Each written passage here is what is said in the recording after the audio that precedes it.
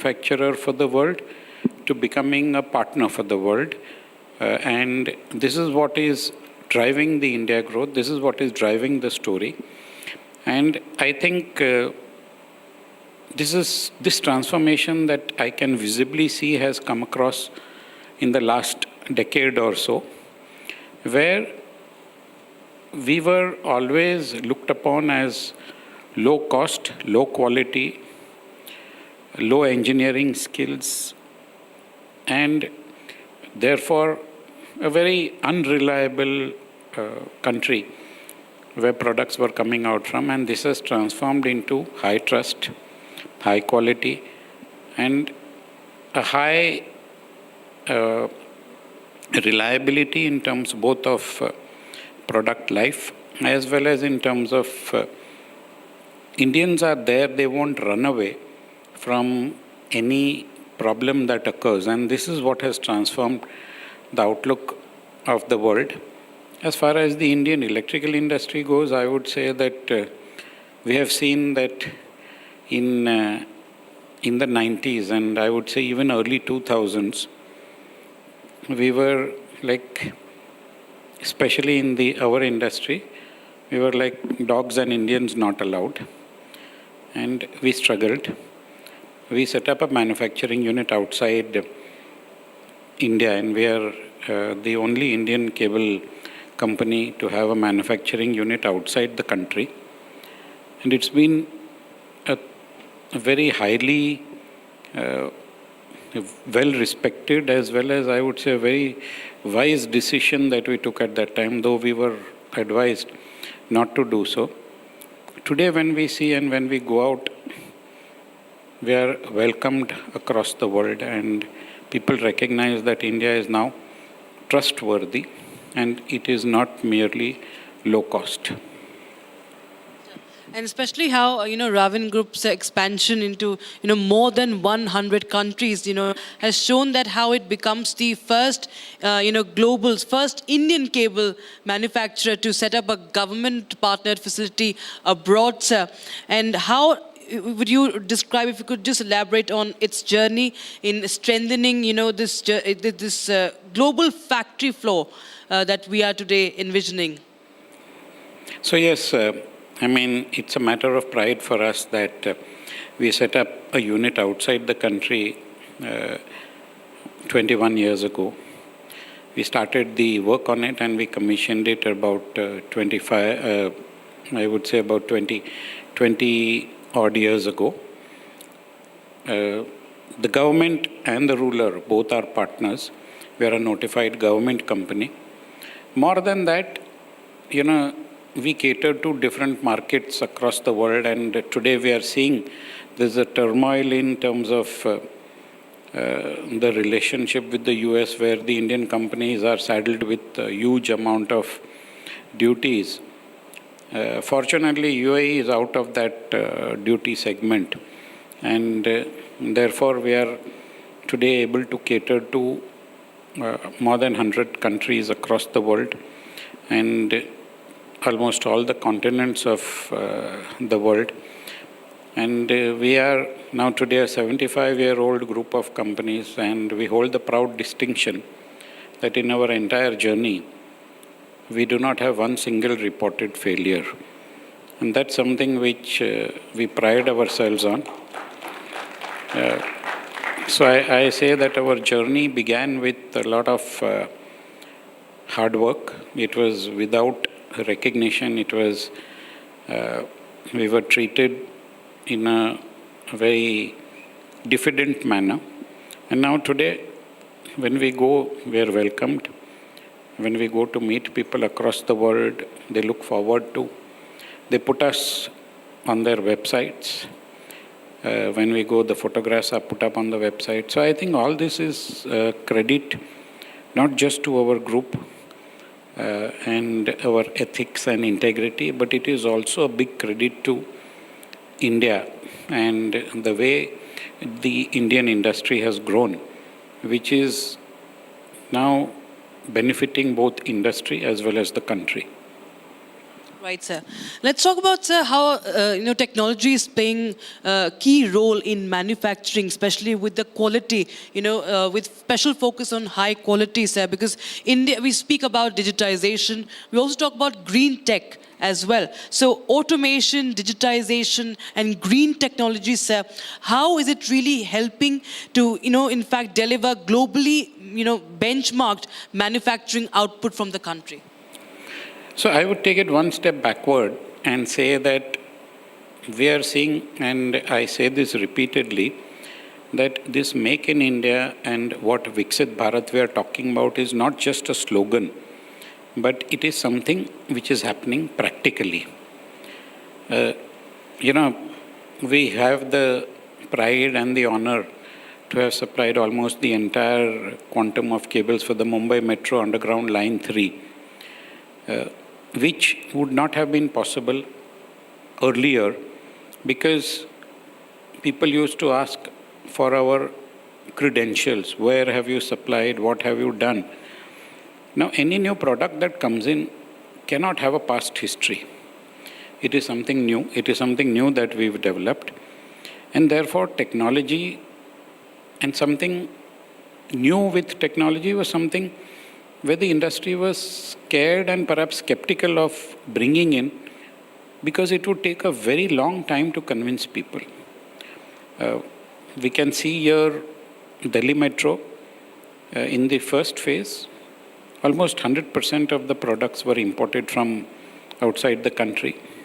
And now I think the import of products for the various metro lines that are happening all over the country are being supplied by the Indian companies, and they have adapted this technology. Now, honestly, it's not just, technology is something that perhaps you can innovate or you can copy. Technology is something which you can build with machines. But I think it's a two-step or hand-in-hand process. You can buy new machines, but you can buy the machines with latest technologies, but yet you have to build the skill in your own workforce. So though you can get a lot of foreign machines, and like here we are seeing that, you could have brought in a lot of equipment from across the world, but the people who are running it, the people who are manning it, the people who are working on it are Indians, and they are the skilled people, and that is what we decided that with the technology, and I would honestly admit that our exports across the world did help us build a lot on quality. And we said that why should there be a difference in quality between what we are supplying outside the country and what we are supplying inside the country. So today, if you go to our factories, there is no difference. There is no difference at all in what we are manufacturing for another country, a developed country, and what we are manufacturing for India. And we invite customers, come to our plant any point of time and review what we are manufacturing and see if you can see any difference. Now, quality has changed a lot. Green energy that you are talking about has now become, I think, something which we are all used to, which we all accept. Though initially it was with skepticism when the Prime Minister spoke of solar energy and bringing in 100 gigawatts and of electricity through the solar route, and whether the grid could take it or not.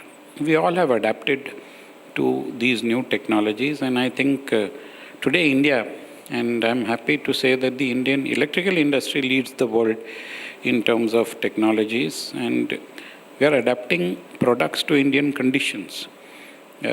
It's a different ball game altogether when you talk of the challenging Indian environment and the challenging Indian conditions for installations. But we are getting there. Safety is of paramount importance, and fire safety is one of the issues that plague the country. We are yet a country with the highest amount of fires in the world. And we've seen a few days ago what happened in Hong Kong, in a building where I think maybe hundreds of lives were unfortunately lost. And that's something which now we are trying to bring into India. We brought it into India, a technology where your cables, even if there is a fire, you do not need to switch off the electricity because electricity is a man's best friend. You should not abandon it when you are in trouble. So we bring in the fire survival cables, the fire safe cables. And I'm happy to say that even the Republic studio that we are sitting in here has used a majority of our cables. Well, that's the trust, sir. In fact, you mentioned about fire safety. Ravin's contribution is something that should be highlighted here, such as fire-resistant cables for Mumbai Metro, very, very important. It actually showcases India's ability to, provide for world-class and reliable, as you mentioned the word reliability, and also scalable industrial solutions for global markets. So how do you feel that, how do you see infrastructure in India? There's a rapid growth, be it the metro lines, be it renewable parks, also in transmission upgrades also. It is actually somewhere reflecting the country's preparedness also. And where does, how do you see Ravin's contributions, if you could just shed further light? So I think I would first admit that it's the intent of the government, and we heard that, and we've been seeing that the Prime Minister has been talking about upgrading the life and lifestyles of people. And we are seeing that infrastructure today is growing at such a pace where we are not able to cope up. The infrastructure is not able to cope up with the kind of demand that is required for them. And here is where I think I'm happy that the government, and just I read today that the Maharashtra government has yesterday passed cabinet meeting. In their cabinet meeting, they've sanctioned the budget for Pune Metro line for about almost 10,000 crores. The government is trying to stay ahead of the infra game, and that's what is helping the industry. Infrastructure is something that our country yet lacks a lot. Fire safety, as I said, is another thing, but fire safe, as you mentioned very correctly, is an important thing. India loses about, on an average, 73 lives a day in fires, and that's something that is very, very worrisome. I mean, the Indian media has focused a lot on the Hong Kong fires, and they're saying about 70 odd lives lost till yesterday, and maybe another 200 lives. But here we are losing more than 70 lives a day, and there is no highlighting.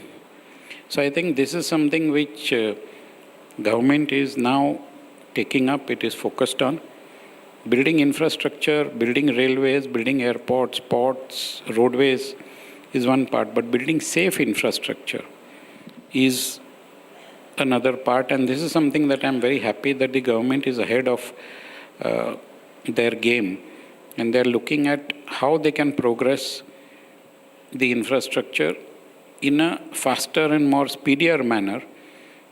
And that's what is helping all of us. When you all built this studio, I'm pretty sure that it was with a vision and an intent in mind that yes, this is going to grow. And I think this is the same way that the infrastructure is going today. There is an intent that we want to make this one of the best and most livable countries in the world. And that's something which, as an industry, we are proud of and we accept, and we are also very happy about, because that's spurring the growth of both the industry and the manufacturing in India. Right, sir. And sir, when you talk about trust, you talk about reliability, standards, the global standards come in place, compliance to rules and regulations, so as to, bring in that reliability, showcase that reliability comes in. If you could just explain, or, your understanding how the Indian industry bodies and the leaders are working towards global trust, building global trust, so as to, by strengthening the safety standards, the quality norms, and the export readiness? So, again, I would say that the current scenario today is a very vast difference from the scenario earlier. The scenario earlier was to barely be able to meet the standards. I think today, meeting the standards and exceeding them is a given. It's not even in anybody's thought process to violate any standards. But I think today what is happening is that the trust, that reliability, and we want that our products be recognized as world class. As I said, we are not just looking to manufacture or become a manufacturing hub for the world, but we are looking to become a manufacturing partner for the world, and that is a difference, that the mindset in the industry has changed. And exports are something which are now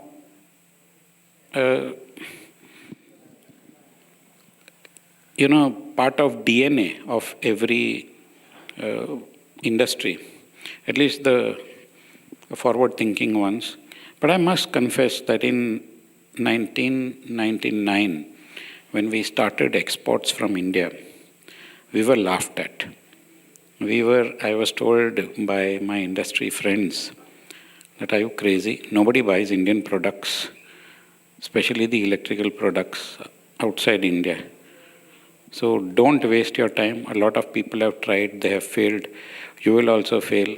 And if you fail, you all will be sunk. We followed our gut feel. We said, no, we are confident that we can build that trust, we can build that reliability.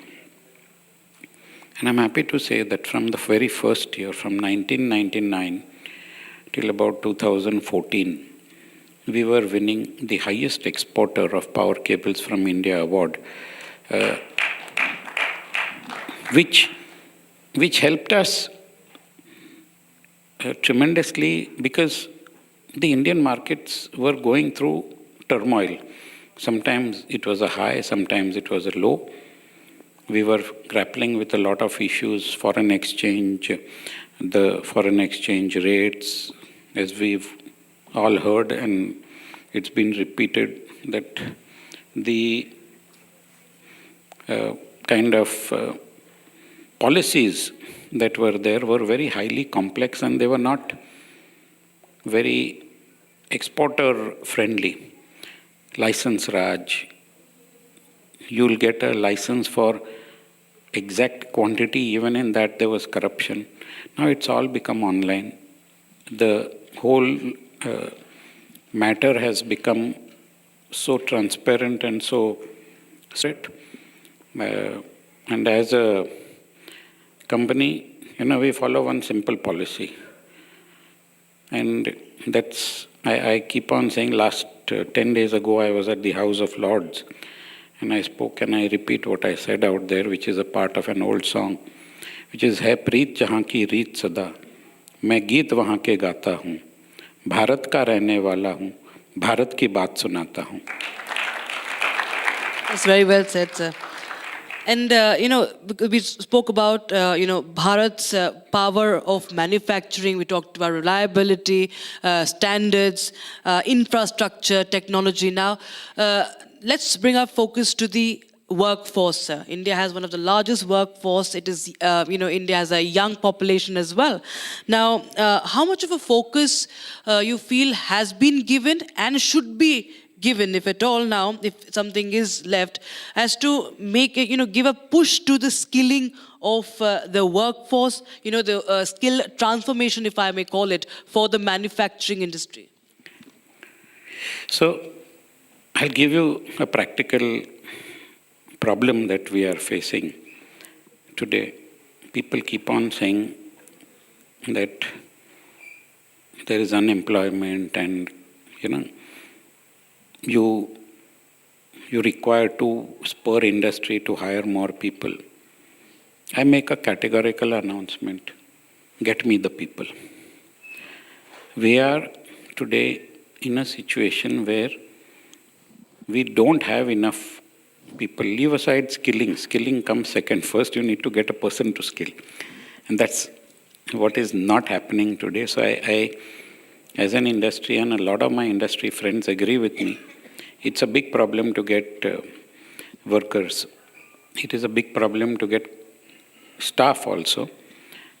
And honestly, in my UAE factory today, before when we would go out to hire, if we required 10 people, we would be getting 100 people coming for interviews for those 10 posts.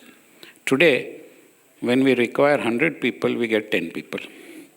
So I think India, the workforce, and of course, as I said earlier, you can buy machines, but you'll have to build skills. And I think there is something which I would like India to work on more. We have been associated with a few will to skill schemes of the government. The intent of the government is there, but then I think that kind of follow-up action and the results that we should get are somehow yet short of where we should have been. The second thing is, of course, we have to understand that the short-term or short-sightedness will not work. And that is something that, we have always been a country of shortages. And even the workers who were previously, say, getting X amount of money per year, suddenly today if they are getting 3X amount of money, they are satisfied with it. They don't want to look further. They don't want to skill themselves more. And they have to actually be urged to do that. But one good thing, the silver lining on the whole cloud is that we are very, very technically savvy. We are, on the internet, a lot of content. So wherever you go, you see that people are on their phones, they are watching movies, they are watching so many things. They are very technically savvy in handling and adapting technology. And this is where I think India, with its young force, is at a high advantage. But now they need to move away from mere, I would say, entertainment and come to education and real skilling. This is something which we need to adapt, and this is something where a lot more seriousness needs to come in if we are to compete and overtake China, at least in the next 2 to 3 decades.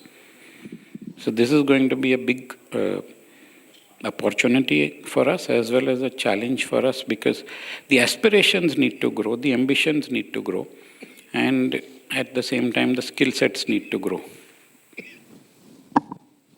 Thank you so much, sir. With that, we come to a wrap on this edition of this very special talk, sir. And thank you so much for sharing insights. And we appreciate the Ravin Group's contributions to the manufacturing hub that India is becoming now. Thank you so much, sir. Thank you very much. Big round of applause for Mr. Karia, please.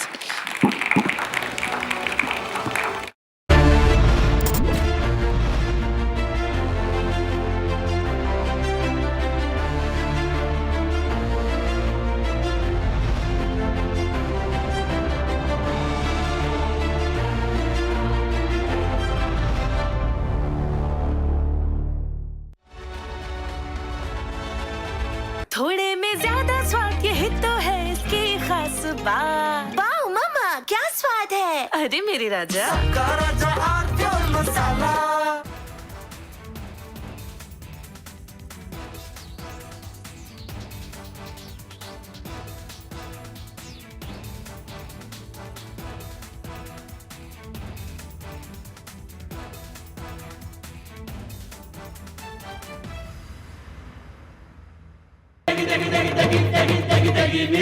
MDH की देगी मिर्च, देगी मिर्च का तड़का, अंग अंग फड़का। MDH की देगी मिर्च।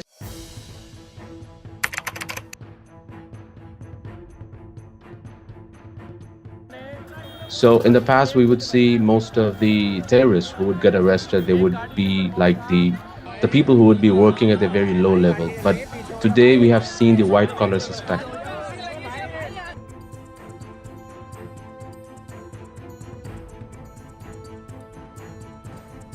कश्मीर घाटी में डॉक्टर्स एक बहुत अल्टीमेट ड्रीम होता है वहां के लड़के लड़कियों का, उस बनने के बावजूद अगर आप रेडिकलाइज होकर अपने ही देशवासियों को मारने के लिए और अपने देश को तोड़ने के लिए तैयार हो सकते हैं, तो आप अंदाजा लगाइए किस तरह की रेडिकलाइजेशन हो रही है और इस फ्रंट पे हम क्या काम कर रहे हैं।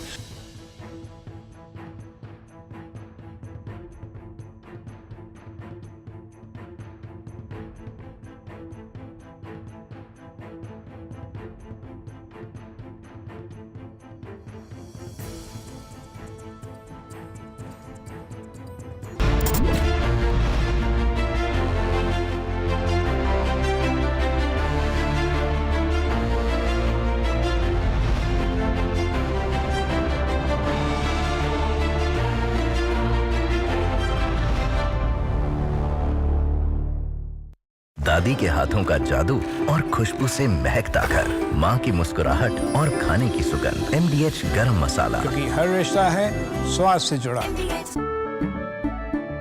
केसरिया से मन जोगी हुआ रे, दिल झूमे देखो मतवारा हुआ रे। केसरिया से मन जोगी हुआ। हर पल मनाओ केसरी त्योहार।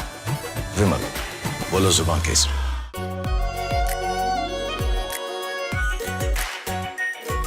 Pure Shahi Paneer Masala. Delicious, healthy, every day. China and Japan are clashing verbally over Taiwan. Tensions between China and Japan have risen over Taiwan's security.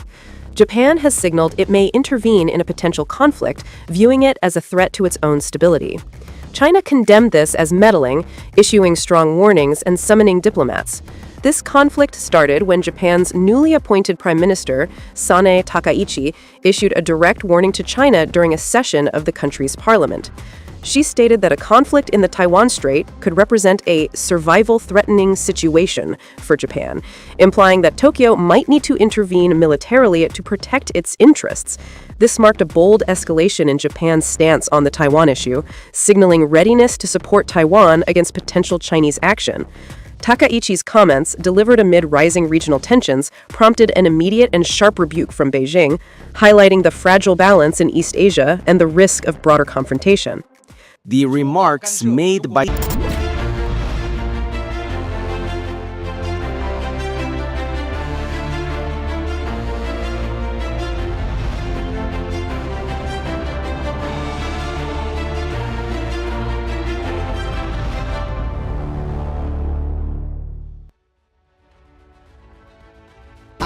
Pure सूजी पास्ता उबालो मिलाओ और खाओ 8 मिनट में तैयार। क्या टेस्ट है सबका राजा hardcore masala. In the global employability rankings by Times Higher Education UK, only the following 6 institutions from India are ranked amongst the top 230 in the world for having the most employable graduates. IIT Delhi, IISc Bangalore, IIT Bombay, IIM Ahmedabad, IIT Kharagpur and Amity University. MDH की हल्दी मिर्ची धनिया करे कमाल। ये रंग दे, ये खुशबू दे, ये तीखा, ये कम पड़े। क्या निराला MDH masala.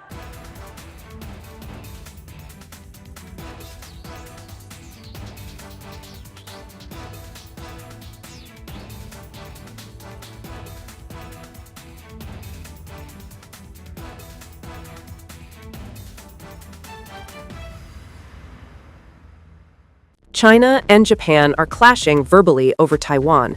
Tensions between China and Japan have risen over Taiwan's security. Japan has signaled it may intervene in a potential conflict, viewing it as a threat to its own stability. China condemned this as meddling, issuing strong warnings and summoning diplomats. This conflict started when Japan's newly appointed Prime Minister, Sanae Takaichi, issued a direct warning to China during a session of the country's parliament. She stated that a conflict in the Taiwan Strait could represent a survival-threatening situation for Japan, implying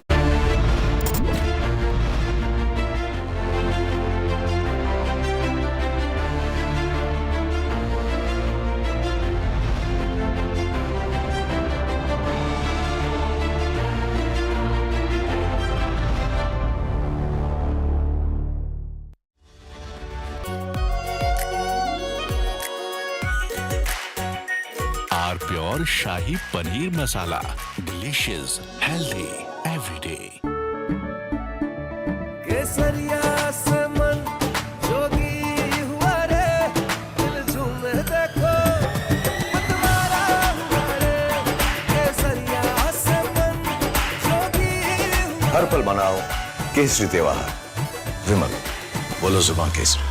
दादी के हाथों का जादू और खुशबू से महकता घर, माँ की मुस्कुराहट और खाने की सुगंध। MDH गरम मसाला, क्योंकि हर रिश्ता है स्वाद से जुड़ा।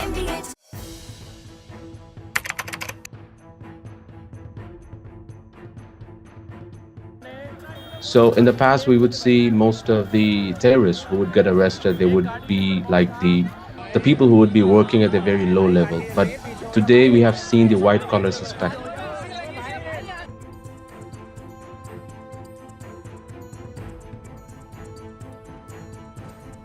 कश्मीर घाटी में डॉक्टर्स एक बहुत अल्टीमेट ड्रीम होता है वहां के लड़के लड़कियों का। उस बनने के बावजूद अगर आप रेडिकलाइज होकर अपने ही देशवासियों को मारने के लिए और अपने देश को तोड़ने के लिए तैयार हो सकते हैं, तो आप अंदाजा लगाइए किस तरह की रेडिकलाइजेशन हो रही है और इस फ्रंट पे हम क्या काम कर रहे हैं।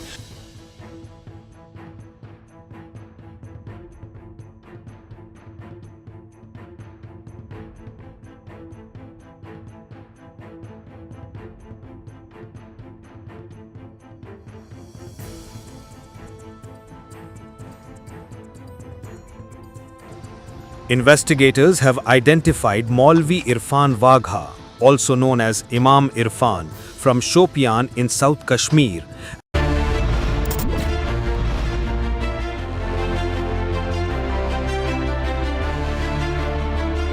आधे बाउल दही में 4 चम्मच MDH चटनी पुदीना मसाला डाला, स्टर करो, पुदीना चटनी तैयार। MDH चटनी पुदीना masala. MDH।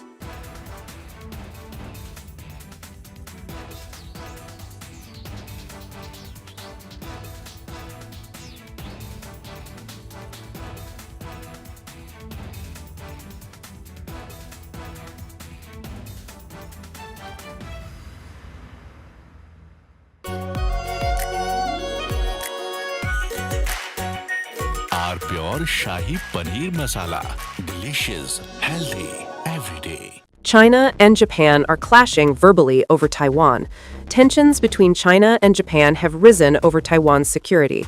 Japan has signaled it may intervene in a potential conflict, viewing it as a threat to its own stability. China condemned this as meddling, issuing strong warnings and summoning diplomats. This conflict started when Japan's newly appointed Prime Minister, Sanae Takaichi, issued a direct warning to China during a session of the country's parliament. She stated that a conflict in the Taiwan Strait could represent a survival-threatening situation for Japan, implying that Tokyo might need to intervene militarily to protect its interests.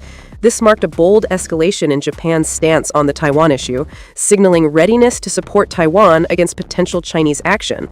Takaichi's comments, delivered amid rising regional tensions, prompted an immediate and sharp rebuke from Beijing, highlighting the fragile balance in East Asia and the risk of broader confrontation. The remarks made by the Japanese leader on Taiwan constitute an interference in China's internal affairs and a serious violation of the one.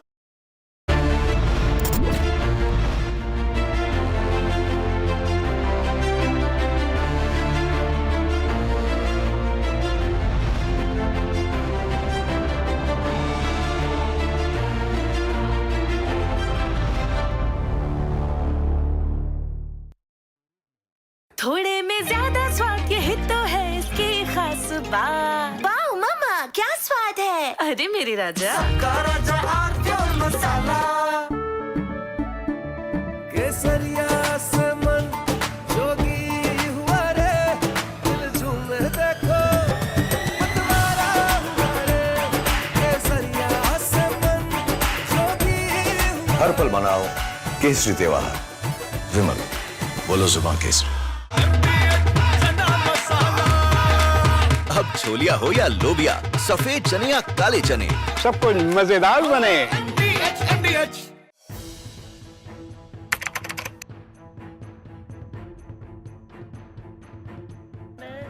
So in the past, we would see most of the terrorists who would get arrested, they would be like the people who would be working at a very low level. But today we have seen the white collar suspect.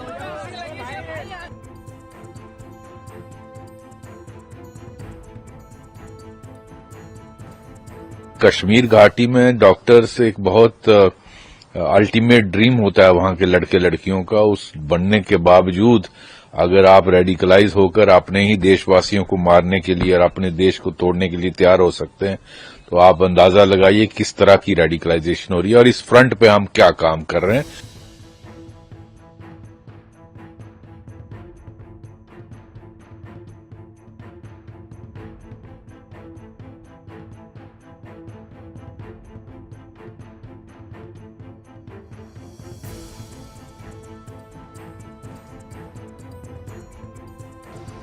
Investigators have identified Maulvi Irfan Wagh.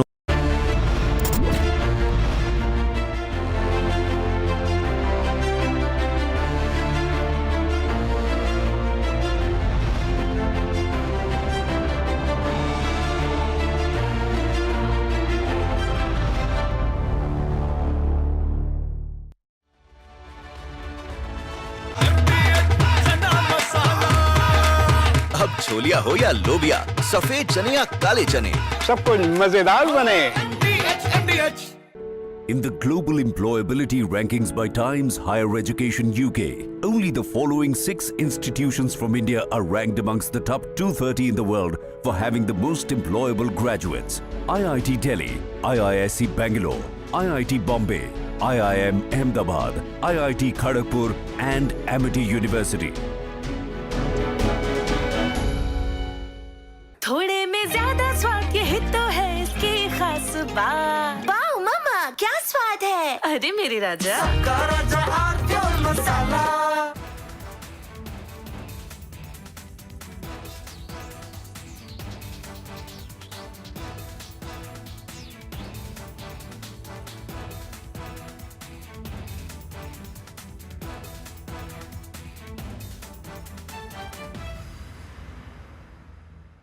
China and Japan are clashing verbally over Taiwan.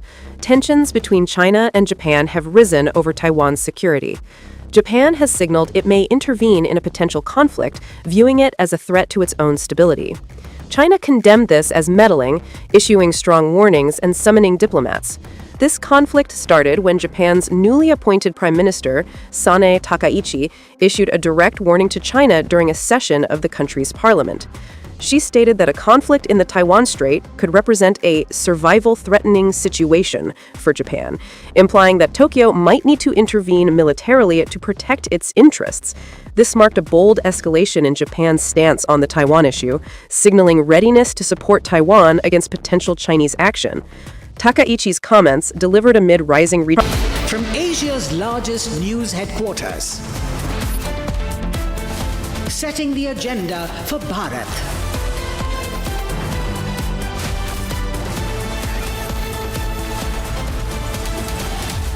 You're watching Republic.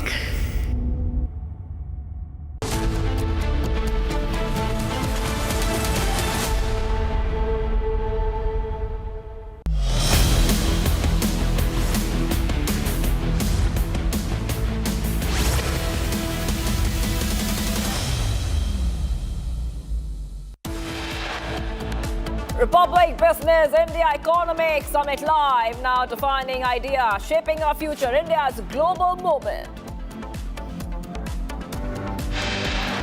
PTI workers intensify protests outside Adiala Jail in Rawalpindi after no word on Imran. KPK CM Sohail Afridi reaches High Court.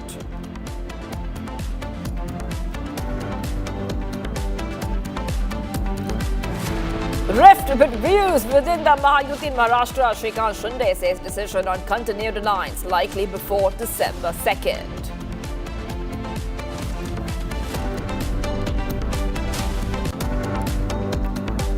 Man Singh, linked to firing at Kapil Sharma's Canada Cafe, arrested in New Delhi.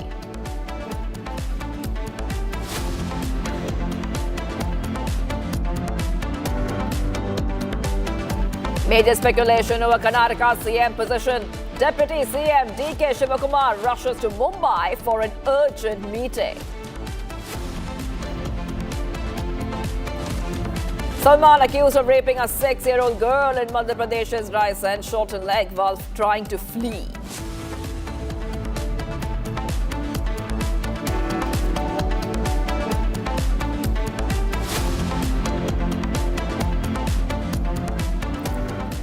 Hello viewers, we're live in breaking. Union Commerce Minister Piyush Goyal delivered a fiery address at the Republic India Economic Summit 2025. We talked in detail about India's economic growth as a young India and a lot more. Let's listen in.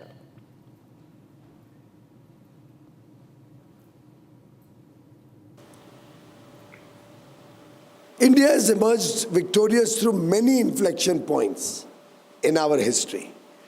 I wouldn't go back to the 3,000-year-old history.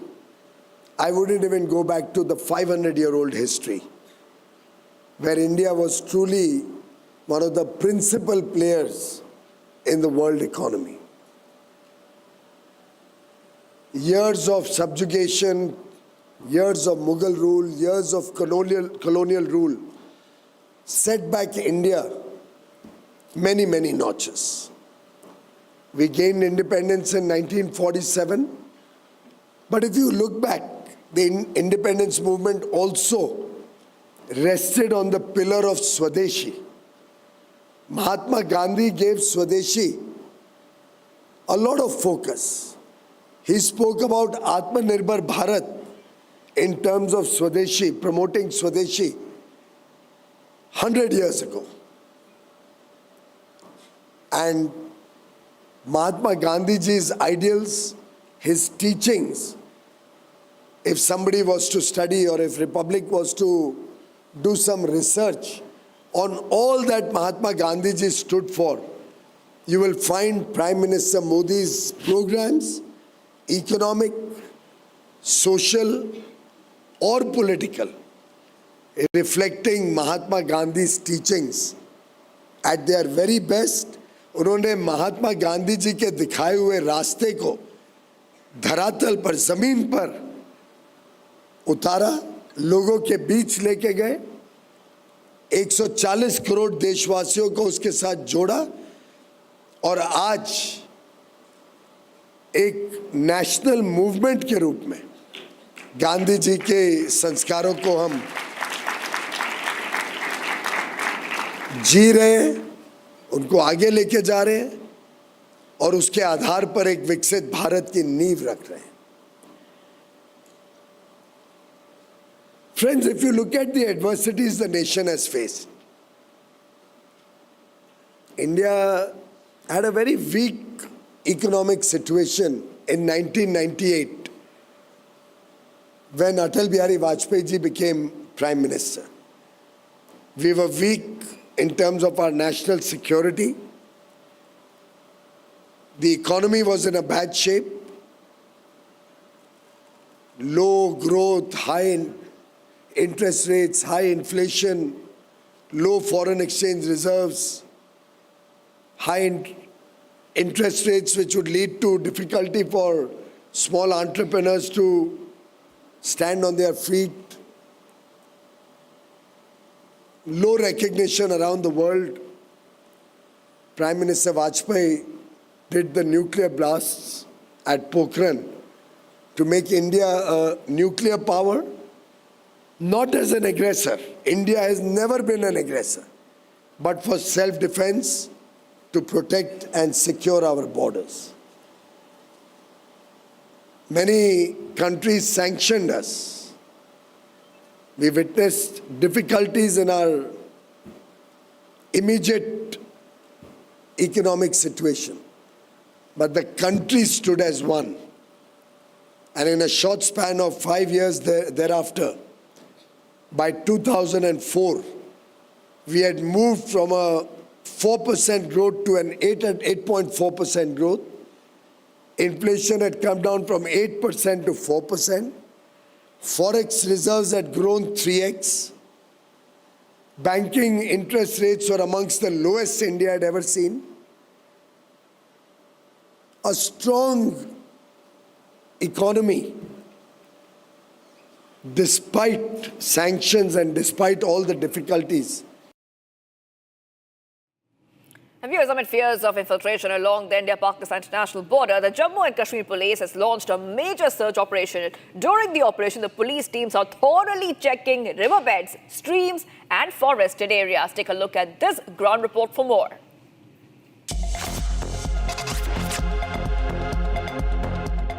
It's a massive search operation that has been launched in the woods of Samba district by the Special Operations Group and the Border Security Force. Right now, we are moving in the forested area that is very close to the Indo-Pakistan international border. And here it is SOG as well as the Samba Border Security Force.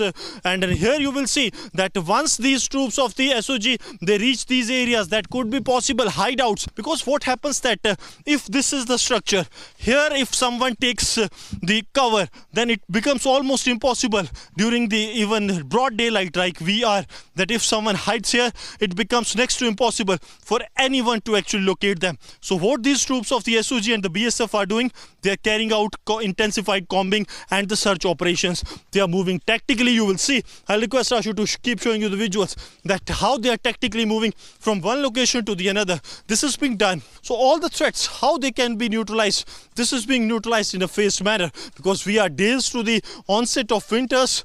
The winters have already started setting in, and what happens that once the winters set in, there lies a threat that Pakistan may push the terrorists into the Indian territory. Of this massive anti-terror operation that is underway here in the woods of the Samba district, this is a part of the largest ever kinetic and non-kinetic operations that are underway. Here you will see that it is almost next to impossible to actually even see in the dead of the light day. But what happens that when the SOG teams move in, they find that this entire area, this has a big crater, this has a space where the terrorists can hide themselves. They have the space where the terrorists can actually see themselves and they can hide from the forces and then plan a major terror strike. But to thwart these terror strikes, these troops of the forces, they are hitting the ground with full strength to give adversary a befitting reply and to foil every attempt of Pakistan. Viewers, the Republic India Economic Summit is underway, bringing together India's top policy makers, economists, global business leaders and innovators under one roof. India's G20 Sherpa and former Niti Aayog CEO Amitabh Kant delivered a very powerful packed session unveiling why India is now the world's fastest growing major economy. Take a look.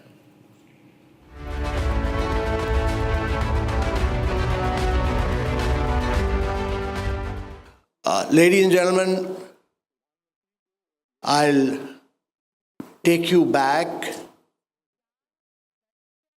to 2014. At that point of time, I was Secretary, Department of Industrial Policy and Promotion. India was facing the twin balance sheet problem. There were huge debts on the balance sheet of corporates, and there were non-performing assets on the bank side. Indian economy was then termed as one of the fragile fives of the world. In the last decade, we've moved from fragile five to the top four. And in a year and a half, we'll be the top 3 economies of the world.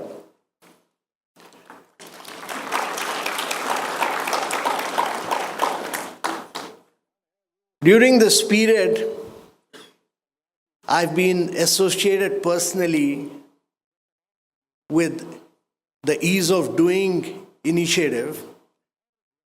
And at that point of time, India was ranked 144th in the World Bank Ease of Doing Business. And the Prime Minister tasked me to eliminate a lot of rules, regulation, procedures. India, while the World Bank was doing the ranking, India jumped up in 2 years, 79 positions in the World Bank Ease of Doing Business.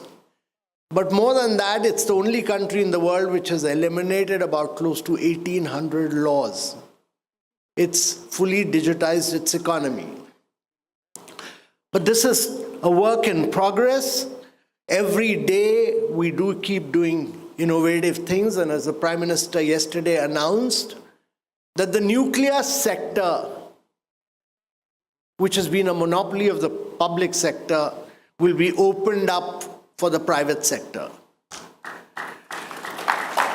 In the last 3 to 4 years, we've opened up the space sector, we've opened up the geospatial sector, we've opened up the drone sector, and now we are opening up the nuclear sector for private sector participation.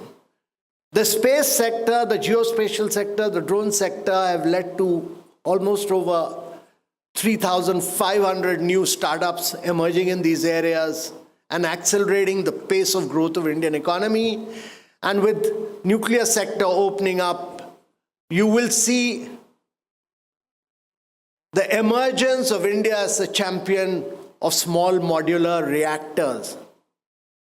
So you will see a large number of young companies emerging in this area of nuclear growth.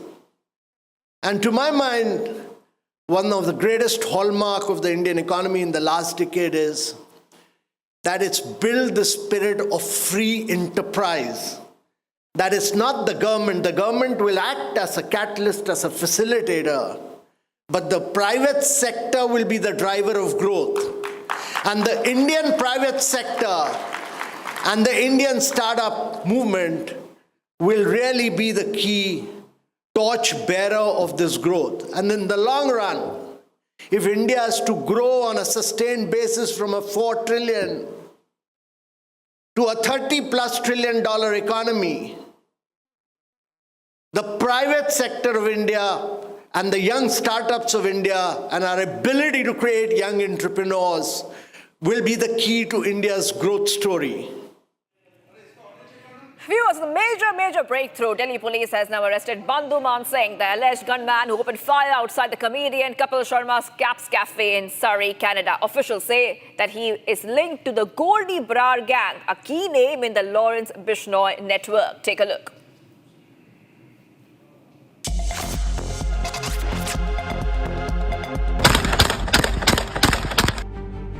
Delhi police have arrested Bandhu Man Singh Sekhon, the alleged gunman who opened fire outside comedian Kapil Sharma's Caps Cafe in Surrey, Canada. As per the police, the shooter is linked to Goldie Brar, an important name in the Lawrence Bishnoi network. Sekhon slipped into India after the first shooting in Canada and was taken into custody by the crime branch, who recovered advanced weapons. The central agencies have joined the investigation to trace his movements, contacts and supply chain behind the attacks. Investigators say Sekhon arranged weapons and logistics for the shooters who targeted the cafe 3 times this year, on July 10th, August 7th and October 16th. No one was injured in any of the incidents. Gangster Goldie Delo claimed responsibility for the attacks at Caps Cafe, linking the assaults to the broader Lawrence Bishnoi syndicate.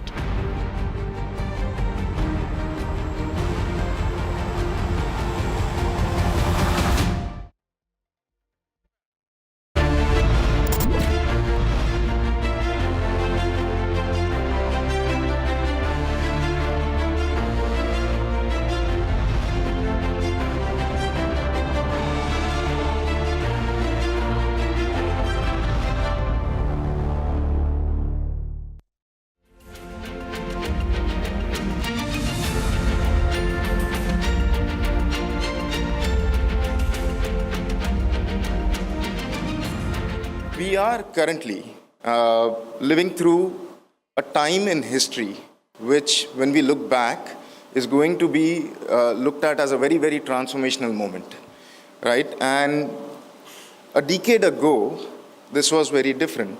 Decade ago, the world was asking how many people are coming online in India, right? That's changed dramatically today.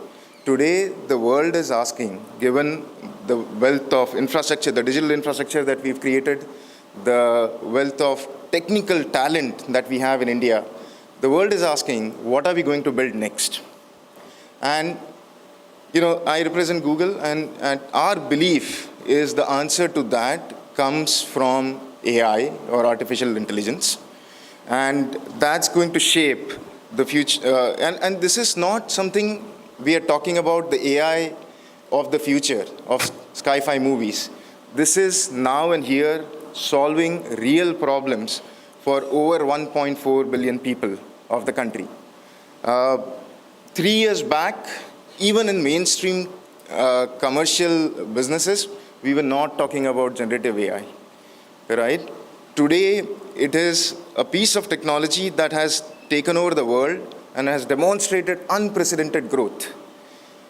And I am talking about things in history like computers, internet, mainframes, any era you look at, even mobiles.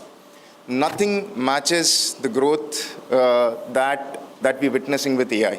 In such a short span of time, it has had a very transformative impact on all of our lives. And we are just getting started, right? So, and it's not just me who believes that.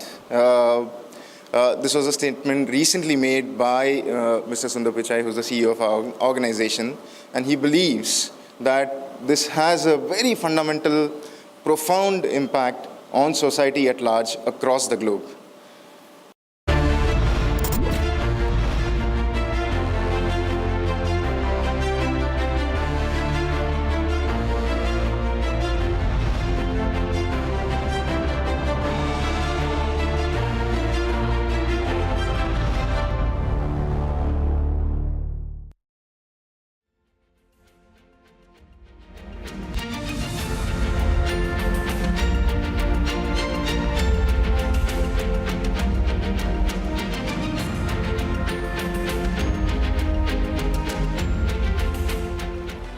Thank you very much, sir. That was a very generous introduction. Thank you to Republic Media for inviting me here.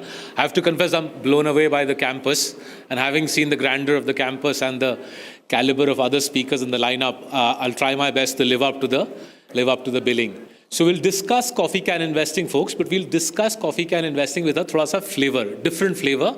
The flavor being coffee can for the world, right?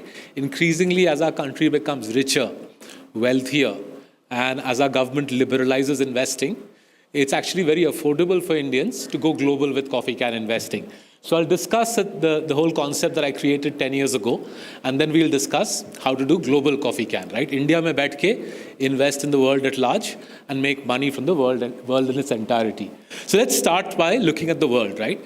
What's really interesting when you look at global investing is amongst the big markets in the world, right? Amongst the big markets in the world, there are only 2 big markets which give you double-digit dollar returns decade after decade, right? Just imagine, pure duniya mein, in the whole world, there are only 2 big markets which give you double-digit dollar returns decade after decade. And those 2 markets obviously will be the United States of America first. But remarkably, after the United States of America, it's India, which is the only other market which gives double-digit dollar returns in the last 10 and 20 years, right? Now, the remarkable thing about this is, if you look up there, you'll see other big markets. China, for example, is there. China hasn't given double-digit dollar returns in any of the last 3 decades. Other than India and America, Taiwan gives double-digit dollar as well, but Taiwan is effectively one company.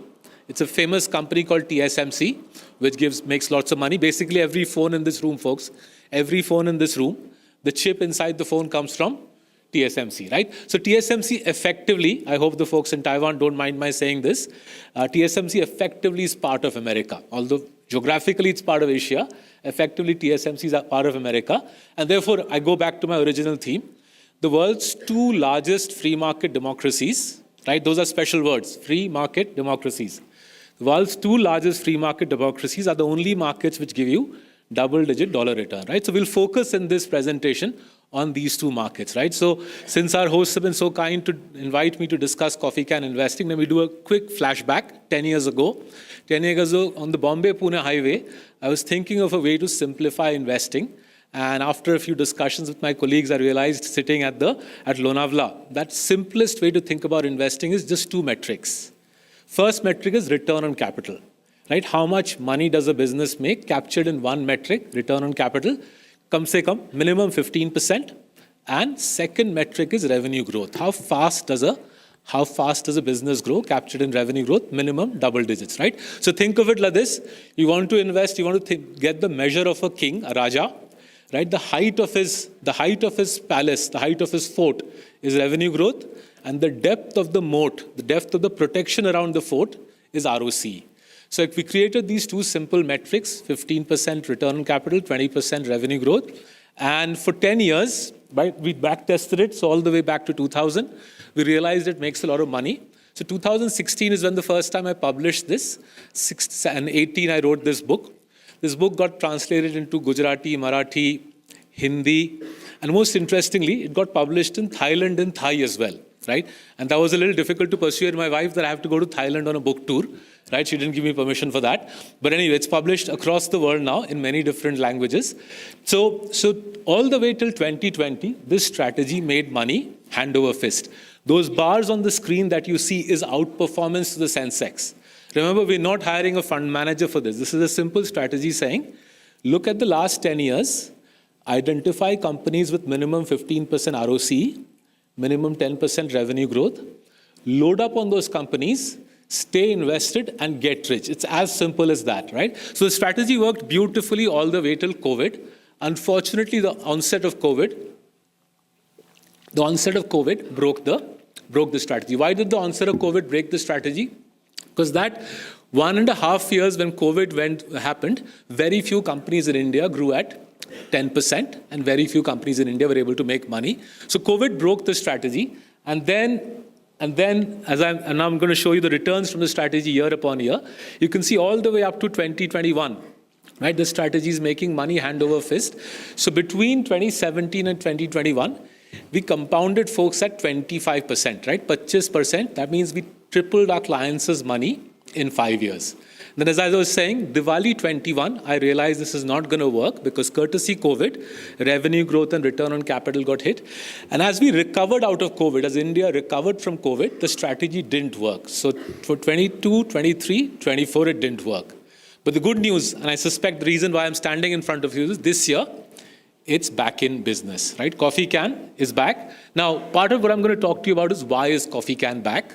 And the second part I'm going to talk to you about is, given that it works so well in India, how you can apply it across the world and make a lot of money from the world's best companies and India's best companies, right? So let's focus on the bar right at the end, right? As I'm showing you 2025, you can see Coffee Can is working again.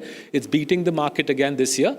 Question is why? So one very simple insight I learned from living through this is when you have a situation where the entire market gets hammered, as it got during COVID, then when the market recovers, when the economy recovered from COVID, it was very difficult to discern between, say, what is a champion and what is an also-ran, right? Gadhe aur ghode mein farak bolna bahut mushkil ho gaya in 2022. In the post-COVID recovery, 22, 23 especially, even ordinary companies did well because they too were recovering from COVID. So the difference between a champion bank and an ordinary bank wasn't apparent in the first 2 years of the COVID recovery. Then as we've gone far away from COVID, thankfully we're now 3 years from COVID, the difference is becoming apparent again, right? So in our profession, we keep looking at something called earnings growth. So how fast does the Nifty grow profitability? That's the blue bar. As the blue bar soared, look at 2022, look at the blue bar going to 43%. Right? In that sort of environment, nobody needs to do Coffee Can. You can buy any old stock, right? Even a monkey throwing darts would have made money. You don't need to buy champion franchises. But as those exceptional growth rates out of the COVID recovery have ebbed away, as they have faded, the strong franchises are coming through again, right? And you can see this here. So this is India's earnings growth. The immediate post-COVID recovery, you can see in the summer of 2020, summer of 23, right? 25% earnings growth. So immediately after COVID, earnings growth soared in India. As we all emerged from our houses, spent money in shopping malls, on holidays, earnings growth soared. And as the economy has normalized, it's become easier for champion franchises to show that, look, we have far more muscle than the ordinary franchise. Now, the government is seized of the situation. The government has done this year, 2025, the government actually has done an extraordinary range of things to revive earnings growth. So the first measure I'm sure you are all aware of is 1st February 2025, the finance minister cut income taxes. So all the way up to 12 lakhs, there's no income tax. The second measure, which was controversial, but which I supported, was the ban on gambling. Right, ban on gambling. To our mind, it pushed money back from gambling into real consumption. The third measure was the GST cuts just before Diwali. The fourth measure is the RBI cutting interest rates. The RBI has already cut interest rates by 1%. And a fifth measure, if we have people from the government watching this, I would request you to consider is, I think futures and options trading is costing the country around $12 billion a year. 1 trillion rupees of hard-earned middle-class money is going on F&O trading. I think we need curbs on this so that that money, rather than being transferred to foreign investors or being transferred to prop traders, gets spent by the middle class on real things, real consumption, drives the economy. So if there are people in government listening, I would request you to consider looking at F&O and seeing if we can curb the extent of speculative trading that we're getting in the F&O market. But be that as it may, I think the government's delivered a stimulus to the markets, delivered a stimulus to the economy. 1.8% of GDP is the measure of the stimulus. This is the largest stimulus I've seen post-COVID, right?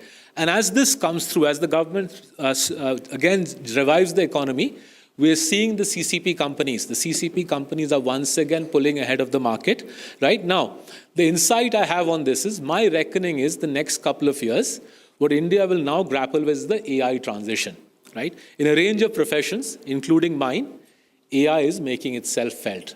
So not very far away from where I'm speaking are the headquarters of a remarkable company called InfoEdge. We are shareholders of InfoEdge, and InfoEdge publishes some very interesting data. So I asked for the data going back to 2008. Right? InfoEdge publishes data on how many white-collar jobs India creates. And what the white-collar job data from InfoEdge is telling us is something very interesting. What we are learning from the Naukri data, literally their jobs portal is called Naukri, so I'm going to call it the Naukri data. What we're learning from the Naukri data is that till 2020, we were basically doubling white-collar jobs in India every 5 to 6 years. Right? Just think about it. One of the largest economies in the world, we were doubling white-collar jobs in India every 5 to 6 years. The sector leading that doubling was IT. Right? IT is the largest employer in our country, employs 8 million people. IT was doubling jobs every 4 to 5 years. Right? That was India's jobs engine. In a typical year, the IT sector, the tech sector, was hiring 1.5 million people, 1.5 million graduates, right? That engine, that jobs engine has suffered courtesy AI. Post-COVID, we can see in the jobs data or the announcements from the big tech companies, they're simply not doing that sort of hiring. Typically, each person working in a white-collar job creates employment for 5 more people, right? Your cook, your cleaner, your driver, right? The waiter at the restaurant and so on. As the jobs engine, which is fired up by IT, as that has conked off, overall job creation in the economy has conked off, and that's the negative downblast that the government needs to counteract through tax cuts. Right? I think we will see more rate cuts from the RBI, and I would submit to you that more tax cuts are also necessary to deal with the disruption of AI on tech jobs. Tech being the biggest job creator. Right now. We are pragmatic people. Our job is to make money. So if AI is leading to job losses in India, the natural response should be, let's figure out a way to make money from AI.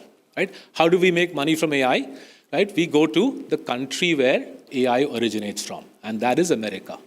So if you look at America's profile in the last 10 years, it's the 180-degree opposite of that jobs data I was showing you. So the blue line is America's share of world profits.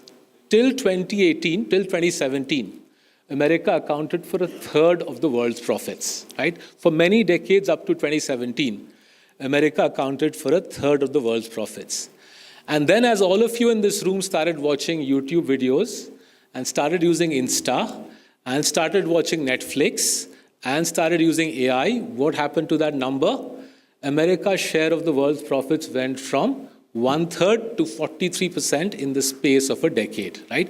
America's share of world profits is absolutely blasted through in the last 10 years, right? Everything that the American president is doing, he can afford to do it because his tech companies rule the world, right? They are basically exercising technology muscle. The slides that I'm showing you are on Microsoft Windows. Microsoft earns $120 billion every year selling those licenses to small firms like us. That file that I'm showing you is stored on Microsoft Azure. Microsoft earns another $120 billion selling cloud storage. On that $240 billion of revenue, Microsoft's profit margin is nearly 50%. Microsoft generates $80 billion of cash every year.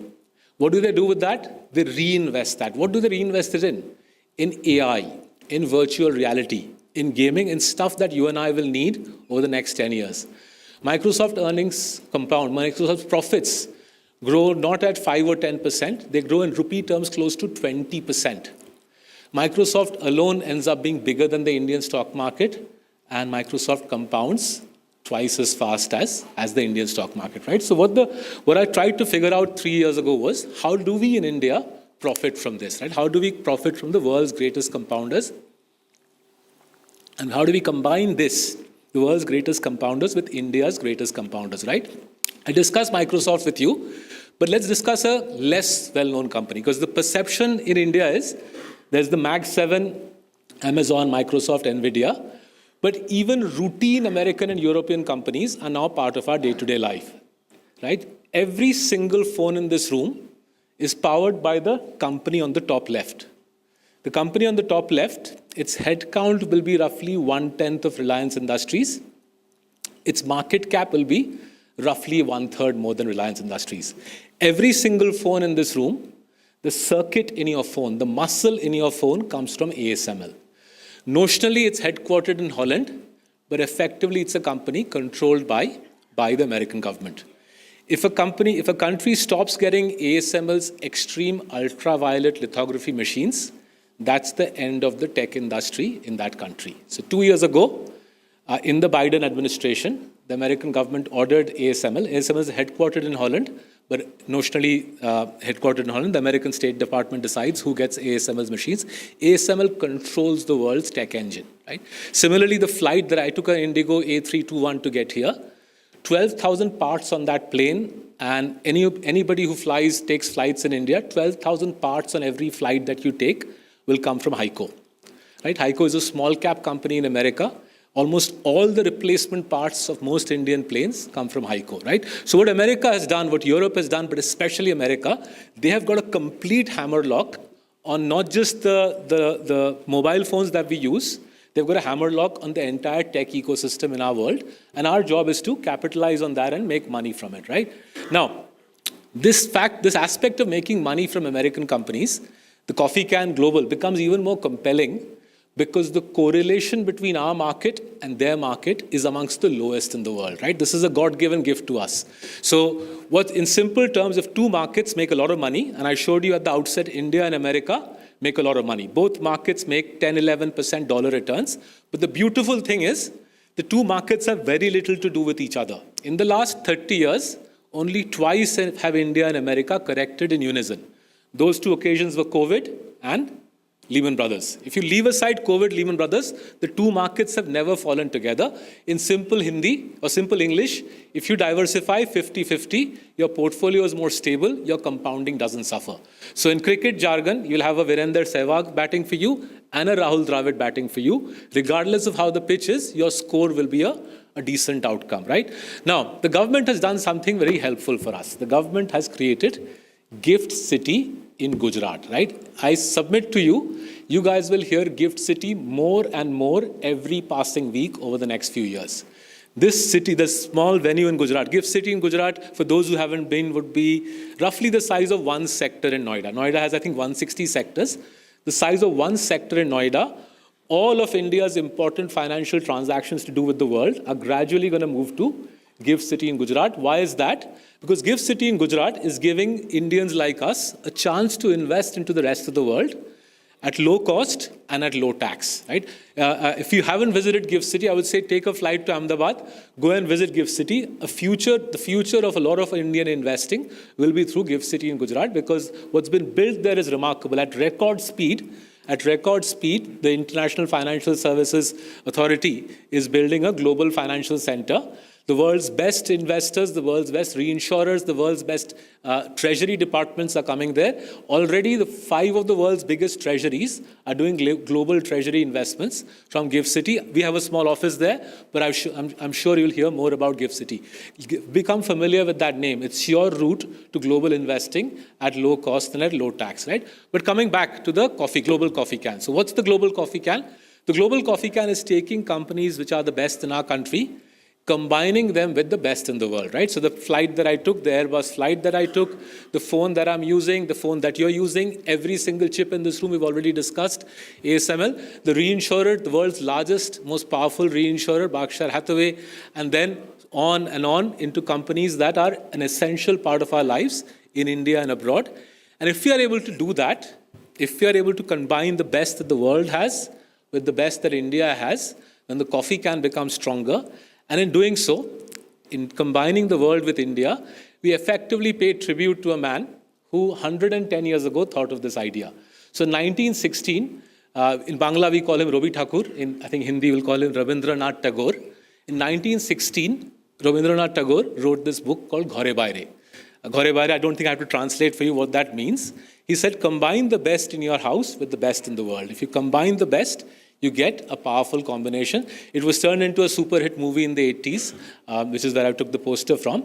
But that insight, that embrace the world, combine the best that India has to offer with the best in the world, enrich yourself, make a lot of money in modern India, that I think is the vision I would like to subscribe to. I thank Republic Media again for this opportunity. Thank you, everybody.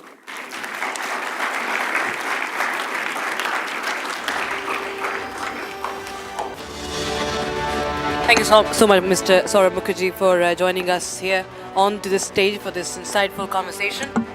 And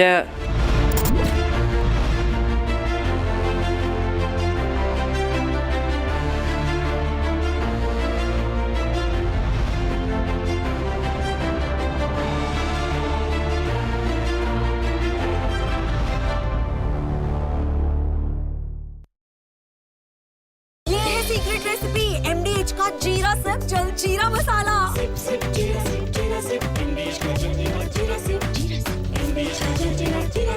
इसको घर पे लगाओगे तो शादी का तो पता नहीं, पर घर पक्का नहीं टूटेगा। रुंगटा नहीं तो घर स्ट्रॉन्ग नहीं। रुंगटा स्टील TMT बार एकदम सॉलिड। पहाड़ों में एक हाइकिंग स्टिक भी बन सकती है।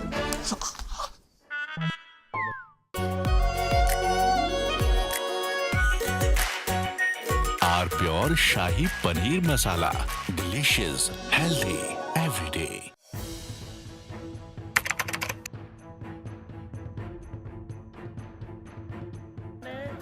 So in the past, we would see most of the terrorists who would get arrested, they would be like the people who would be working at a very low level. But today we have seen the white collar suspect.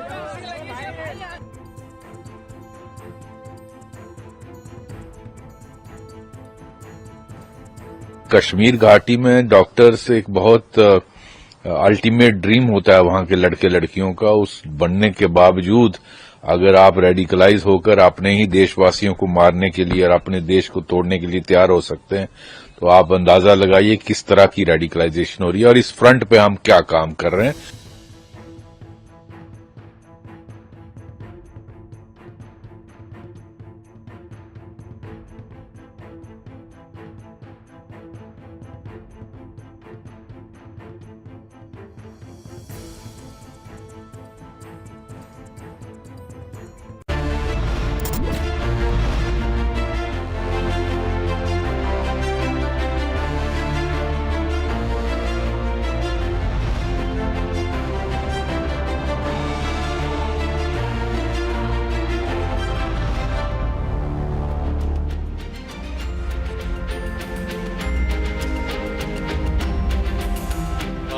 You're coming at a very opportune moment. In fact, just yesterday we saw Nifty and Sensex once again, hit all-time historic highs.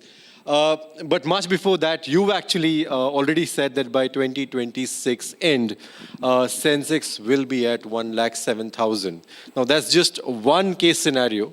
I just want to understand from you, what are the tailwinds, what are the factors that you've considered while being so bullish on the India story? Thank you, Pranav, for having me here. It's great to see this campus. Absolutely outstanding. I don't think there's any media house in the world that has this. So wonderful. Thank you. Congratulations. So yeah, we have an optimistic outlook. You cited the bull case on the Sensex. There's a base case which also argues that the market is likely going up rather than down. And, yesterday my mother got very excited. She came to me, why is the market up so much? I said, no, it's not up a lot. No, it's made an all-time high. And it's hard to explain this to my mother, but the fact is that in the last 12 months, India has been the worst performing market in the world amongst large markets. So if you take the top 20 markets in the world, India is 20th. And it's been a tough year for India on a relative basis. Markets around India are up between 20 and 70%. So it's a really bad year. In fact, I went and checked the data. This is the worst relative year for India since 1993. Okay.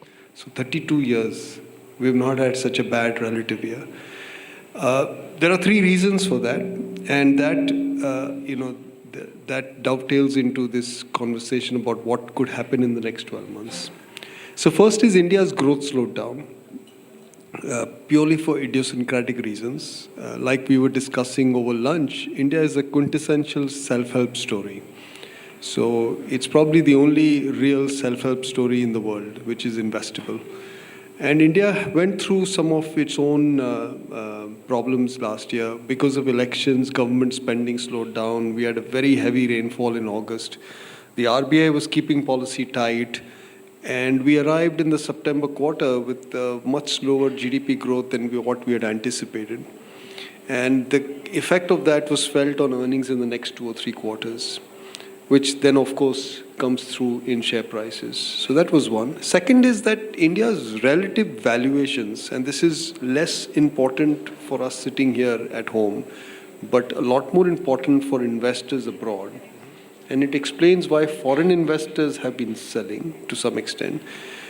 Relative valuations were at all-time highs. Right. Now, as a consequence of this steep relative correction, India's relative valuations are now near all-time lows. Okay, so that's the second thing. I forgot to tell you about the first thing is that we've now gone about fixing that. There was a policy pivot that the RBI made in February.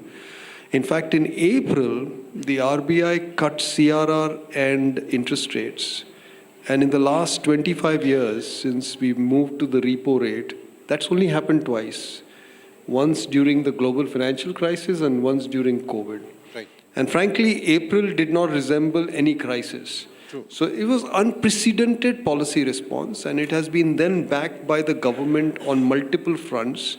I'm not going to repeat that. We all know what has happened. So in the last 6-8 months, we've had such multiple policy responses that I tell my people back in the office that if India's growth doesn't turn, we'll all have to retire. It is but obvious that India's growth is about to turn. And the third reason, which I think is still in play, and this is especially over the last 6 months, the world has been obsessed with AI. And anything AI has gone up, and India does not have a direct AI trade. So it has not been a favored market. I think while I cannot call the AI trade, a lot of that has happened now. So incrementally, it will be probably a less important factor. So going back, I've explained why the markets did not do well and why they could do well. Our relative valuations are much better. Our growth cycle is about to turn and turn quite sharply. And I think the AI trade at the margin is less important. So this is a good setting for India. The next 12 to 18 months, I expect the markets to do quite well. In fact, I'm very bullish. I shouldn't say this because I've got a bad reputation now of being perennially bullish, but I just can't help being bullish. Were you ever bearish on India? Many times. I've been bearish. When was the last time you were bearish on India? See, first of all, everybody should understand here that equity markets are not meant for 12-month investors. If you are focused on earning 12-month returns, you're better off doing fixed income. Equities is really for long-term investors, people who are willing to make a 5-7 year commitment. So these 12-month outlooks can go wrong very often. 5-7 years, things start evening out. So if you rely on my 12-month forecast, then the toss of a coin will do a better job. So that is the challenge in equities, that they become very difficult to forecast on near-term basis. Like even today, I can say, so many things can go wrong in the next 12 months. And that could make my forecast look very stupid, like they did in the last 12 months and made my forecast 12 months ago look not so good. So I think, I've been bearish in the past, maybe 2013, 2007. I think those are the two occasions I remember. So what has changed between 2007, 2013 to now? What exactly has changed over the past 12 years? Pranav, so much has changed that we will run out of time. But let me try to... Now that you've postponed your flight, we have all the time. Let me summarize this in 3 big takeaways.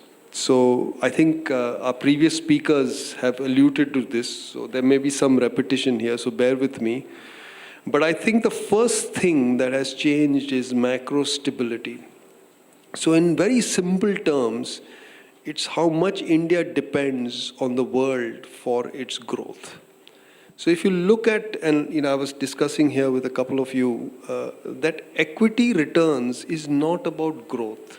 It's about balance sheet. If you manage balance sheet, so when you're searching for businesses to invest, you must look at businesses that manage balance sheet well. And I think Saurabh, when he just presented here, his y-axis has return on capital. That's a balance sheet metric. That's the most critical metric for making money in the equity markets over long tenures, not short term, 5, 7, 10 years. If you want to compound, you need to buy businesses with good balance sheets, with focus on balance sheets. Likewise for countries. So India's balance sheet has been a perennial problem since I came into the markets to the late 80s. In fact, it became such a big problem that we had a BOP crisis in 91. And the most recent occasion when we had a problem was 2013. I think the Honorable Minister made a reference to this, and it just kind of brought all my memories back about what happened in 2013 is that the Fed just said, taper, and Indian currency went down 20%. So what has changed dramatically for India in the last 10 years or 11 years is how we are as a balance sheet. It is supremely better. And a lot of work this has not happened by chance. There has been some very deliberate work that has gone. So what was one problem? I think Shamika mentioned this about energy imports. Right? So we had a very large quantity of energy imports. But the fact is that in the last 11 years, our dependence on imported oil has more than halved. And it is continuing to decline. And that is, I think, a major change that we have brought about. And it didn't happen by chance. It happened because we made better highways so our cars could go faster. GST meant that trucks were not waiting at state borders to pay taxes. We have electrified all our locomotives. So we've gone to almost 90% electrification. Almost every village in India now has electricity, so they're not burning oil. In fact, in this part of the country, northern part of the country, if you remember 20 years ago, people would fire diesel gensets to generate electricity. They don't do that anymore. So we were using diesel to make electricity. So ethanol blending. So a lot of things have happened in the last 10, 11 years that has reduced the oil intensity of the economy. And that has meant a seminal shift in our terms of trade. So we are not subservient now to changes in oil prices. I mean, theoretically, even if oil doubled from here and went to $130, and by the way, it was at $130 in March 22. Correct. And nothing happened to India. A lot of the long-term watchers were calling me up and saying, now India is doomed, India is doomed. And I said, no, you've not seen what has happened in this country. We have changed this dynamic. The last time oil went to 130 was in 2008. And we had a crisis. Yes. Right? So we have completely changed this dynamic. And the other thing that has happened is that our dependence on global capital flows therefore has reduced. Also because FDI has gone up so much, we no longer depend on capital market flows. The FPI flows go up and down like this. Okay, they're very cyclical. And the source of capital for India in the last 30 years has only been foreign portfolio investors. So every time there was a down cycle, we would get hurt. So this is a balance sheet problem. So that's one. Second, I think second fixing that has happened is in terms of, and again I think Shamika mentioned this, is in terms of how our income pyramids have shifted. So if you go back 15 years, 20% of India's population was probably not getting dinner. This is, quite catastrophic. People were sleeping on hungry stomachs. And that number is now close to zero. There's been a major migration. Now, this is the reason why India is also the most exciting country in the world.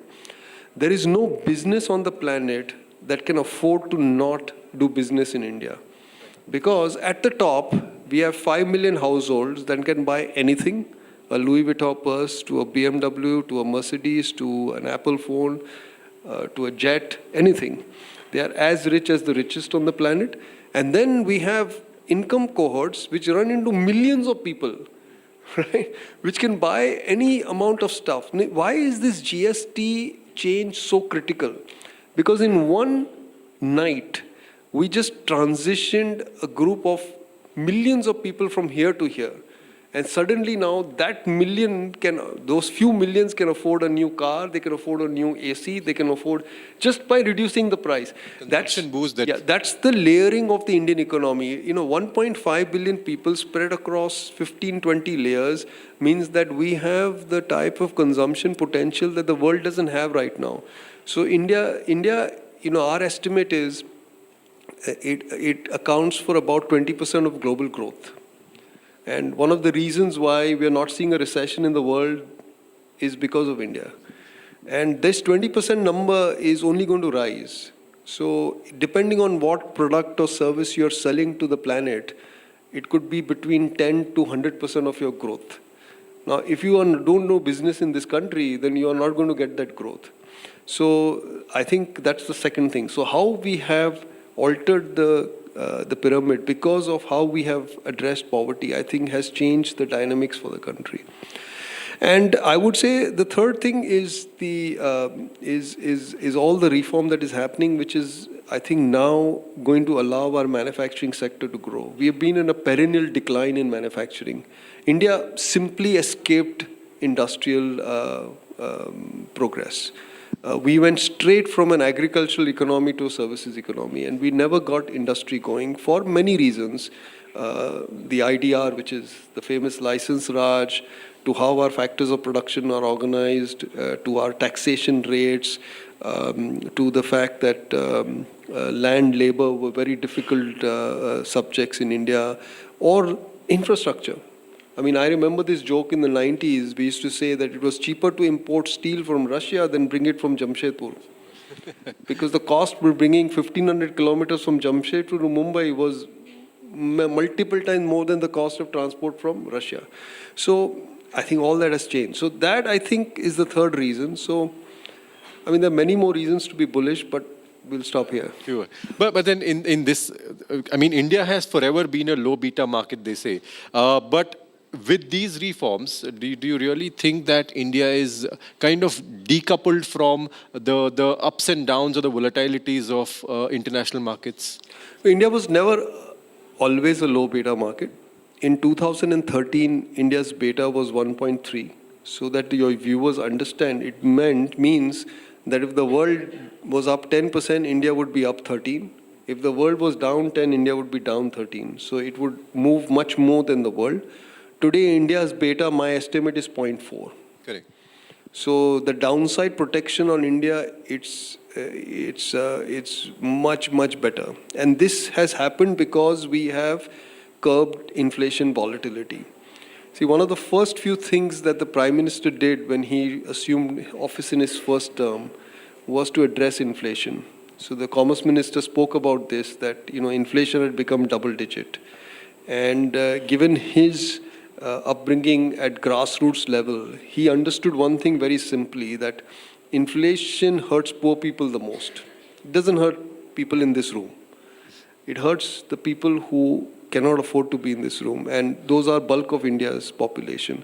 And the intrinsic reason why we have managed to extract people out of poverty is because we have brought down our inflation rate. So bringing down inflation is the surest and the best way to address this problem. And he did this by mandating the central bank to target inflation. And it has been a massive success. So the inflation, forget about the inflation rate, which has anyway gone down. The volatility of that rate is amongst the lowest in the world. If your inflation volatility is low, your interest rate volatility goes low. If your interest rate volatility goes low, your growth volatility goes low. And low growth volatility means share prices are less volatile. I think one of the global news channels just published this article yesterday, that on a trailing 75-day basis, the Nifty is the least volatile market in the world, half as volatile as the US. We did not enjoy this 10 years ago. This is the unprecedented change in our capital markets, and it's a consequence of conscious policy choices that the government has made.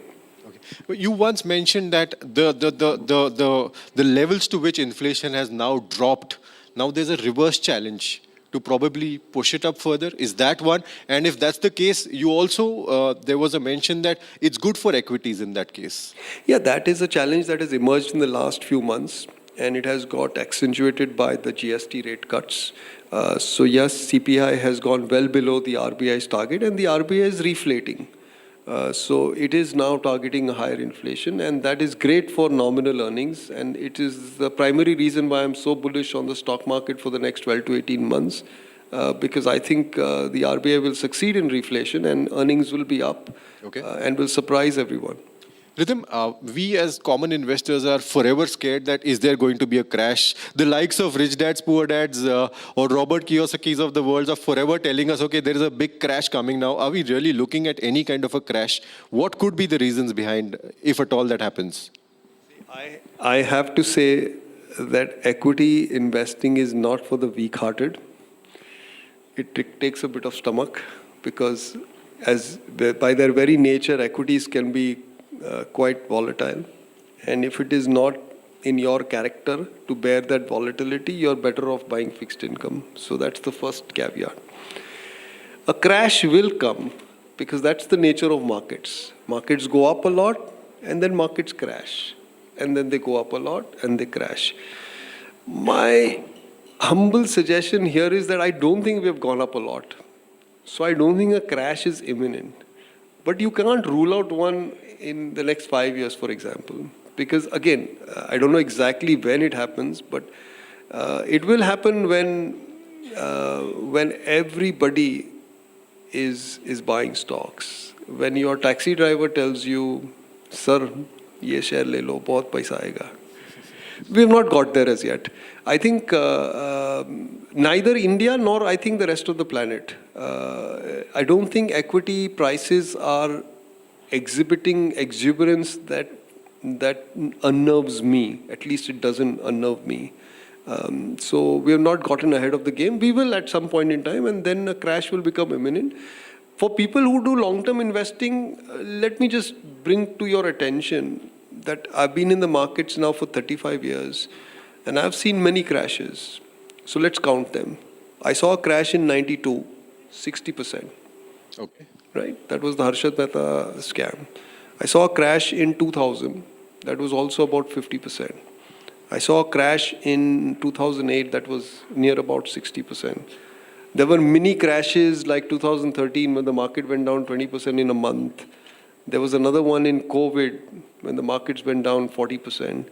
Like, these are major declines. And yet in 35 years, the Sensex has compounded at 16%. So if you are really long-term, I don't think it is necessary for you to worry about timing these things. Time spent in the market is far more fruitful than timing. And as Saurabh pointed out, and it was something we were discussing outside as well, that it is not that every equity market has this compounding. The Japanese market, for example, hasn't. Well, that list, if you see, there are just 3 markets that have really compounded, and if you exclude Taiwan from that list because it's a very narrow market, diversified markets, there are only 2 on the planet that in my lifetime, in my career, have compounded. And the reason for this is because my very simple reason is because these are the only 2 places where balance sheet precedes everything else, where entrepreneurs are hyper-focused on return on capital. The word is frugal. We are a very frugal country, and we are frugal about everything. And that's how you make money in the markets. You have to be frugal. If you are spendthrift and if you're throwing money after everything, you don't make returns. And if you don't make returns means equity returns. Right. So if you can't make return on your book capital, you can't make money on your equity capital. Right. You can't make money on your share price. So that is the intrinsic difference between India, the US, and the rest. Okay. If I have to ask you for one last question on the likely headwinds that you see, if at all you see tariffs as one of the headwinds in this entire story that we are talking about, Sensex at 1,07,000 or 95,000 in a second best case scenario that you're talking about. What are the headwinds, and are tariffs a problem? So 95 is the base case. In a best scenario is 107, and then there is a bear case. No, you mean US tariffs, India-US tariffs? Yes. No, I don't think that's a very material event. It could be a small boost for the Nifty. The risk actually are that global growth falters, and we get a recession in the US, and that then prevents India's growth cycle from turning. Because the US is a very large economy, and the world cannot grow unless the US is in okay shape. It doesn't have to be in very good shape, but it shouldn't be in a bad shape. So I think that's the most important risk factor. I would say, that is enough. There are other small things, but this is the major risk factor to my outlook. Wonderful.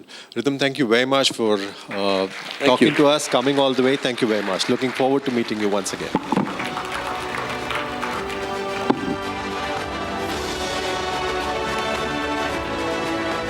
Thank you so much, Mr. Desai. Thank you so much, Pranav, for that insightful session.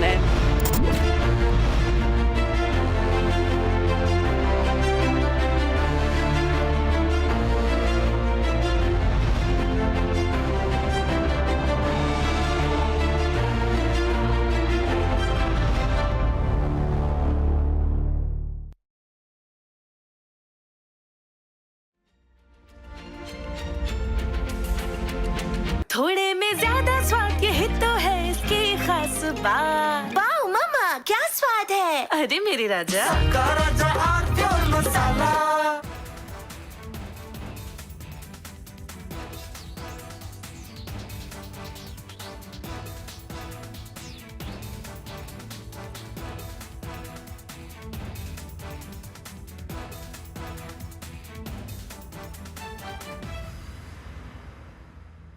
दादी के हाथों का जादू और खुशबू से महकता घर, माँ की मुस्कुराहट और खाने की सुगंध। MDH गरम मसाला, क्योंकि हर रिश्ता है स्वाद से जुड़ा। China and Japan are clashing verbally over Taiwan. Tensions between China and Japan have risen over Taiwan's security. Japan has signaled it may intervene in a potential conflict, viewing it as a threat to its own stability. China condemned this as meddling, issuing strong warnings and summoning diplomats. This conflict started when Japan's newly appointed Prime Minister, Sanae Takaichi, issued a direct warning to China during a session of the country's parliament. She stated that a conflict in the Taiwan Strait could represent a survival-threatening situation for Japan, implying that Tokyo might need to intervene militarily to protect its interests. This marked a bold escalation in Japan's stance on the Taiwan issue, signaling readiness to support Taiwan against potential Chinese action. Takaichi's comments, delivered amid rising regional tensions, prompted an immediate and sharp rebuke from Beijing, highlighting the fragile balance.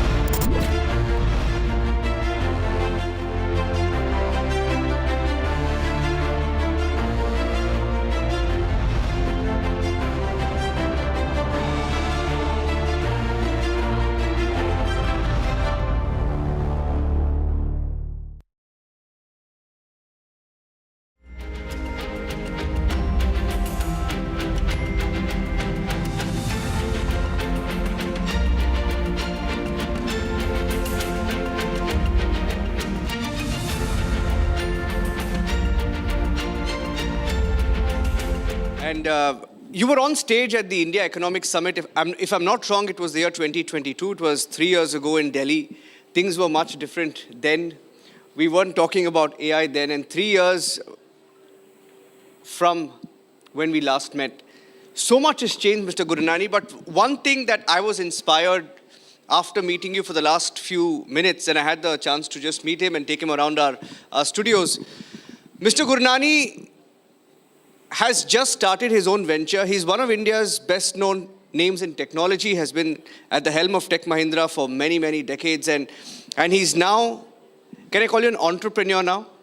Of course, I am an entrepreneur. At 66, he's started his own venture, and it's a fantastic venture. I was very excited hearing all about it, Mr. Gurnani. But tell me, why did you choose to do something with AI? How urgent is the need for India to adopt and adapt AI? You know, it's an interesting question, and I'm only glad that you didn't ask me at the age of 66, why did you even start? So forget AI or no AI. And I must tell you that there has always been this desire, which was,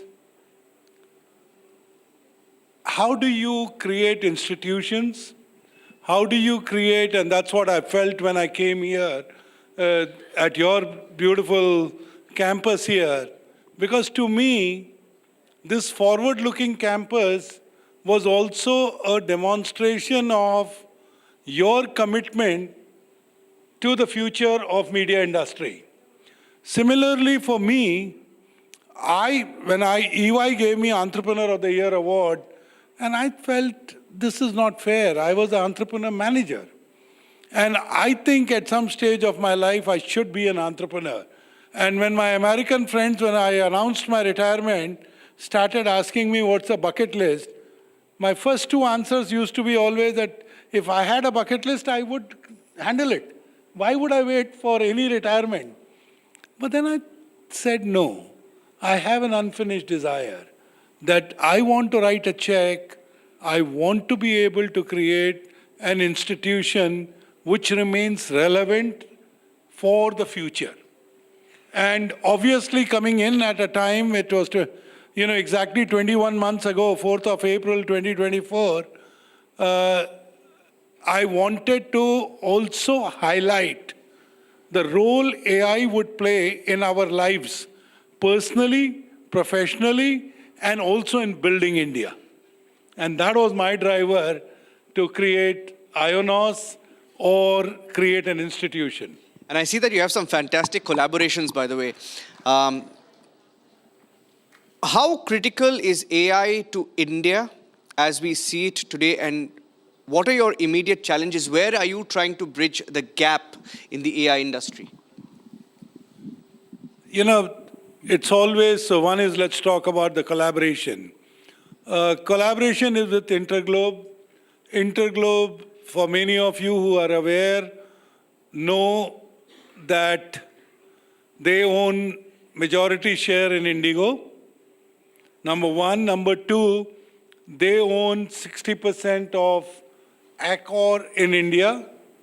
They also have a joint venture with UPS, and they have one of India's largest flight simulator training institute. Now that effectively means is UPS is logistics, Indigo is travel, and hospitality is Accor. And so we have an advantage that my joint venture partner, they own the majority by the way, my joint venture partner is a domain expert in what is in our part of the world called TTLH, which is travel, transport, logistics, and hospitality. So that's number one. Number two, from my perspective, if I look at the India part, for India, there are three, most of us understand that AI is equal to data, data is equal to machine learning, and machine learning is equal to converting into a tool which we start calling AI.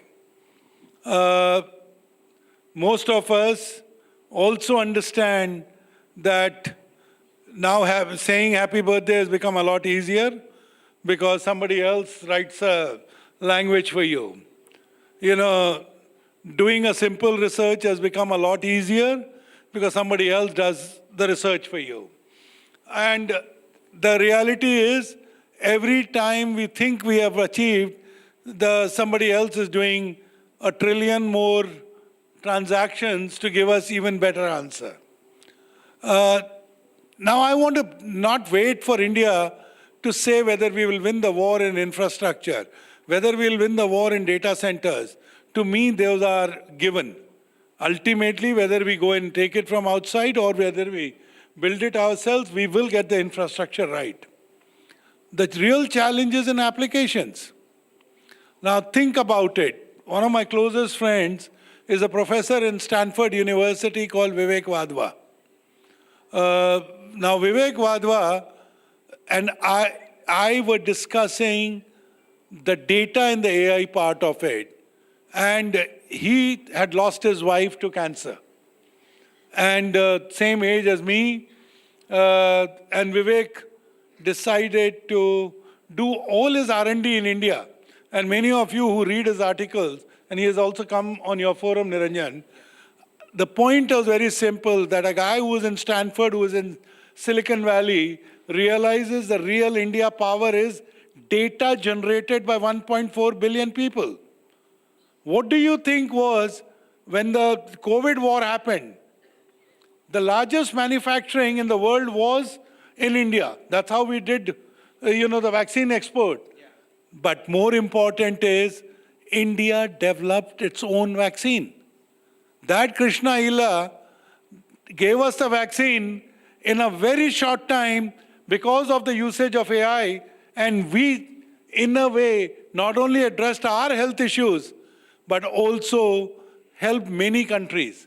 So my point is very simple. India's advantage is becoming Krishna Ila or a Vivek Wadhwa.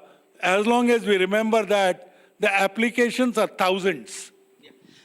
One thing that I wanted to ask you, and I felt strongly, this is of course one of the most common questions when people talk about AI, you talk about the human element. Now there are two aspects to it, and two schools of thought. One school of thought, of course, I know how AI has helped me. It's helped me be more efficient, right? It's an enabler for me. But there is another school of thought that AI is taking away jobs. I'm not so sure. In the media world, we haven't really seen that kind of an impact, at least not with Republic, right? But what is the human impact via AI that you're seeing, or that if you can talk about to our viewers? So, I think a great question, Niranjan, and we have to step back a bit. It's not true that media industry did not see the impact of technology or AI. Reality is, all of us actually saw the impact of technology much earlier than anyone else. That I still remember one of the World Economic Forum 7 years ago. NDTV that time did not have the fund to get the cameras out there. So they filmed all interviews on a Samsung phone 7 years ago. So there was none of those fancy cameras, there was no cameramen running around, nothing. And in that cold Davos World Economic Forum, 7 years ago, suddenly the media had a new cameraman. Same way, you all realized it. Earlier, you used to say, file the story before 6 o'clock because otherwise we can't meet the deadlines. Now you file it sitting somewhere, wherever, because, the tools are now available. Yeah. So I think media continues to be on the forefront of adoption of technology. Correct. And so don't assume that there is no AI inside in that technology. Yes. The reality is, it's the same Spotify knows the 30 next songs that you want to listen. And Netflix wants to recommend to you which movies to watch. And Amazon started recommending you books many, many years ago. Yeah. So I think AI is now everywhere. AI is part of our lives. It is just that some of it, we refuse to accept it, or we are not acknowledging that it is AI. Yeah. No, I was going through some details, and you had once thanked Sam Altman after building Indian LLM under $5 million. How far have we come since those times? Again, I think I need to give credit to the remarkable team at Tech Mahindra, Nikhil Malhotra, who was the Chief Innovation Officer, actually rallied behind me and even said, when I was retiring in 2023, CP, on your birth date of 19th of December, we will present an LLM even if it is not fully trained. So now, billions of data in natural language interface was developed in December. It continues to be developed. Now you have trillion parameters that it can address. That LLM that has been developed by Tech Mahindra, and full credit to Mohit Joshi, who succeeded me, that he did not can the project. He's actually given it more empowerment. So now they're doing about 1 trillion parameters. They are able to play with it. And it is now not only being done for Indian languages. Last I read, Indonesia, Saudi Arabia, and Bahrain have all asked for their local language interfaces on that LLM that has been developed after the Sam Altman challenge. Fantastic. And what is your projection? I mean, we talk about projections, India, Viksit Bharat 2047. Let's talk about immediate. AI impact, immediate future, let's say 2030. What kind of impact do you think the AI industry is going to have? It's an opportunity. An opportunity for India, first to acknowledge that 2030, if we are going to be a $10 trillion economy, about 15% or 20% of that will come from digital economy. So that is number one, it's an opportunity. Now, every time there is an opportunity, you need to rise to the occasion. How do you rise to the occasion? Number one is, all of us, instead of saying, AI will not impact me, start believing that AI will impact each one of us. It doesn't matter whether you are in judiciary. Yeah. It doesn't matter whether you are in education or in healthcare or in manufacturing. You go around every industry. The fact is that it is there. The fact is that when an aircraft is flying, we know there is AI inside. When we see a fighter jet, we know it is an AI inside. When we talked about our Operation Sindoor, we know this time it was not the soldiers fighting, it was the drones fighting. It was the Rumours missile fighting. And all of that has AI inside. Now, to believe that your and my future is not interlinked to AI, I think we are just sleeping like home currents. Okay, absolutely. Now, I see a lot of students, because we interact with students, and not just in metros, but even in rural areas, right? In tier 2, tier 3 cities, right? What is the kind of AI, penetration that you're seeing? How is it helping productivity in, let's say, in tier 2, tier 3 cities in rural India? To be very candid, I'm again repeating, most of us do not marry AI to our jobs. We are very happy when we go to the airports and see a Digi Yatra and say, India has come a long way. Now we have video AI-enabled devices. We have a very progressive government where 6 agencies at the back, whether it is called CISF or whether it is called ABCDE, which means Airport Authority, everybody has integrated their application and data streams to give us a seamless entry into the airport. Yeah. But when it comes to our own jobs, we are not extrapolating. So my point is, it is not about villages. It is not about the township. Actually, townships are going to be, or the villages are probably going to adopt it faster. The reason is AI is equal to agriculture, AI is equal to education, AI is equal to water diagnostics, AI is equal to health diagnostics. If all of those tools are now available to you, you don't have to go very far. The moment I make smartphone affordable, it will be in the palm of everybody. Correct. And it has started happening. You saw it in COVID that the same education system could be adopted to the villages. It was not that, we were ready. We all had to adopt. We all developed. Yeah. Now that means we can make it inclusive. That a Patna Super 30 or Super 20 can now reach any town or any village. Yeah. That means a student here who takes all the tuitions in Delhi or Mathura can compete with a guy somewhere in a village. So it's a beautiful opportunity. It is for us to now make sure that opportunity is converted into an outcome. Yeah. And that's where I think the effort is required. That you can analyze weather patterns, that you can analyze the data that comes to you regarding which crop and what yield and which fertilizer, which pesticide.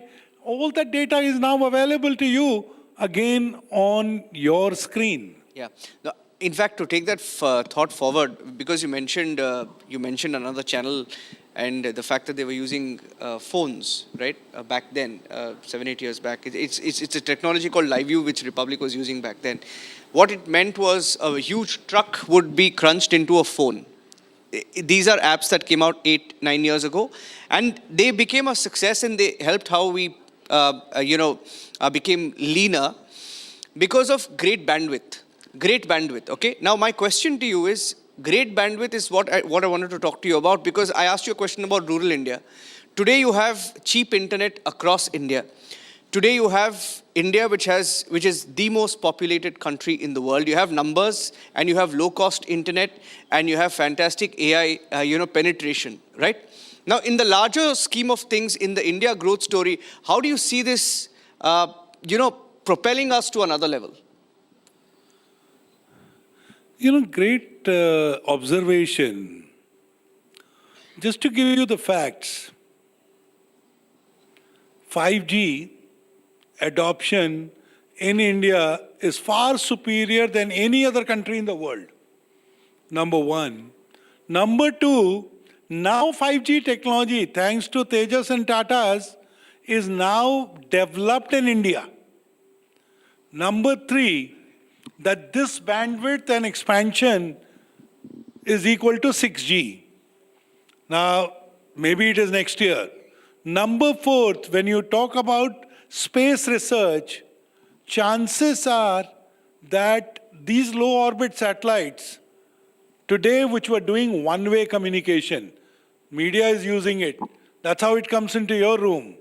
That's how it comes onto your screen and your hand. Yeah. But sooner than you think, we will have two-way communication through satellite in real time. You can still do two-way communication. Ultimately, all those emergency phones are two-way communication. Yes. But it will happen in real time. That means no lag, no anything.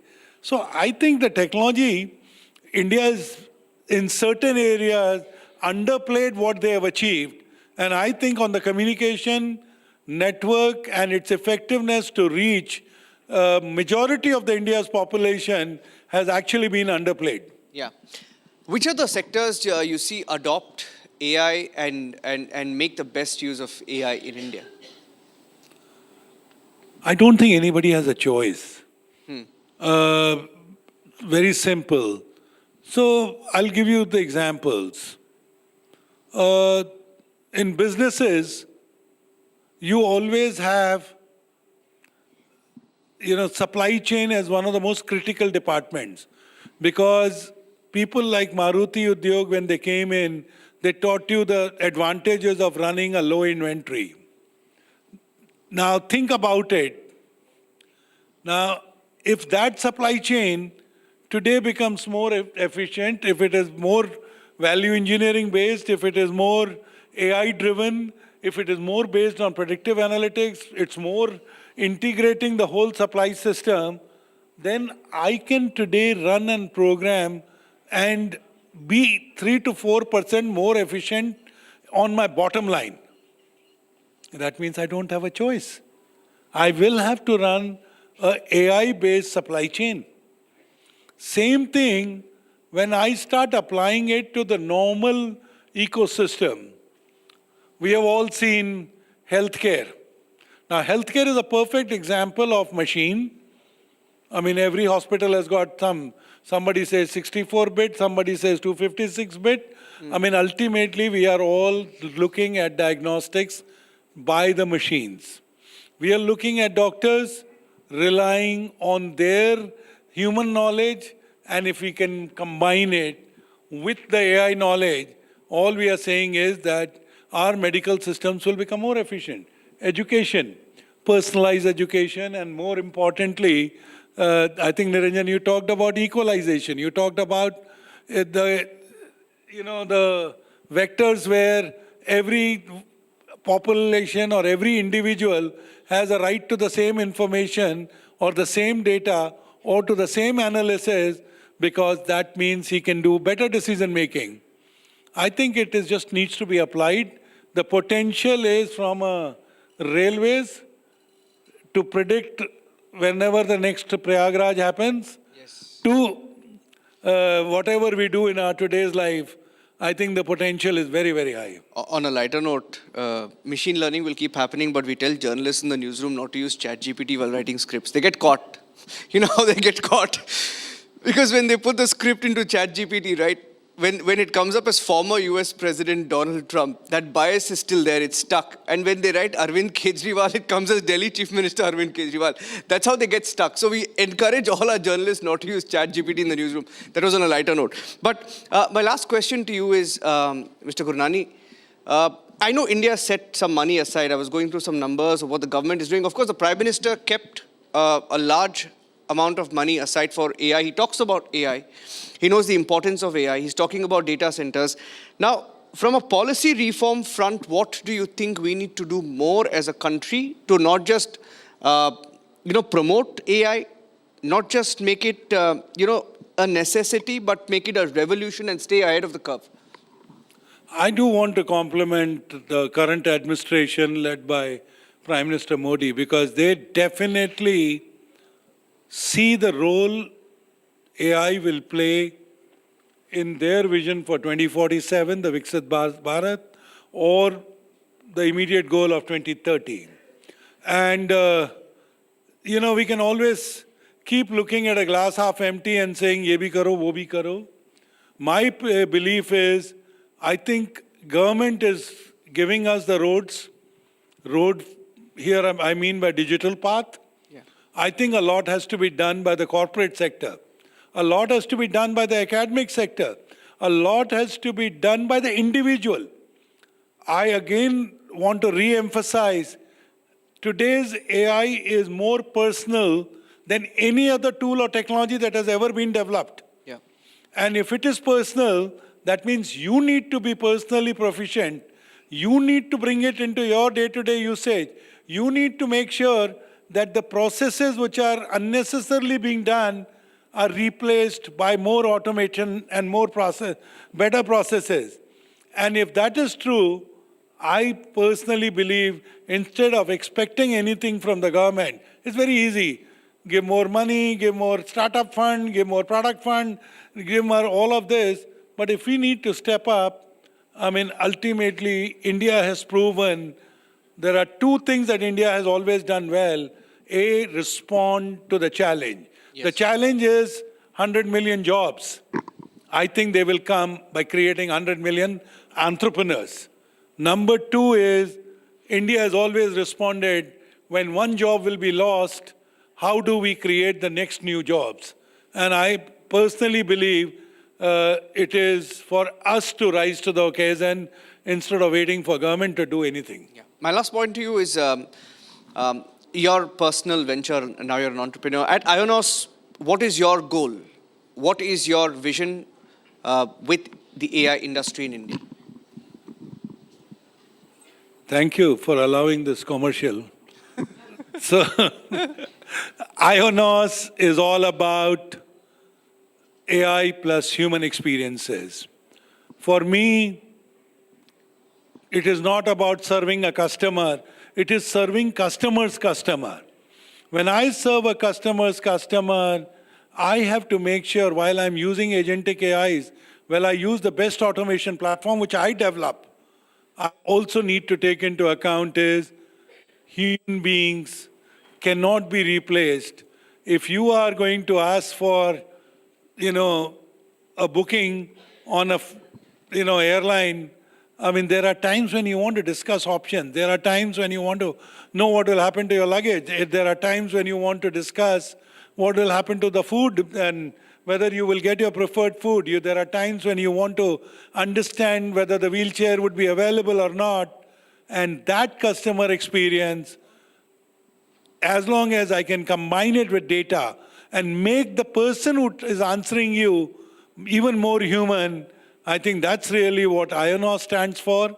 I just gave this as one example, but ultimately I'm doing it for enterprise AI. I am doing it for call centers. I am doing this products for TTLH, which is again repeating travel, transport, logistics and hospitality.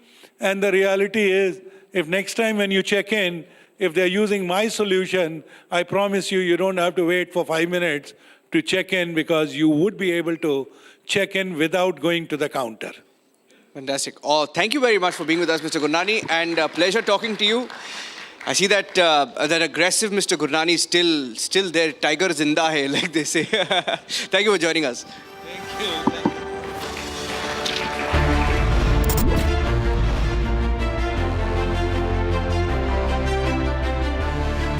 Pure सूजी pasta उबालो मिलाओ और खाओ 8 minute में तैयार। क्या taste है सबका राजा hardcore masala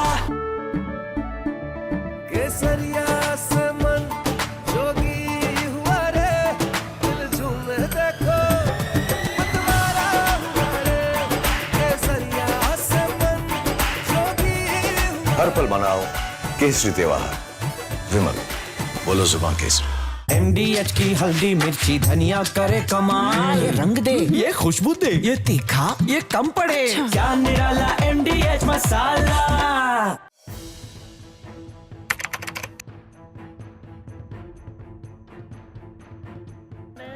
So in the past, we would see most of the terrorists who would get arrested, they would be like the people who would be working at a very low level. But today we have seen the white collar suspect.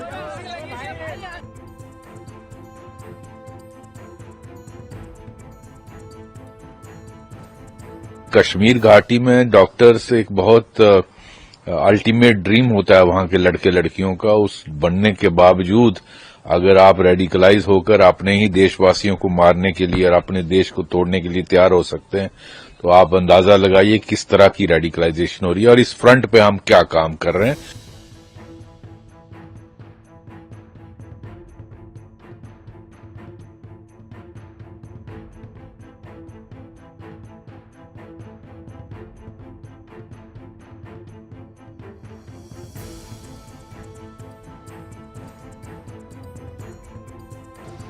Investigators have identified Maulvi Irfan Wagha, also known as Imam Irfan, from Shopian in South Kashmir, as the mastermind who blended his dual identity, that of a preacher and healthcare.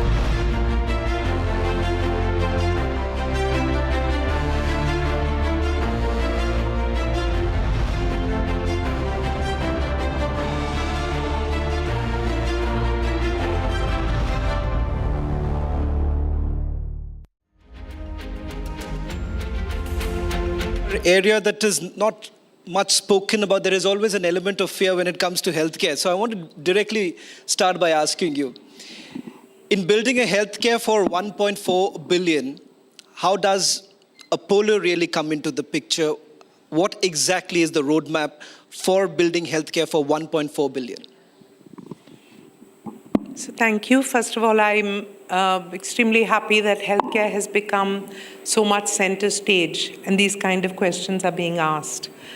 When we began 42 years ago, the primary thing was we were driven by the vision and the need to bring advanced healthcare which was being practiced in the West and bring that to India at a price that people could afford it or even give the access.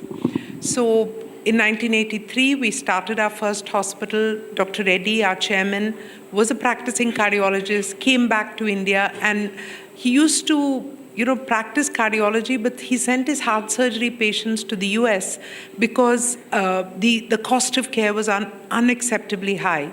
And the other problem was really that the outcomes were not the same in India. So he said, if Indian doctors can cure and heal people all over the world, why can't we do it here? He set up Apollo within, and it was not easy. There was no support from banks, very limited, support from the government. But he persisted because he felt this was, the need. But from that time, so after our first hospital became a success, then, history has shown today we're over 72 hospitals, over 10,500 beds. But more importantly, we're delivering that world-class care at 1/10 of global prices. And in the journey of the last 42 years, we've worked on health insurance to enhance access. We've worked on medical skilling with 2 medical colleges and almost 17 nursing schools and one of the largest online training platforms for paramedics. So we've worked on different areas, on science, on research, on discovery, on prevention, the pharmacy chain, customer connectivity, AI in healthcare. But now I think the biggest thing that we are really working on is prevention. And this is not something we've done today. We've been doing preventive healthcare or the health checkups for the last 25 years. And even earlier. But today, when you come into an Apollo health check, we start with an AI-enabled risk score. We do a personalized set of tests. We then move this into not a prescription, but a path to wellness. And I think this path to wellness, which is supported by a health mentor, is really the transformational way to look at healthcare.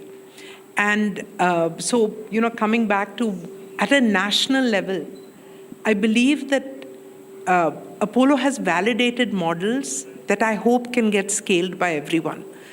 It's in infrastructure, it's in preventive healthcare, it's in methodologies of education, it's in social impact.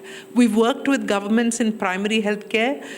We've done programs like Kanti Velugu, where we screen about 20,000 people a day for eye problems using AI and technology and issue approximately 2,500 spectacles a day. So it's in programs like that at scale.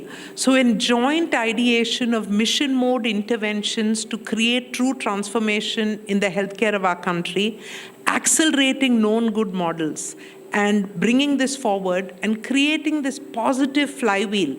Because when you focus on prevention using data, you will then create the data capability for innovation, and you will reduce the burden of disease because the cost of care comes down with prevention.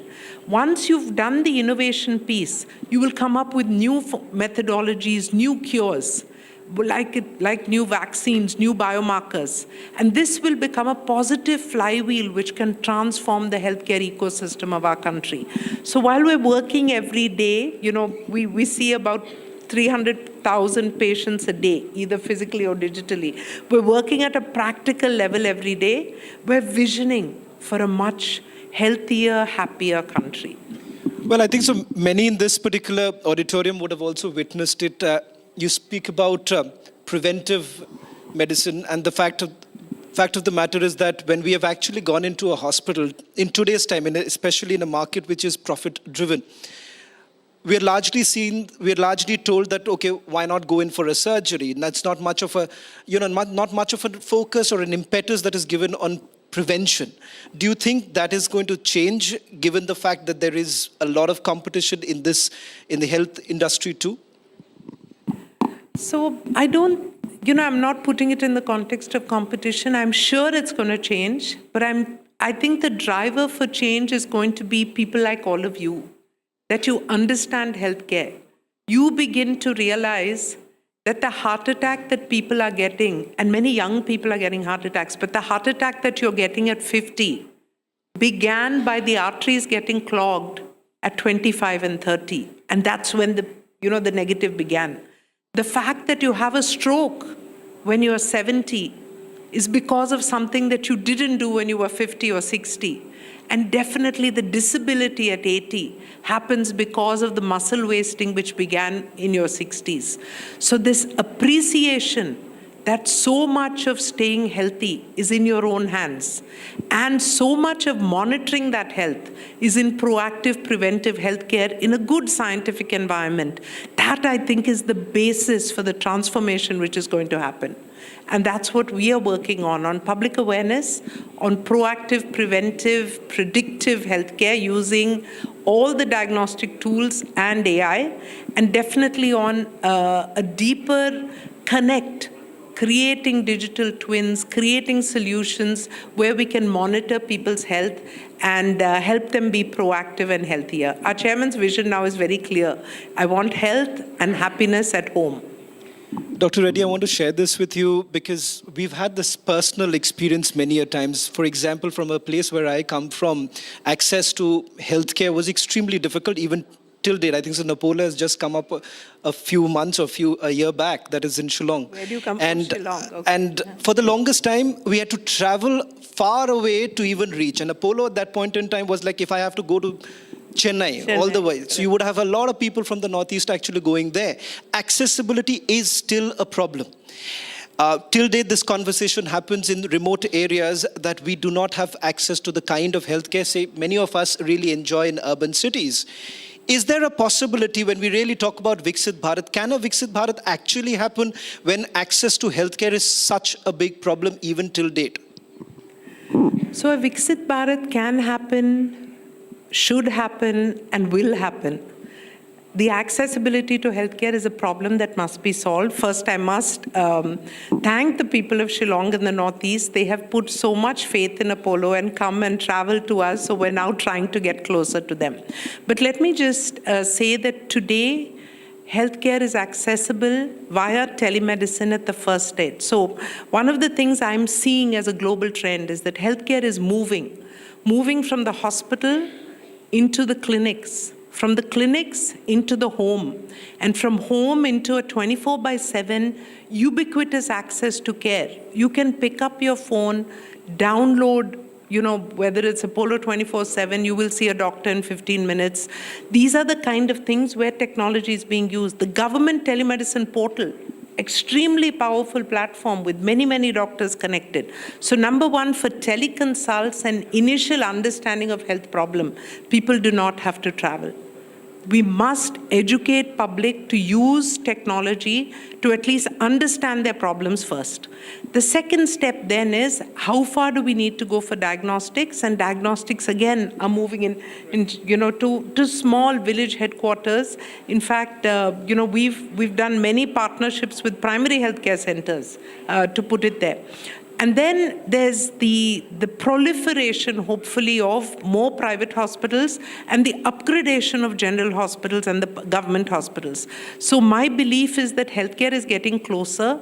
My hope is that preventive healthcare is going to become a larger theme, and that public are becoming more aware about their health and will proactively manage their health in a different way, and that the burden of disease in our country will come down, because early detection and prevention is far more powerful, less painful, and much less expensive than going in for a high-end surgery. This is the primary message of healthcare today. Yeah, I want to also focus a little bit about the journey that your father has also had. The letter that was written by your grandfather to your father, and thereafter asking him to return and perhaps start something here in India and contributing to the growth story. The difficulty that your father had to bring the kind of quality doctors. Today, numbers may have increased. The number of doctors that we have may have increased. But do we really have the quality? Are we really at a situation where we do not have enough quality doctors. I'm not talking about urban areas. My focus is largely for those who still feel that good quality treatment is not available to us. So you hit upon two very important points. Number one is the availability of doctors. I will enhance that to say doctors, nurses, paramedics. Not only do we still have a shortage in terms of ratio, but we must acknowledge the fact that the number of medical colleges has actually grown exponentially. And the number of graduates that in the next 5 years we will be bringing out, it's estimated that in 12 years we will no longer have a shortage of doctors. But the second thing is that the way and the productivity of doctors is going to enhance using AI. But the other trend which is happening is that many of our doctors and nurses are traveling abroad. And many of our paramedics are now working in non-clinical areas. I know an X-ray technician who says he makes more money working as a Swiggy delivery boy than as an X-ray technician. So there is a cost and a remuneration gap which also we have to solve in terms of financial structuring. But the big point you made was also on the quality. And here I think there's more that we need to do. Indian doctors gained an amazing reputation across the world because of the extent of training. In fact, in Apollo, we have a global partnership with an international university, and their students spend 6 months of the year with us because of the quantity of work and the quality of the training that they can get. But we need to ensure that all our medical colleges are of that standard, and then we need to train them in new age treatments. So artificial intelligence is not yet a subject in the medical curriculum. That has to happen immediately. Robotic surgery, which is clearly going to be part of the future. Stem cell therapy, preventive healthcare. But I know that the Medical Council is looking at these. I have great faith in the capability of the Indian clinician and of our ecosystem to evolve towards that vision of Viksit Bharat.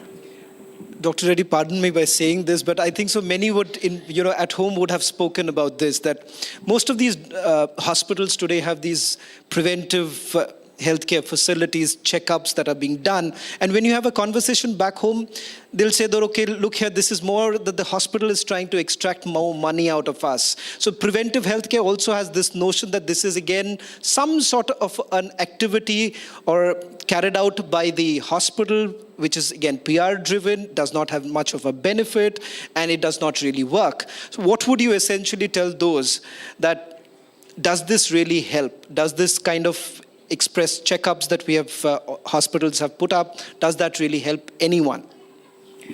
See, an appropriate health checkup done in a right place with a good medical interpretation is invaluable.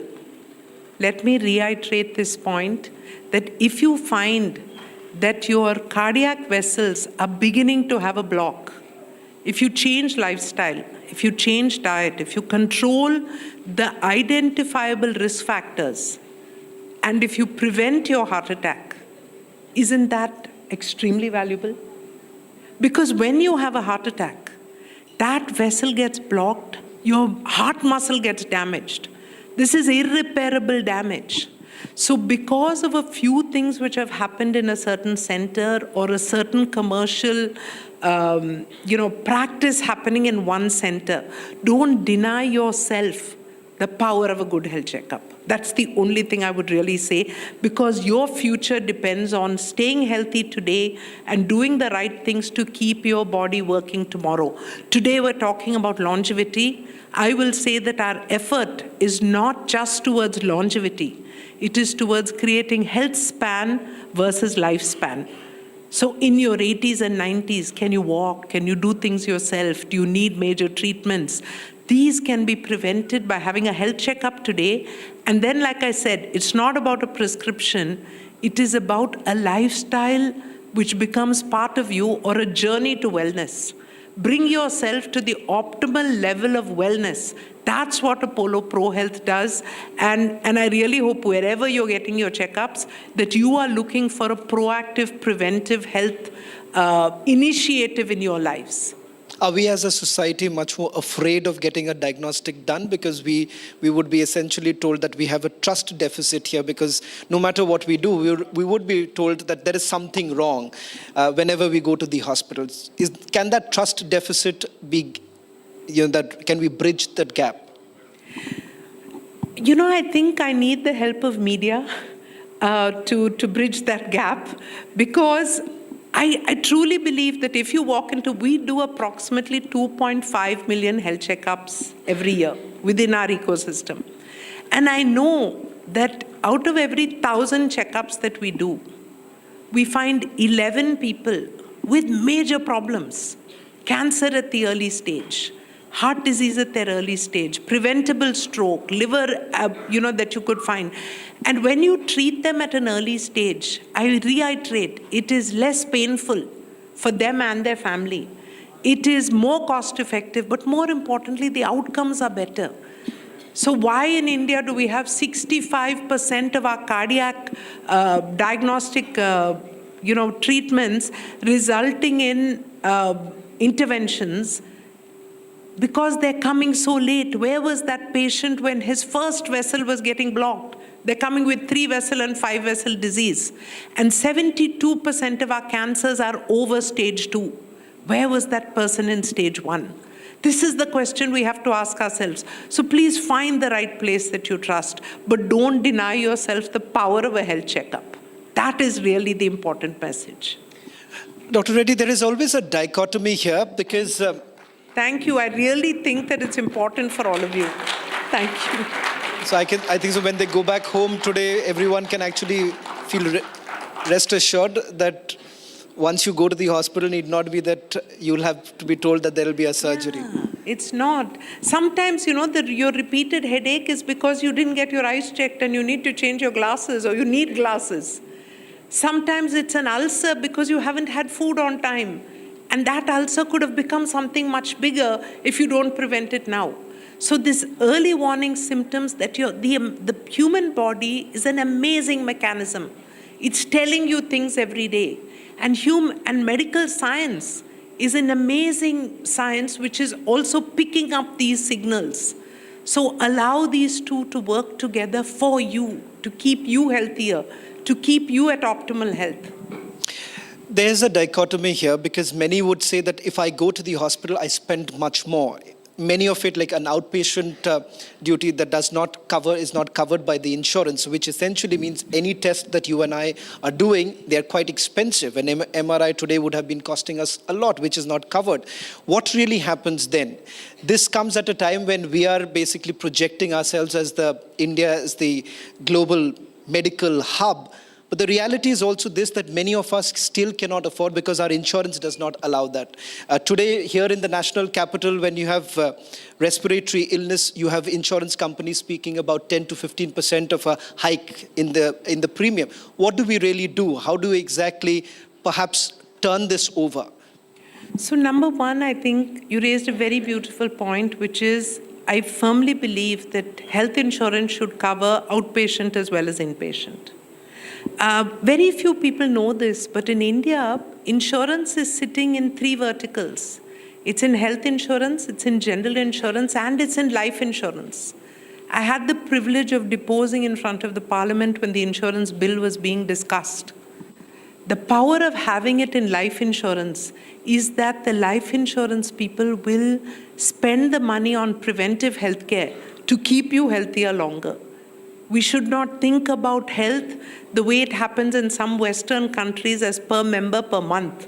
That is not health insurance. But coming to the main point, number one is we need coverage for OP and IP. The second important point is that there are clear protocols of what is the appropriate health care that is needed for a person. And there are clear indicators. When do you need an MRI and when do you not? And so it's easy for all of you to educate yourself on the appropriate protocol and very confidently ask your doctor saying, I don't need to have this test, I'll come back later. But don't miss out on the essential things. So I really would like to know how many young women under the age of 24 have had their HPV vaccine. Do you know that having this vaccine can prevent you from having cervical cancer? These are the important things we need to ask. How many women over the age of 55, how many men over the age of 55 are having their cancer screening? It's a simple test with no cost to have a prostate exam. So these are important things. My request to everybody is to become aware. Do your diagnostics. So, at Apollo, we're really putting so much effort into saving lives, high-end intensive care, robotic surgery, bone marrow transplant, heart transplants, but we're putting equal effort into prevention, into educating public about what they need to know and what they can do to stay healthy. There's simple things. If the elderly at 50, 60, if you simply do your leg exercises, you will improve the circulation to your legs. And if you're a diabetic, that's even more important. Because imagine at 55 or 60 if we have to amputate a toe because of that less vascular flow. I want this knowledge to go to every home and every household. In the olden days, through yoga, India knew this. We lost our yoga, we lost lots of this thing, and therefore we've come in, and then we've moved to sedentary lifestyles and, the new age kind of living. So let's rediscover some of these proactively with the backing of science so that we can stay healthier. One final question that I want to ask you, Dr. Reddy, because there is a lot of pressure and expectation from the private industry, and particularly when it comes to the health infrastructure. When it comes to the government spending, it is abysmally low. We cannot expect proper structure, the infrastructure to be in the rural areas. The entire health system appears to be broken, especially given the condition of our hospitals. What perhaps can be the perfect public-private partnership that would enable us to have a better India, an India where every Indian citizen has access to good health care? What would your vision essentially be? So let me begin by saying that I think Ayushman Bharat, the Prime Minister's insurance scheme, the enhancement of medical colleges, the enhancement of the All India Institutes, the growth of the wellness centers, there's some amazing work that is happening in the government, and I must acknowledge it. It's just that there is so much to be done. Simple statistics, 30% of the world's disease burden is in India. And less than 2% of the world's budget is being spent in India on healthcare. So number one, we need to allocate more money towards healthcare. This money must go 40% into health infrastructure, whether it's directly or through PPP. The second, another 40% should go into primary preventive healthcare so that we're giving the vaccines, we're creating mission mode, like the Prime Minister's amazing program on Eliminate TB. So we need about 7 to 10 initiatives on things like that. And hopefully, another 10-20% could go into public education and research and innovation. Because we have the data, we have the brains, we have the capability. Let India bring cures to the world rather than only adopting those cures. And with Vikasit Bharat, with many of the initiatives on PLI, we are on the track. I think we need to accelerate that track. And I would just say that the private sector is ready.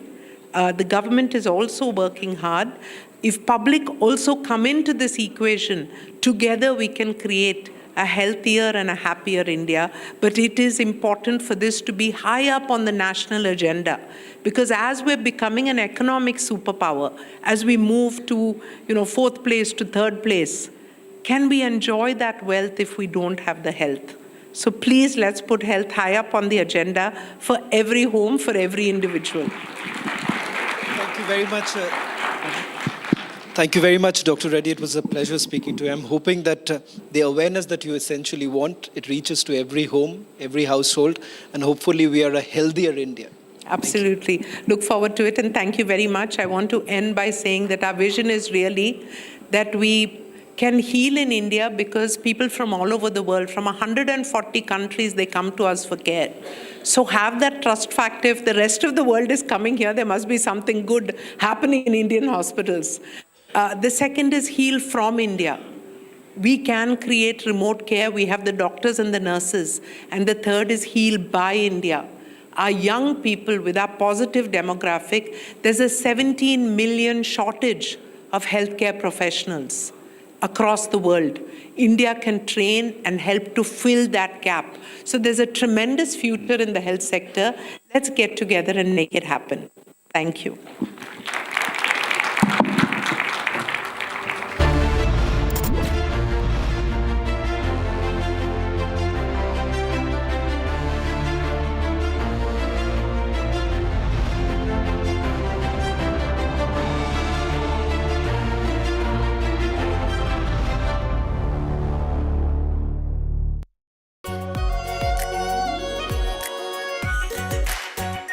Our pure Shahi Paneer Masala.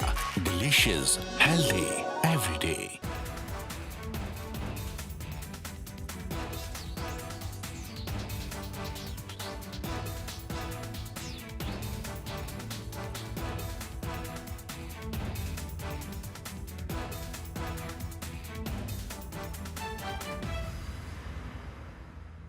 ये है secret recipe MDH का jeera sip jaljeera masala.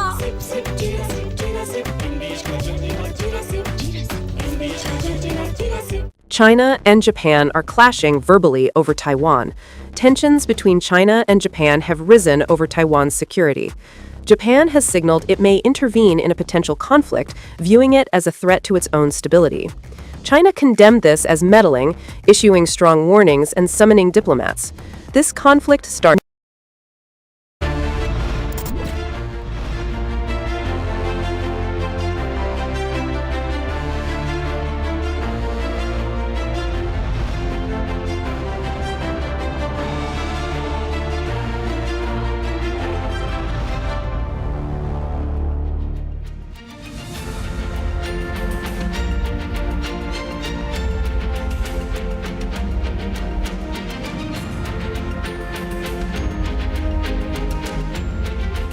With Mr. Abhishek Kapoor, Senior Executive Editor of the Republic Media Network, on Beyond the Tariff Barriers.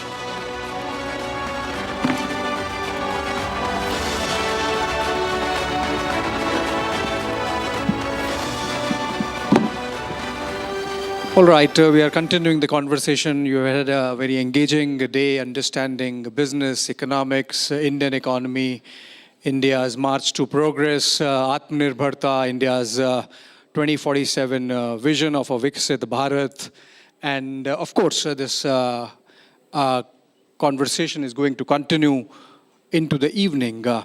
Now, when we talk about economy and our progress and our ambition to become a developed country, trade and business is the core that really drives that ambition, because once you trade, you grow your GDP, your per capita, and then that's how, in modern parlance, you become a developed society.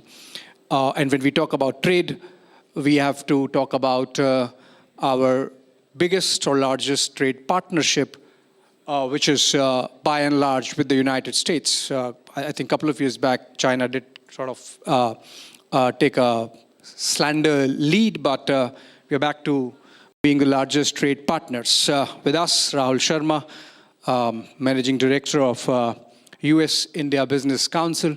It's the body which essentially acts as the nerve center of all the trade that takes place between India and the United States. Am I right, Mr. Sharma?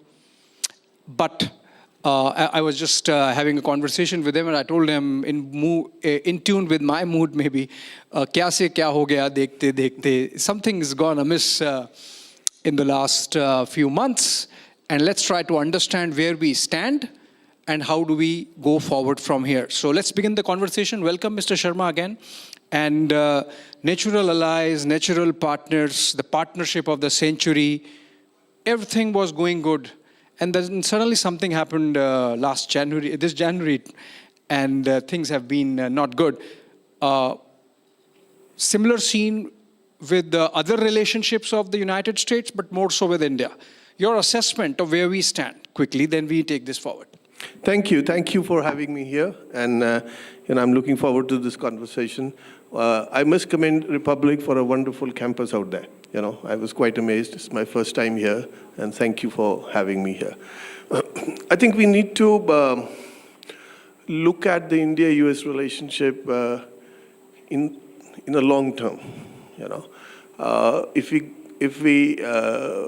We must understand that there has been a disruption in the world, and just about every country has been impacted in some way. Sorry to be interjecting. You're being more diplomatic than diplomats saying there has been a bit of a disruption.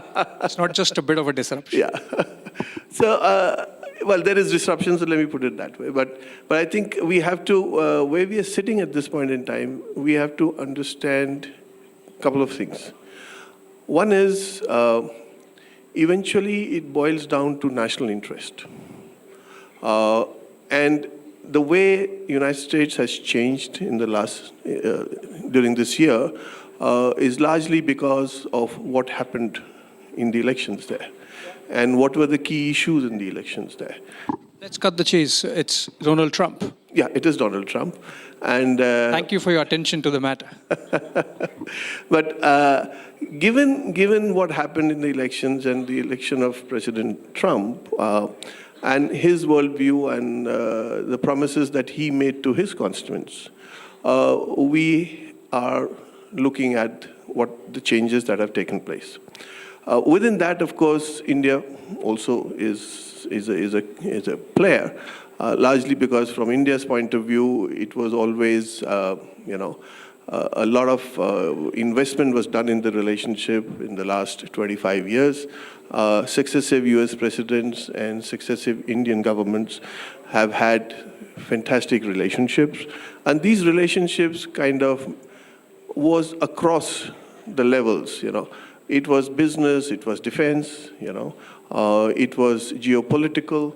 It was a clear understanding in the United States that India was a growing power, it needed to be supported, and that changed. And that sudden change, of course, creates problems. Like any change, one has to be ready for it, and this was one of the changes I think nobody was ready for. So in that sense, I think where we stand today is definitely a situation which is far different from the same time last year. But the reality is that if we should try and look beyond just the trade deal. Trade deal is important, and it is definitely impacting businesses. And the government here is aware of it. The government here is taking steps to address those concerns. The negotiations have been on. Just today, the Commerce Secretary, who was actually the chief negotiator before he took this new role, said that there's an expectation that by the end of the year, we would probably have the deal go through. So I think there is a degree of optimism that needs to be kept in place, because it is very easy to be subsumed by negativity. I think India and the United States are two very mature democracies. There has obviously been a shift in some of the conversations that President Trump has been having. I think we know President Trump and Prime Minister Modi had phone conversations. There is a new US ambassador who's going to be here early next year. We've gone without a US ambassador for almost a year now, right? So it'll be exactly probably a year before the new ambassador comes in. And I think it's important to have that line of conversation, because when you have the bureaucracies talking, then the conversations get to a different line. So we are seeing all that happening now, which means we have hope that things would get very clear. So I want to pick up on this point that you made, that in this overall scenario of red, let's not lose sight of the optimistic part of it. So let's differentiate between what's the red, what's pessimistic part, and what's the optimistic part.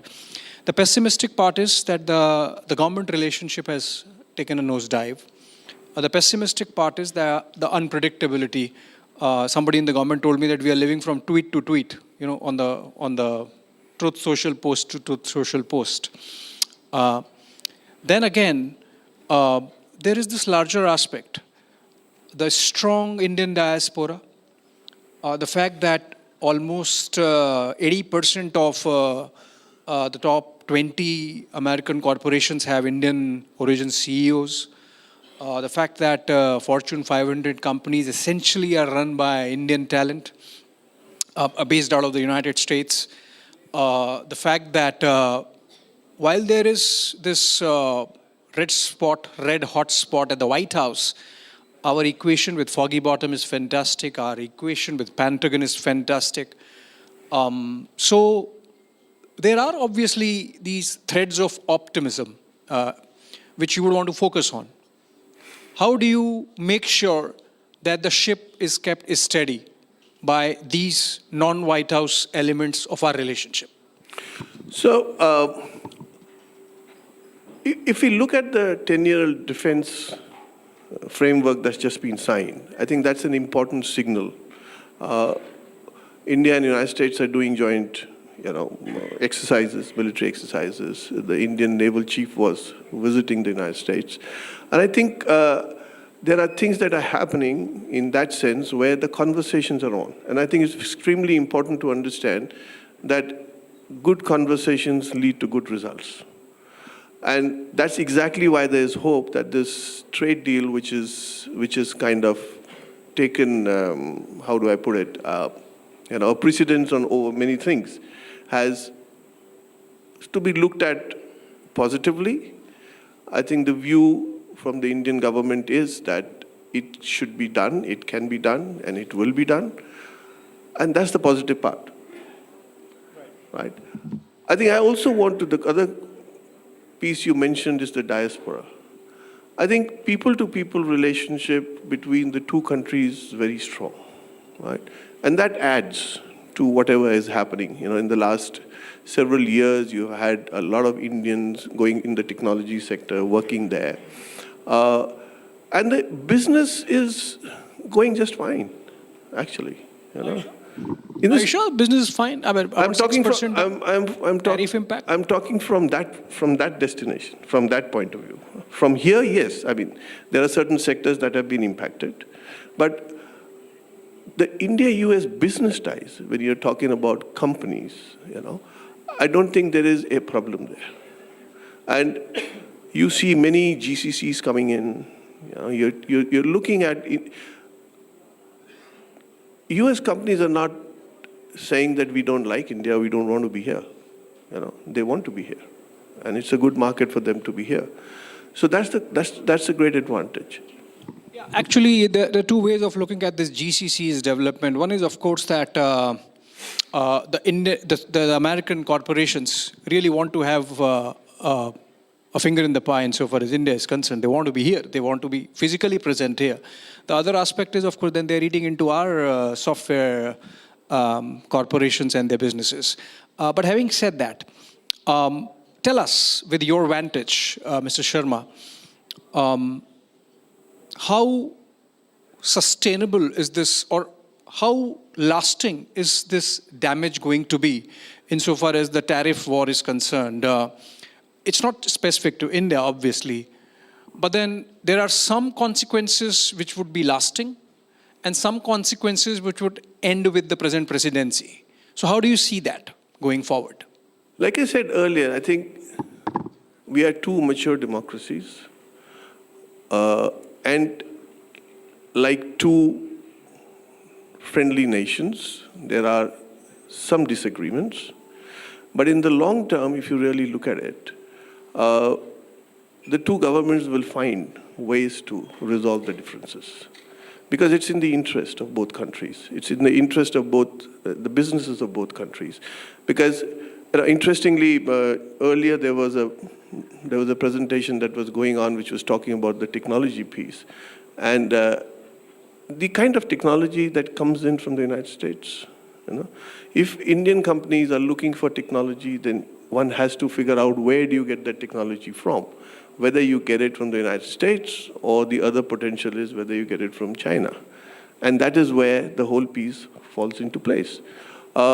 Given the fact that the people-to-people relationship continues to be strong, business-to-business relationship continues to be strong, I think those two will play on to ensure that the government-to-government relationships also become stronger.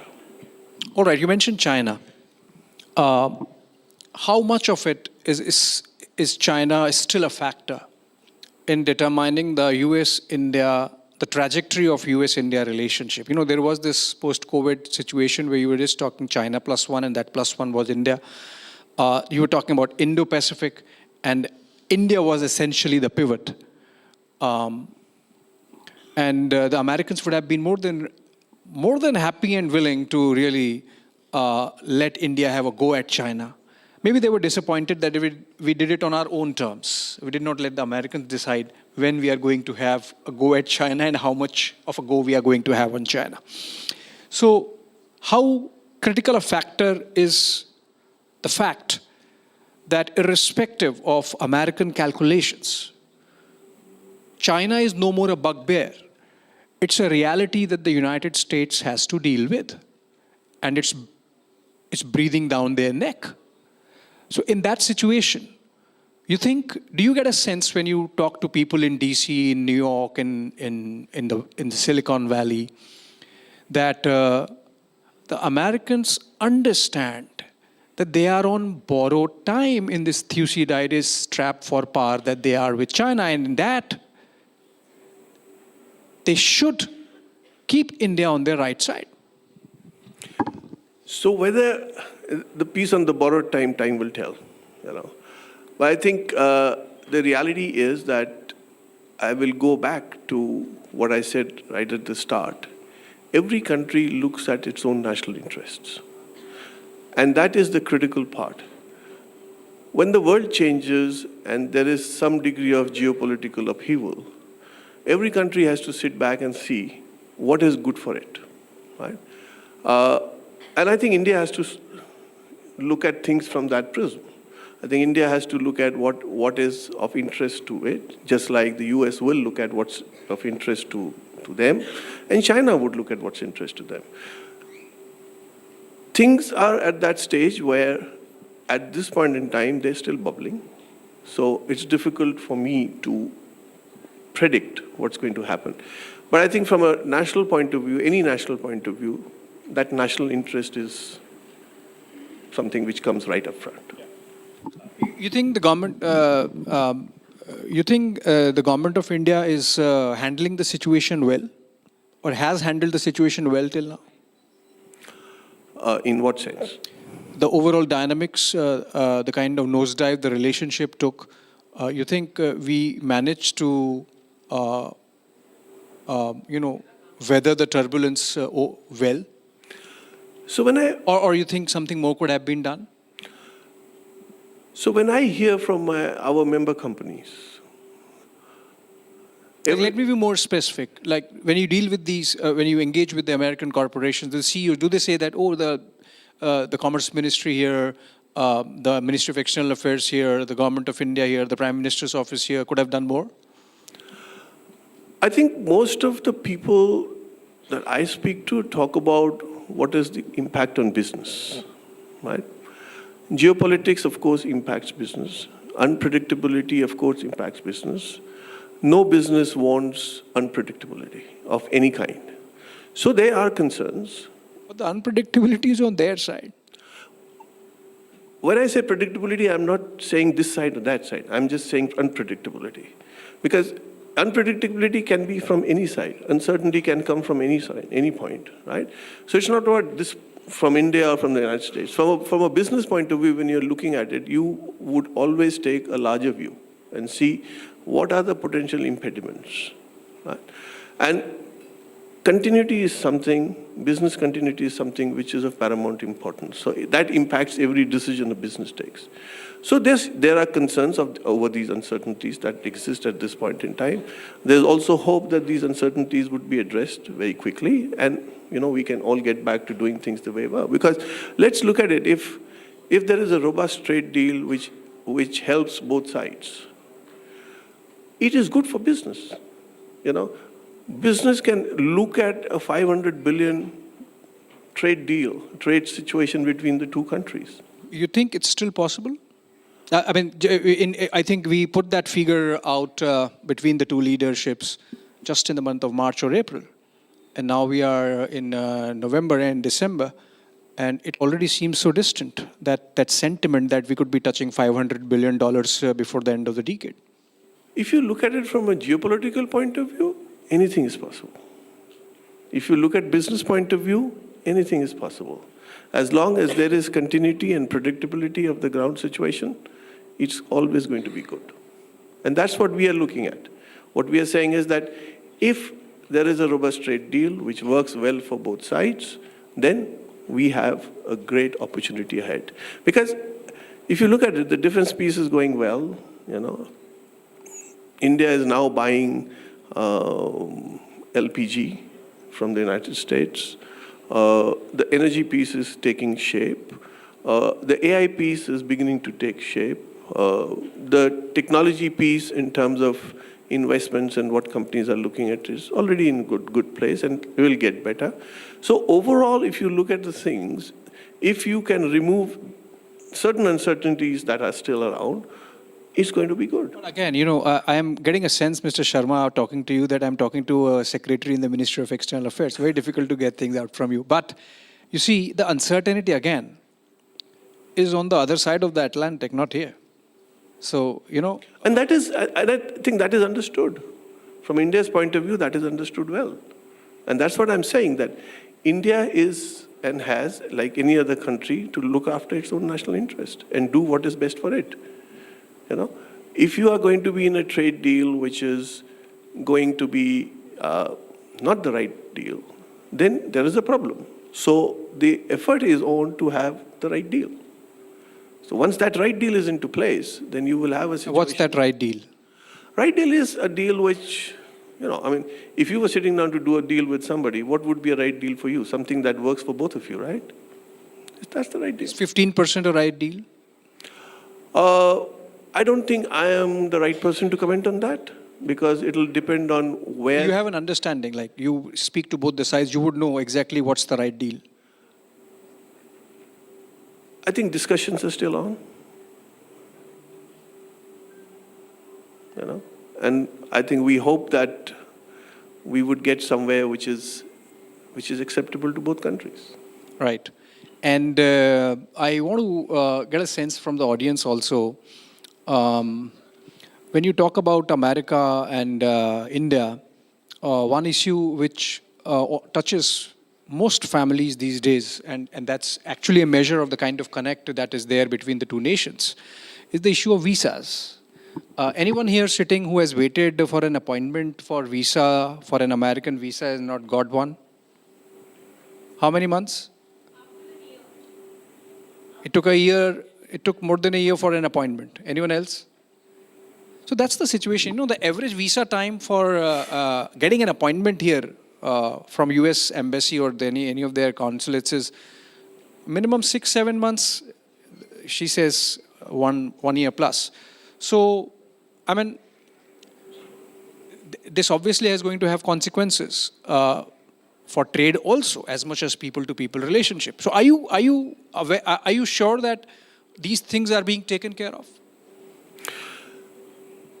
The reason behind delays in visas is something that the US government has to answer, because they have to look at how best that they can deal with the situation.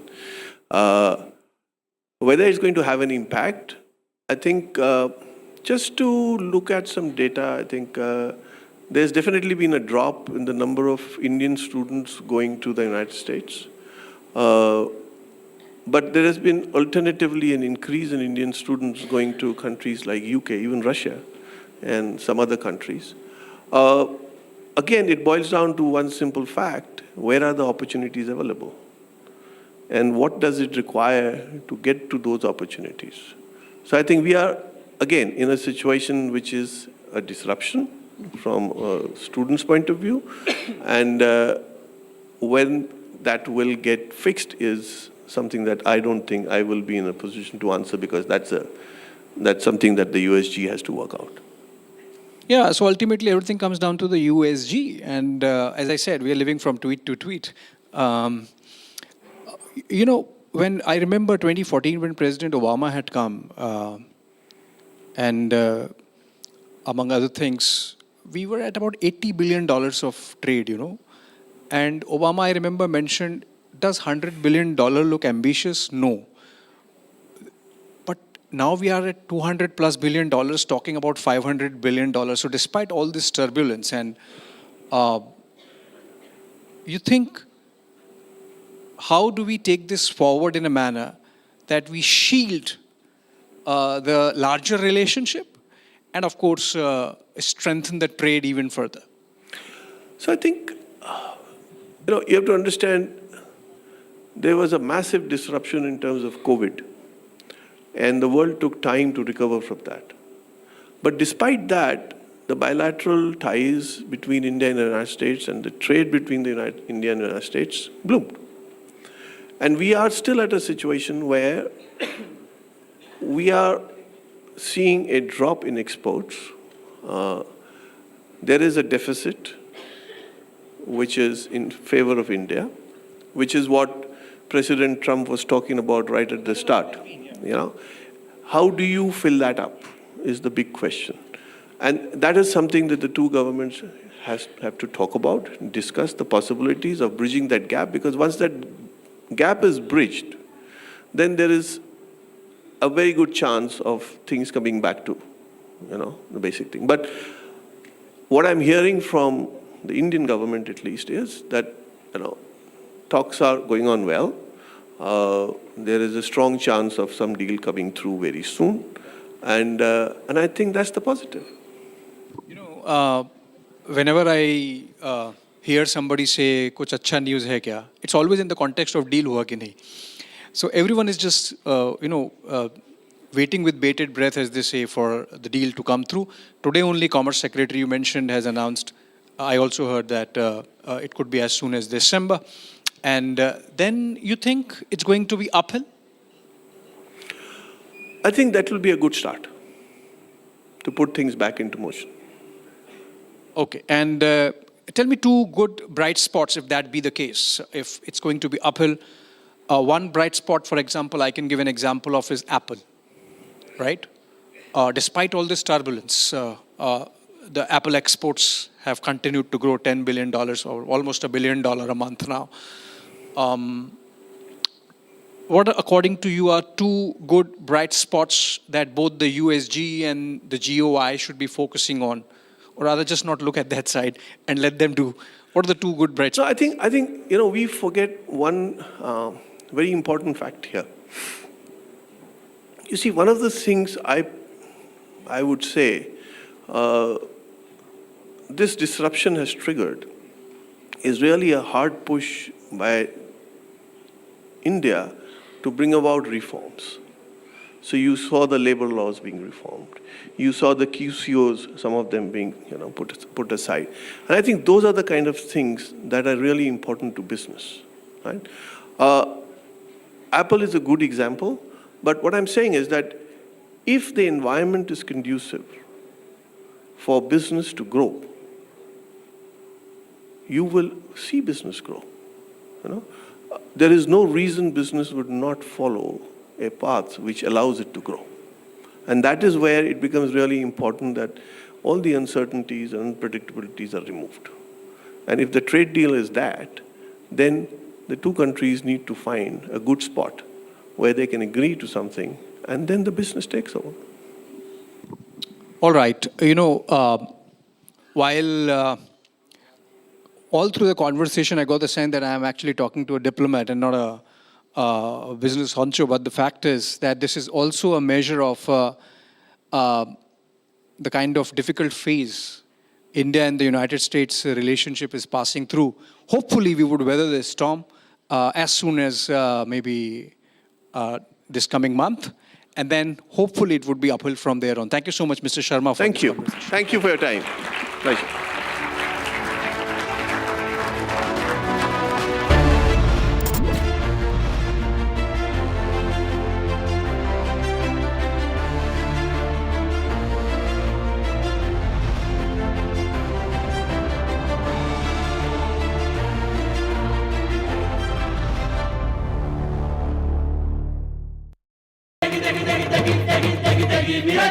MDH की देगी मीरज, देगी मिर्च का तड़का, अंग अंग फड़का। MDH की देगी मीरज।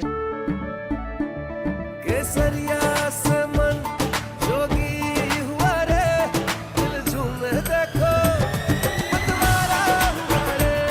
केसरिया से मन जोगी हुआ। हर पल मनाओ केसरी त्योहार।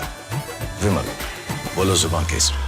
थोड़े में ज्यादा स्वाद, यही तो है इसकी खास बात। वाओ मामा, क्या स्वाद है। अरे मेरे राजा, राजा और pure masala.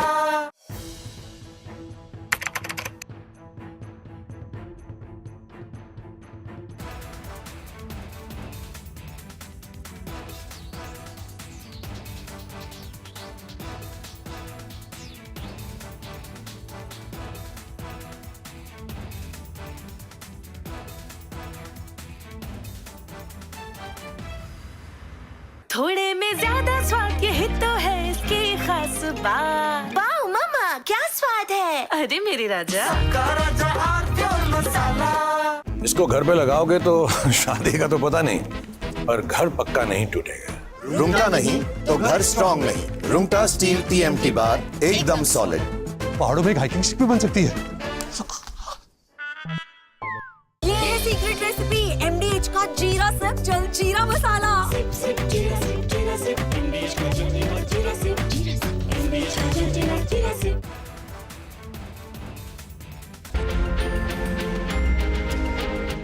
With the, all right, he will be delivering a special talk. This is going to be our talk by Mr. Rajan Navani on gaming, the future stack. Thank you. Pleasure to be here with all of you. And it's, I think when you think of the Republic India Economic Summit, you say where, aspirations of India meet bold ideas. I think this is the place where it's all happening. And today, earlier, when Arnab walked me around this campus and showed me what has been created here, I must compliment both Arnab and Republic for what has been created. It's something truly what India can create both for India and from India for the world. And I think when you see that and you see the young people, who were walking around here, it brings about that hope and excitement that we all talk about when we think of India. We always say that, we are the world's youngest country by age, but I think what is most important is how are we going to use that youthful power that we have to be able to shape the future, not only of our country, but of the world at large. And I think, therefore, there is that one India moment. When you think of it, we are the world's fastest growing economy today. We have a youth demography that none others have. And I think it was with the same, expectation that when we were thinking about what would the next 30 years of our group's business be like, we're an 80-year-old business family, I thought that the best way to be able to help shape that was to understand first this Gen Z, the young generation that is not only going to be, creating this India, but also going to be the biggest consumers in shaping the future of this India. This is the generation that, will reject a job because you're not allowed hoodies, at work.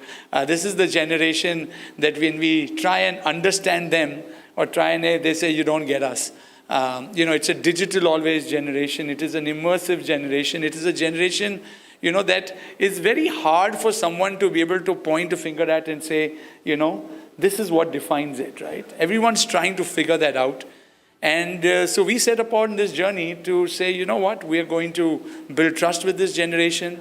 We are going to actually play a role in the daily digital life of this generation.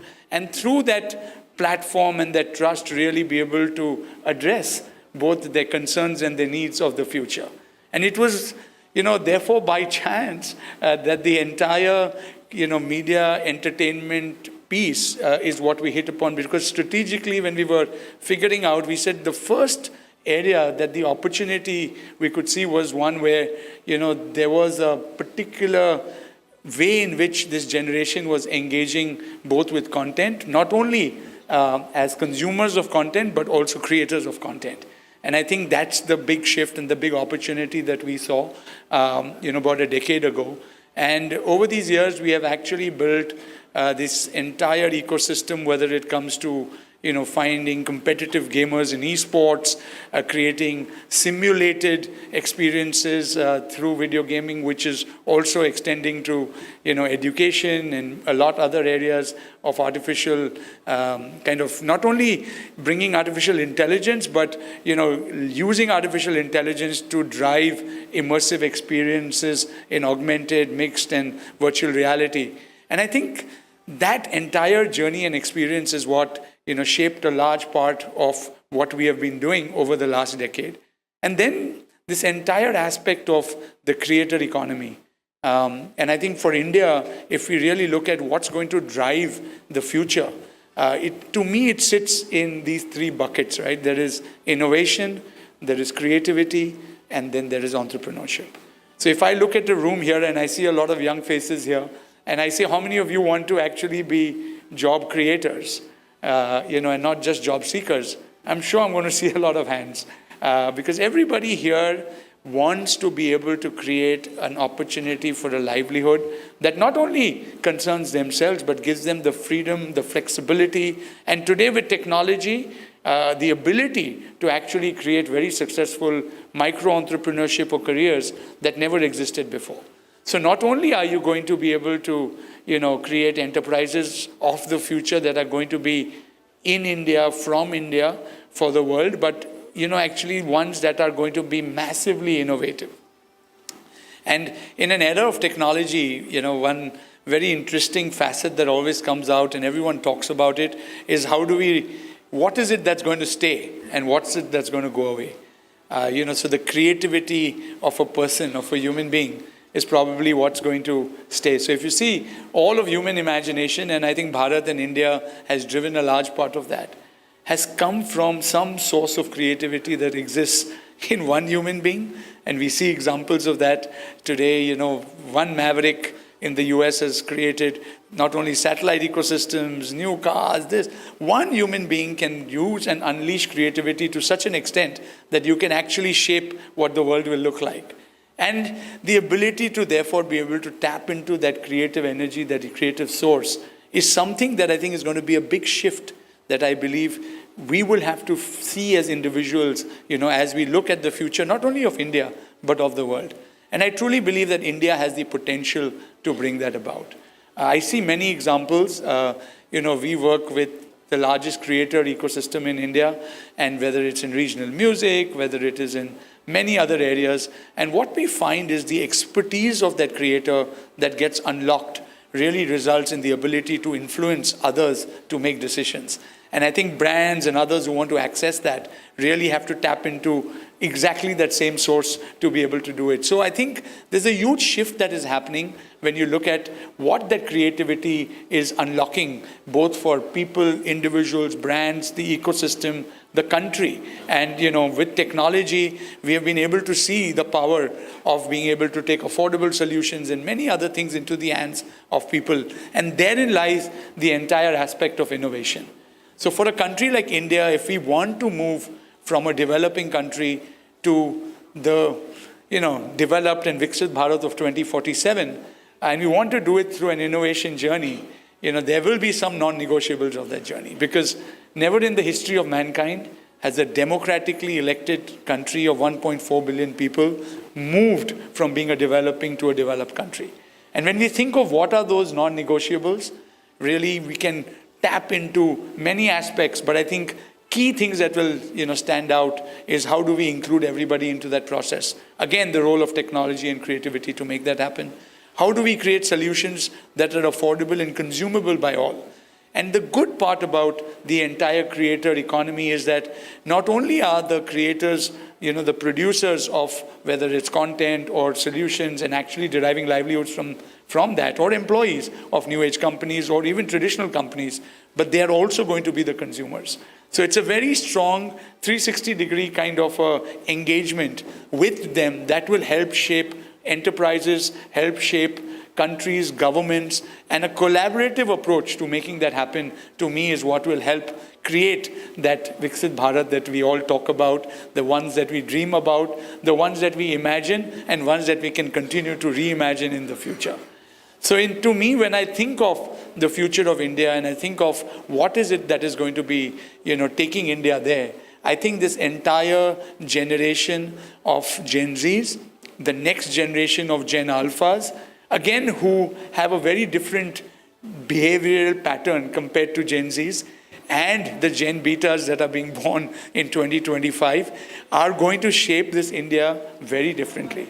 The Gen Alpha plays that we have today, we see the concerns that, 14 and 15-year-olds have today for causes that are of global issues. And you will not imagine, many of you will have examples at your own homes and in own companies and in your own areas, but you will be able to understand and appreciate that, because that will be a part of their DNA as they continue to grow. And with Gen Beta kids, we are hoping that India as a country today can create a generation that will not only shape that future, but will also inherit it, and therefore create that India which we all, would like to see and imagine growing into the future. For the Gen Beta, we have a very interesting 1,000-day program that starts from the time when someone is pregnant to the first 1,000 days of a child, right? The ability, and today science is showing how it can actually cross-pollinate and create very, very unique neural networks that will help shape that generation. So with the advancement of technology, we are going to see two things happen. There's going to be the appreciation for diversity and creativity, but also the convergence of many common new things that we find that will shape society. And I think, when we talk of India strengthening its economic power, strengthening its economic capacity, both in India and in the context of the world, these are the different aspects that we will, have to understand, appreciate, and collaboratively work to unlock in the near future. I know they wanted me to open this up and make this interactive with each one of you or whoever would like to have a discussion. So we'll move into that section of this conversation and maybe have someone, who wants to ask a question, really raise that right now. Thank you.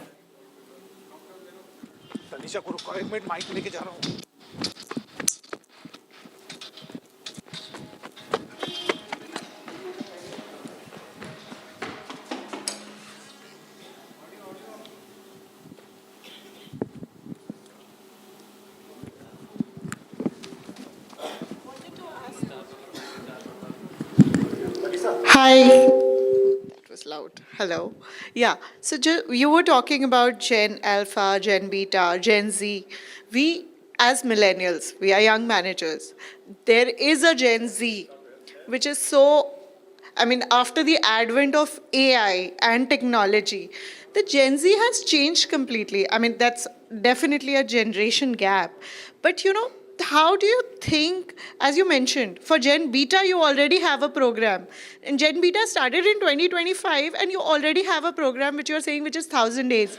So how do you see the advent of this technology changing the mindset of these people, which is very difficult to train humanly? To be very honest, there's a huge gap between the technology, there's a huge gap between their mindsets, there's a huge gap everywhere. So do you think that technology can fill that gap? Over to you. Thank you. When you talk of technologies, we can talk of multiple technologies that, impact you and affect you in various ways. But the world, and today we are all talking of artificial intelligence, and I think you referred, to that.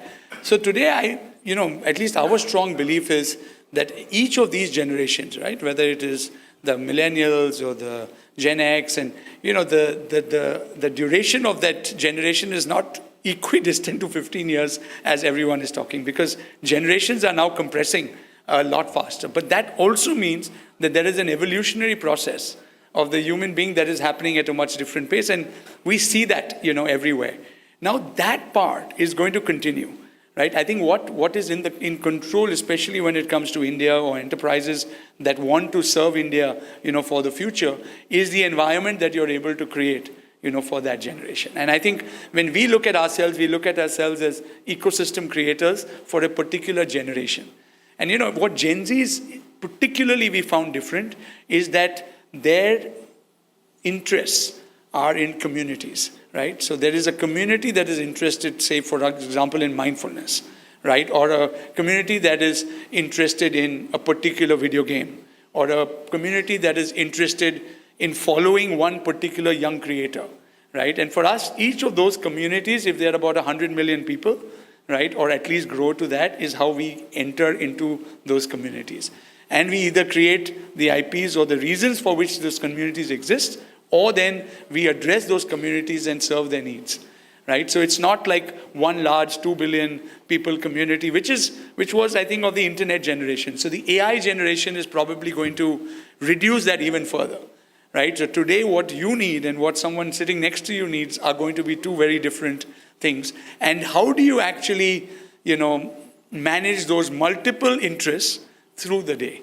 So as Jet Synthesis, we said we will play a key role in your daily digital life. At 5 a.m. in the morning, you'll make an affirmation, I won't get angry today, and we'll handhold you through that. But you're listening to some music in regional, you're playing a video game somewhere, maybe you're deriving your livelihood as an athlete, as an esports athlete for the country, and going to go and win an Olympic medal, because that's happening in the digital world with esports. We've got an Olympics now, which is going to get created. So you're going to find very different new opportunities that will come up for Gen Zs and Gen Alphas and Gen Betas, right? What one can create is the right environment to help each of those generations, each individual, unlock the best version of themselves. That's how we really think of our business, and I think this is how India as a country should be thinking, and probably the world, because if each individual can live up to their true potential, then everything works fairly well, because you will have, families, you will have, smaller enterprises, you will have, everyone actually being lifted up. And especially for a Viksit Bharat, I think that is what we want to see, India achieve.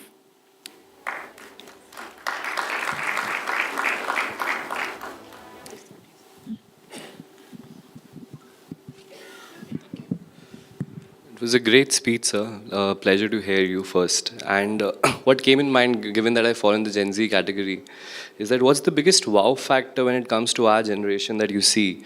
And a lesson that we could learn from the ones that have brought Bharat where it stands now. Over to you, sir. That is a question I should be asking you, right? But, for me, the wow factor is in every moment, every interaction with a Gen Z, right? I mean, I'm telling you, because we learn and we invest, I think over-invest in understanding this generation, because the starting point of the generation is that you don't get us, right? You don't understand us, right? I think when we were growing up, we never felt that. You felt a rebellion at some point in your life, at some age, everyone feels that. But here, in every Gen Z that I interact, and that is the beauty, right? You want to change the status quo. Right? You come with no baggage and the youthful ability to be able to do that, right? Every revolution in the world, for positive change started with 5 people coming together, 10 people coming together. Today you have a whole generation of people who are willing to stand for their causes, a very transparent generation. I mean, with social media, everybody lives their lives in under public scrutiny, right? So I think it's a very different ingredient in this generation. And how do we as a country really leverage that? Because we are, the largest rising generation in the world. I mean, in the US, I chair the India version of the Aspen Ananta Center, and there's a huge grant given by the Bezos family, about $200 million to address values with the rising generation. My question is, where is the largest rising generation in the world? Right? We were having a discussion on the US and India. The largest rising generation is sitting here in this country. If we build the right values, we are able to unlock the true power in each one of that rising generation. Nothing can stop India from achieving its true potential. You add to that what we have as legacy, as a rich history. And today, as I was talking earlier, the tapping into that source of your ultimate creative potential is linked to a huge concept called consciousness. And I was in Boston at MIT, and MIT is saying the latest thing from the neuroscience department is consciousness, do we understand it? Right? So there is this large Bharat knowledge heritage that we have, right, which was there. And today science is coming to a conclusion, and quantum is playing a large role to say that this is how the human operates. This is how the physiology of everything that is a state of matter comes from something that is non-physical, which is in a state of consciousness, and one which can unlock massive creative potential in each person. It's huge, right? When we think of that, I can't think of a better country than India to be able to position itself on the stage of global leadership. And that's the excitement that I think each one of you as Gen Z should see. That's the wow factor.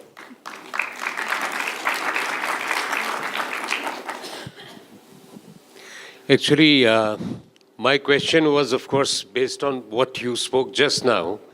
There's no doubt that Indian heritage is going to play a big role in making the youth of India stand out when it comes to the world stage. What is your prescription for that? How can that be implemented? Thank you. The beauty is there is no prescription. Because I'll tell you why.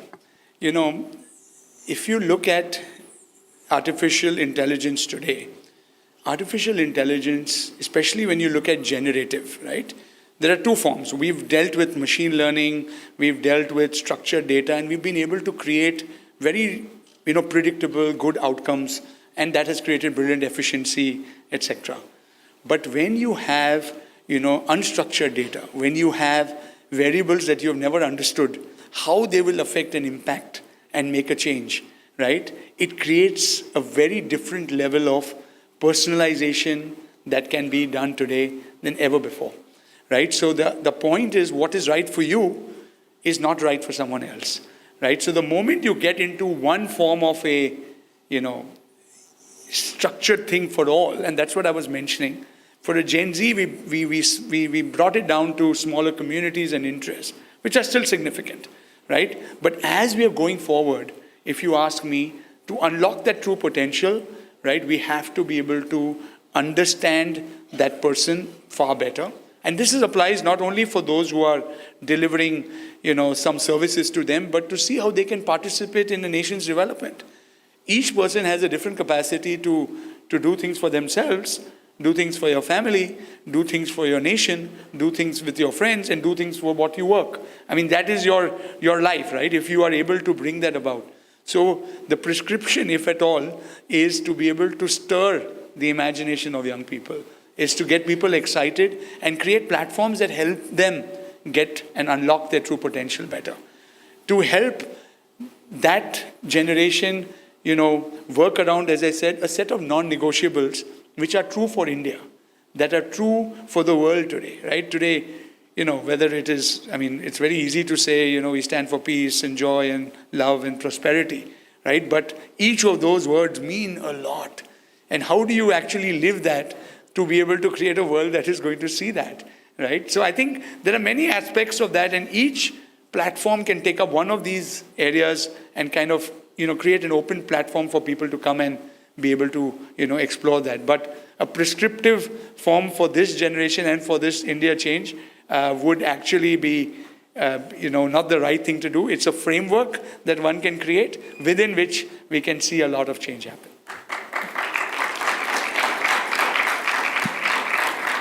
Hello, sir. Hello, sir. A very good evening. So I wanted to ask, what gives a legacy industrialist the confidence to bet on the digital future, like how you have done through your subsidiary Jet Synthesis?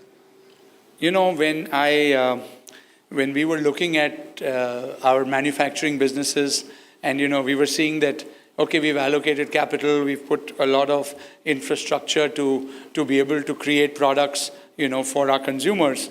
The first thing I started to see that the only, expense item that kept going up was marketing, which clearly meant that, we are not able to, to serve our consumers correctly because, they probably moved on and we are forcing them to buy our products, right? And from there, creating more lines as Jetline to Jet Synthesis was to synthesize in near real time and deliver to a person in an asset-light model what they truly need. And hopefully, as we are now beginning to move into the next phase, predict what they're going to need, from today's time. And I think that was the shift. That was the shift that the power of digital is going to shape the future of each individual in some shape and form. Enterprises, governments, everything you see, whether everyone has a stakeholder, right? So today for a government, a citizen is a stakeholder. And we've seen the massive transformation that, say, Aadhaar or UPI has done for a country like India. So in every area you are going to see this big shift happen, that technology, digital, and now increasingly with AI personalization is going to be able to make that shift happen. We decided about a decade ago to get into that space, and we believe that, that shift was very deliberate. It is very different because everything changes. It's not just what you deliver, but it's also how you deliver, how you monetize, how do you create business models that survive and thrive in a new age economy. And we are seeing so many great examples of companies in India that started a decade ago. There's a surge of IPOs, right? And all of them have achieved some scale. Some of them will say we are disruptors, but what have you disrupted? You've disrupted a process, you've disrupted a business model, and you're being able to serve a consumer sharper and better and faster. In 15 minutes you can get anything you want, you will move there, right? The fact that you are making that choice today means that anything else I was doing to try and get that product to you is not going to work, right? So I think this opportunity is what is going to drive not only today, but I think increasingly going to drive the future, and the companies who get that and who get that right, will make that shift. So if we see the $1 trillion market cap companies that we talk about in the US today came off the internet generation, right? Whether you see Amazon, you see Facebook, Meta, you see all the countries, because internet came in, they were able to do it.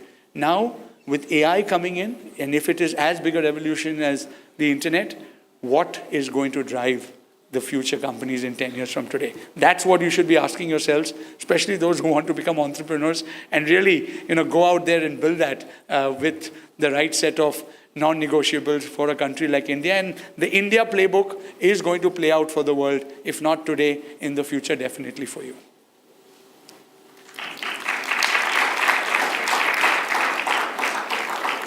Hello, sir. Talking about Gen Z, some people say that ambition is taking a back seat and work-life balance is becoming a priority. What do you have to say on that? Again, as I said, it's different for different people, but ambition is always a product of what you want to do, what you want to be, and how you will make it happen actually comes through your actions, right? And your efforts. So you have an ambition, and then you have an effort to make that ambition, to realize that ambition. So for those whose work and life and play are integrated, you'll find those crazy entrepreneurs who will work 20 hours a day, and you have one here at Republic, and I've seen that, who'll sleep in the studios and make it happen because you have that craze to be able to make that change happen in the world. The urgency to do things, is a very different kind of DNA, where your work, your life, your play, everything is immersed. So from one extreme like that to those who view it as a balance, because then you're creating, a separate time for work, separate time for play, separate time for your ambition. But I think each person, again, will build it differently. What makes one different from the other is how you have built your inner self. And therefore, I go back to there has never been a greater need than now for every individual to look inwards. Right? As I said, we created a Think Right platform because everything our education taught us is what you should say and do. Don't hit someone, or don't speak a lie. But the source of that is thought. I'm hitting someone because I'm getting angry. So if I make an affirmation in the morning, I won't get angry today, and I handhold you through the day, and you control that, you will obviously be a more productive person, and you will be able to, again, unlock that creativity from that source of ultimate potential that you have. right? And I think if you're not taking care of your inside today, it's going to be very hard because you're only managing situations and then you want to balance your situations in life. But when you have that inner strength, and therefore we say from think right, to eat right, to move right, to sleep right, right life, right? If you can get that balance and you can look into a phone, like you look at Google for your external world, we've created Right Life where you look into a phone and you're able to understand yourself better. 72 parameters, what you should do now. And if you're in that zone, in that now moment, in that position, like right now I'm talking to you, I'm here with you discussing just this point, right? And you can move in that ability or have that ability to do that, you will definitely be able to achieve a lot more. And you will see that life, work, balance, all in some harmonious way start working together. And that's what we need. We need to create a generation of happy people. We need to create a generation of balanced people. We need to create a generation that is productive not only for themselves, their families, but for the country. So thank you. Thank you so much. Thank you so much, Mr. Navani, for that very, very engaging talk. And I think all our youngsters, youngsters from the crowd are really enlightened. And there's so many more questions, I think, but...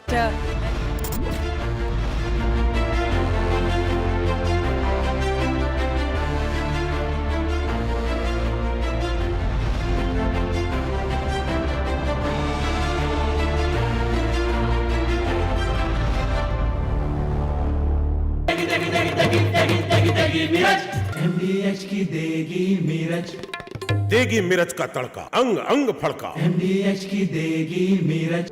In the global employability rankings by Times Higher Education UK, only the following 6 institutions from India are ranked amongst the top 230 in the world for having the most employable graduates: IIT Delhi, IISc Bangalore, IIT Bombay, IIM Ahmedabad, IIT Kharagpur, and Amity University. थोड़े में ज्यादा स्वाद, यही तो है इसकी खास बात। वाओ मम्मा, क्या स्वाद है? अरे मेरे राजा, राजा और प्योर मसाला,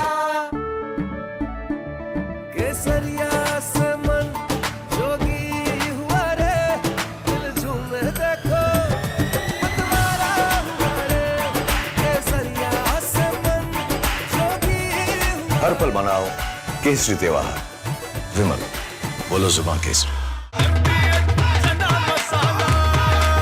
अब छोलिया हो या लोबिया, सफेद चने या काले चने, सब कुछ मजेदार बने।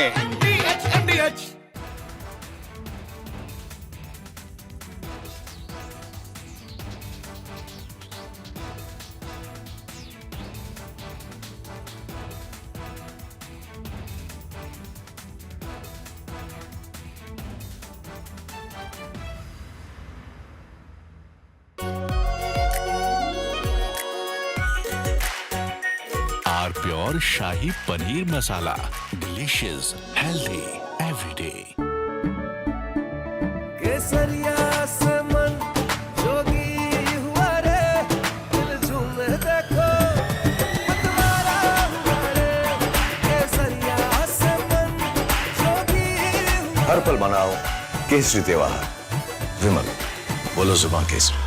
China and Japan are clashing verbally over Taiwan. To have this platform to sort of share my ideas. And it's a lovely campus. I was taking a tour around the campus and it reminded me of my campus in IIM Ahmedabad that I was there 25, 26 years back, architected by the legendary Louis Kahn. So it had a very similar brick structure and feel. So it's wonderful. It's almost nostalgic to be back here. I'm going to talk about potential. And the whole day you've been listening to many people talk about what it will take for our country to grow, what it will take for our country to develop. And really, Viksit Bharat has been the discussion point today. But I'm going to take a slightly different approach, right? Let me talk to you what this session is and what it is not. First, this is not a top-down session. This is not about macro policies. This is not about what the government should do. This is not about what the taxes will be, etc., etc. This is about bottom-up. This is about what you and me should do. How do we think about potential at an individual level? This is almost, think of it like an atomic bomb. If you can get the atom to sort of release that energy, as a country, automatically we can sort of create that energy. And this is not just about economic progress, right? I think I was listening to the speech by Dr. Sangeeta Reddy, and she spoke about happiness and health. So this is about not just the destination, but also the journey. How do we get there? If we get the economic output, but we are, depressed as a society, I don't think that's an outcome that we should look forward to. So how do we think about progress in a holistic way? And third, it's not so much about what's missing. I work as a coach with many leaders, and very often I feel we beat ourselves up with what we don't have. But sometimes the biggest contribution we can make is by knowing what our strengths are, what our superpowers are. So this is about really saying what's working, and let's build on what are our strengths. So let me talk about where my insights come from today. One is, I used to be a consultant with McKinsey in New Jersey in the US, so I had an opportunity to look at leaders up close and get a sense of the link between business strategy and leadership. Second, I work with an executive search firm called Egon Zehnder. It's a Swiss firm, where I got a sense of how do you look for a leader in the context of a business situation. And for the last close to a decade, I've been working as a coach and sounding board with many leaders, and I've had an opportunity to understand what's going on in their heads. You see a leader in front of the curtain on the stage very often, but who the person is behind the curtains is often very different. So I've had an opportunity to sort of engage with these people on what really is keeping them awake at night. So I hope to bring some of those insights here. Second, I've had an opportunity to curate the Play to Potential podcast for the last close to 9 years, and I've spoken to 100 plus guests, and it's counting. And I've chosen to look at diversity of insight. Very often we talk about diversity of thought in the boardroom. Even as I thought about potential, I said, why don't we just look at a range of people and see what we can learn? So one is, of course, CEOs and entrepreneurs. I'm sure you recognize many of the faces. Nandan Nilekani, Vinita Bali. I don't want to read out every name, but all these names are the who's who of the Indian corporate world. Then we have legendary sports persons. We have Vijay Amritraj, Vishy Anand, Viren Raskina, who runs Olympic Gold Quest, Deepa Malik, a Paralympian, Paddy Upton, the mental conditioning coach of the Indian team. So I said, what can we learn from the world of sport? And then I said, what can we learn from the world of creative professionals? Right? The first lady, Aisha Birsel, is an industrial designer who applies industrial design principles to designing your life. Second is Atul Kasbekar, who started out as a chemical engineer but became a celebrated photographer and now a producer. Next is Bombay Jayashree, an accomplished Carnatic musician. Amish Tripathi, who started with an MBA from IIM Calcutta, was in the financial services world and now is a celebrated author. And then Papa CJ, who's a stand-up comedian, but started out with an MBA in Oxford and then pivoted to stand-up comedy. So as a student of transitions, I tried and understand these journeys to figure out what makes them tick and how do they think about these transitions. And last, HSBC has this slogan, right? Think global, act local. So I said, let me tap into some of the leading thinkers in the West. So first is Amy Edmondson. She was voted the #1 thinker in the world. She's a professor at Harvard Business School. We have Marshall Goldsmith, who's like the, if I may say, the Don Bradman of coaches. He's like considered an all-time great. Dan Pink. Linda Grattan has written a book, 100-Year Life. Again, if we're all going to live longer, then how do we think about staying relevant in a world that's sort of accelerating change? And last is Herminia Ibarra, who's a leading thinker in the space of transitions. So I hope to bring some of these insights as well to bear as we go through our talk. So let me talk through my, if I may say, relationship with the word potential. My initial thoughts go back to my physics textbooks, right? My daughter Pragya is in grade 10 and my son Nirmal is in grade 6. So I spend a lot of time teaching them math and physics. So this is sort of point A is the potential energy of the swing. And at some stage it gets converted to kinetic energy when the swing comes down. Right? That's sort of my first brush with the word potential. And implicit in this image is that potential energy is finite. There is a certain finite energy that's stored that gets released. The next engagement with the word potential happened when I was a search consultant with Egon Zehnder. We would hire leaders and we would often say you can hire for skills, or you can hire for competencies, or you can hire for potential. To use a simple metaphor from Hindi movies, how many of you are familiar with the Hindi movie Diwar? Clearly, I'm addressing a very different generation here. But there's a term called Lambe Race Ka Ghoda, which is used in that movie. How do you look at that person who's 10 years old and say that this person will become somebody significant, right? How do you look at this and say this person will build one of the largest IT services companies?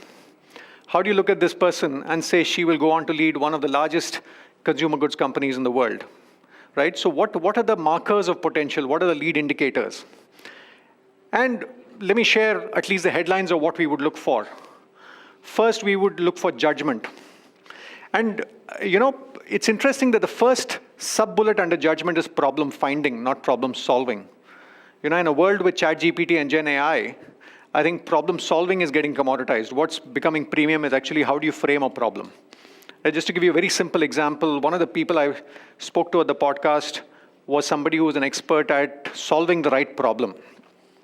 And he said, many years back, there was this elevator company which was receiving a lot of complaints, saying the elevator is very slow. Many people were complaining that for them to go from floor 1 to floor 50, it took a lot of time. So they assembled a group of mechanical engineers and they said, how do we really make the motor go faster, blah, blah, blah, spent hundreds of thousands of dollars. Till one guy came along and said, it's not that it's taking time, it's probably people are getting bored. Can we have a mirror in the elevator? So the mirrors you see in the elevator are a solution to boredom. So the point is, if we frame the problem differently, then different answers emerge. So in a world of ChatGPT, problem finding becomes that much more critical than problem solving. Second is influence. We all have ideas, but how well do we sort of share those ideas with the world around us?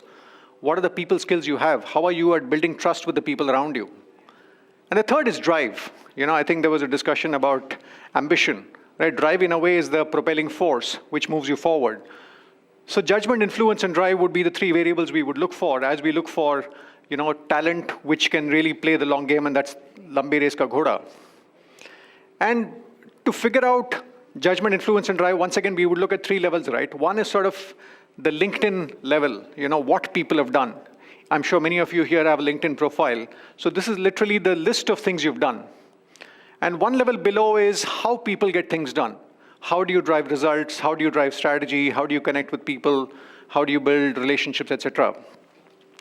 And the lowest level of the iceberg, of people is why do you do what you do, right? And especially if you look at people when they transition, very often you ask them, why did you move from A to B?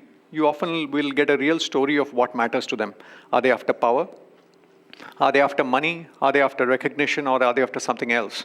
So the lowest level of probing for potential is actually focusing on the when and the why.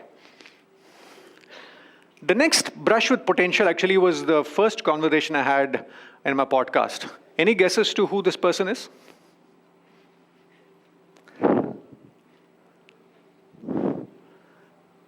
Any guesses now? Sorry? Neil Armstrong. Close. This is Buzz Aldrin, the second man on the moon. Buzz Aldrin, right? So I asked Vijay Amritraj, the legendary tennis player, as I wrap up my podcast, one of the questions I ask is, what does the term play to potential mean to you? And he spoke about an episode when he visited Buzz Aldrin's home in California. I'll just play that audio clip for you. In one of my interviews, one of my guests on one of my talk shows was the second man on the moon, Buzz Aldrin, who was a friend of mine.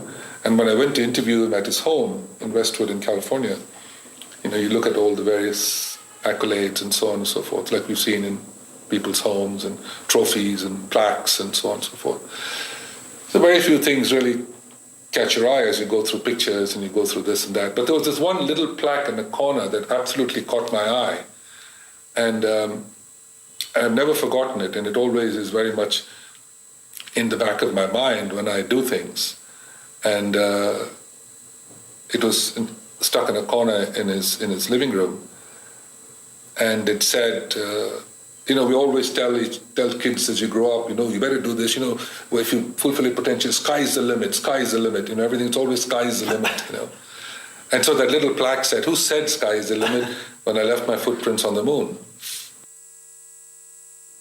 Who said sky's the limit when I could leave my footprints on the moon? Now I want to go back to my first mental model with potential, the swing. That sort of implies a certain finiteness. But I think my current working definition of potential is technically it's infinite. It's limited by human imagination, right? And I think there's a couple of lines in Hindi which I think capture it beautifully, right? Jiski jitni udaan baki hai, utna hi asman baki hai. So technically, I think we are...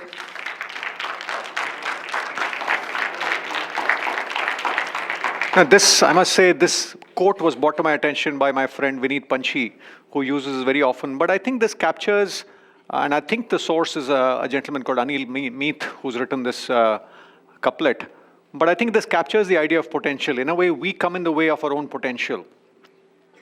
And we will never know. One of my clients, actually, at the end of my coaching assignment, I was asking feedback, how did it go? And he asked me, Deepak, you talk about playing to potential. Are you playing to your potential? And my honest response was, I don't know. And sometimes we are a very poor judge of our own potential. Sometimes the people around us might know better. And sometimes we might limit ourselves by aiming here, but maybe our potential is something bigger. Let me come to where my thinking on potential stands today, right? I think the first piece I want to talk about is the role of play. Another guest, when I asked the closing question, what does the term play to potential mean to you? They said the answer is in your title. I said, what do you mean? They said, you can't work to your potential. You can only play to your potential. So that basically means that each one of us has to figure out what is play for us. And that might vary. What do I mean by that? There are always a few activities where, you lose sense of time, which are joyful. And a simple metric is, are you feeling depleted or are you feeling energized at the end of the activity? Right? Even in a job, there'll be elements of a job that are energizing, elements of a job that will be depleting. Can we sort of tune into more around what feels like play for us? So that's sort of the first perspective in terms of where it stands today. The second is the idea of juggling. When I was in the UK, one of my hobbies was actually to learn ball juggling. So I actually got a couple of 2-3 bean bags just to show you, right? I think the point is when you juggle 3 balls, you can do different patterns. And the one thing I learned with juggling is at any one point in time, your eyes are always looking at the ball on the top, right? My eye will always look at the ball on the top. But I'm also aware of all the balls in the air. While the eye is looking at the ball at the top, my awareness is about all the balls in the air. And the third thing about juggling is it's also what's called an NP-hard problem, As N increases, the complexity is not linear. The complexity is exponential. So juggling is one of those things where as the number of things we take on, the complexity increases. And this is this is an image I should credit my wife Kamini, right? When I was considering the cover of my book, my initial consideration was to have a tightrope to talk about various identities. But she was the one who said, why don't you think of juggling various hats? Each hat is a different identity we carry. I'm a son, I'm a father, I'm a coach, I'm a podcaster, I like to play the guitar. So how do we juggle these various identities? That's a real question in terms of playing to our potential. It's not a single dimension, but it's a sort of a multidimensional optimization problem. And third is context, right? When I was back in B school, professors would always say, to solve any problem, you need conceptual clarity and contextual familiarity. Right? You might have all the concepts, but if you don't understand the context, then none of your knowledge is useful. The point is each one of us is dealt with a different hand of cards. And what do I mean by that? It's our genetic structure, it's our families we are born into, our education, our parents, the schools we go to, etc., etc.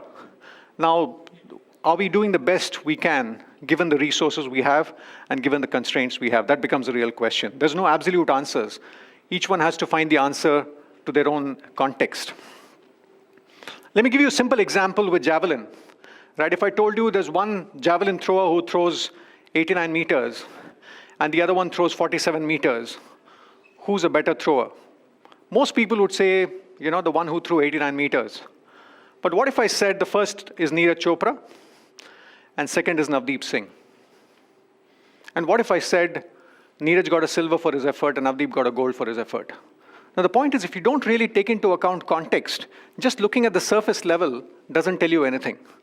So each one of us have a set of resources, have a set of constraints. So unless we are truly aware of who we are and what our context is, it's difficult to figure out how we play to our potential.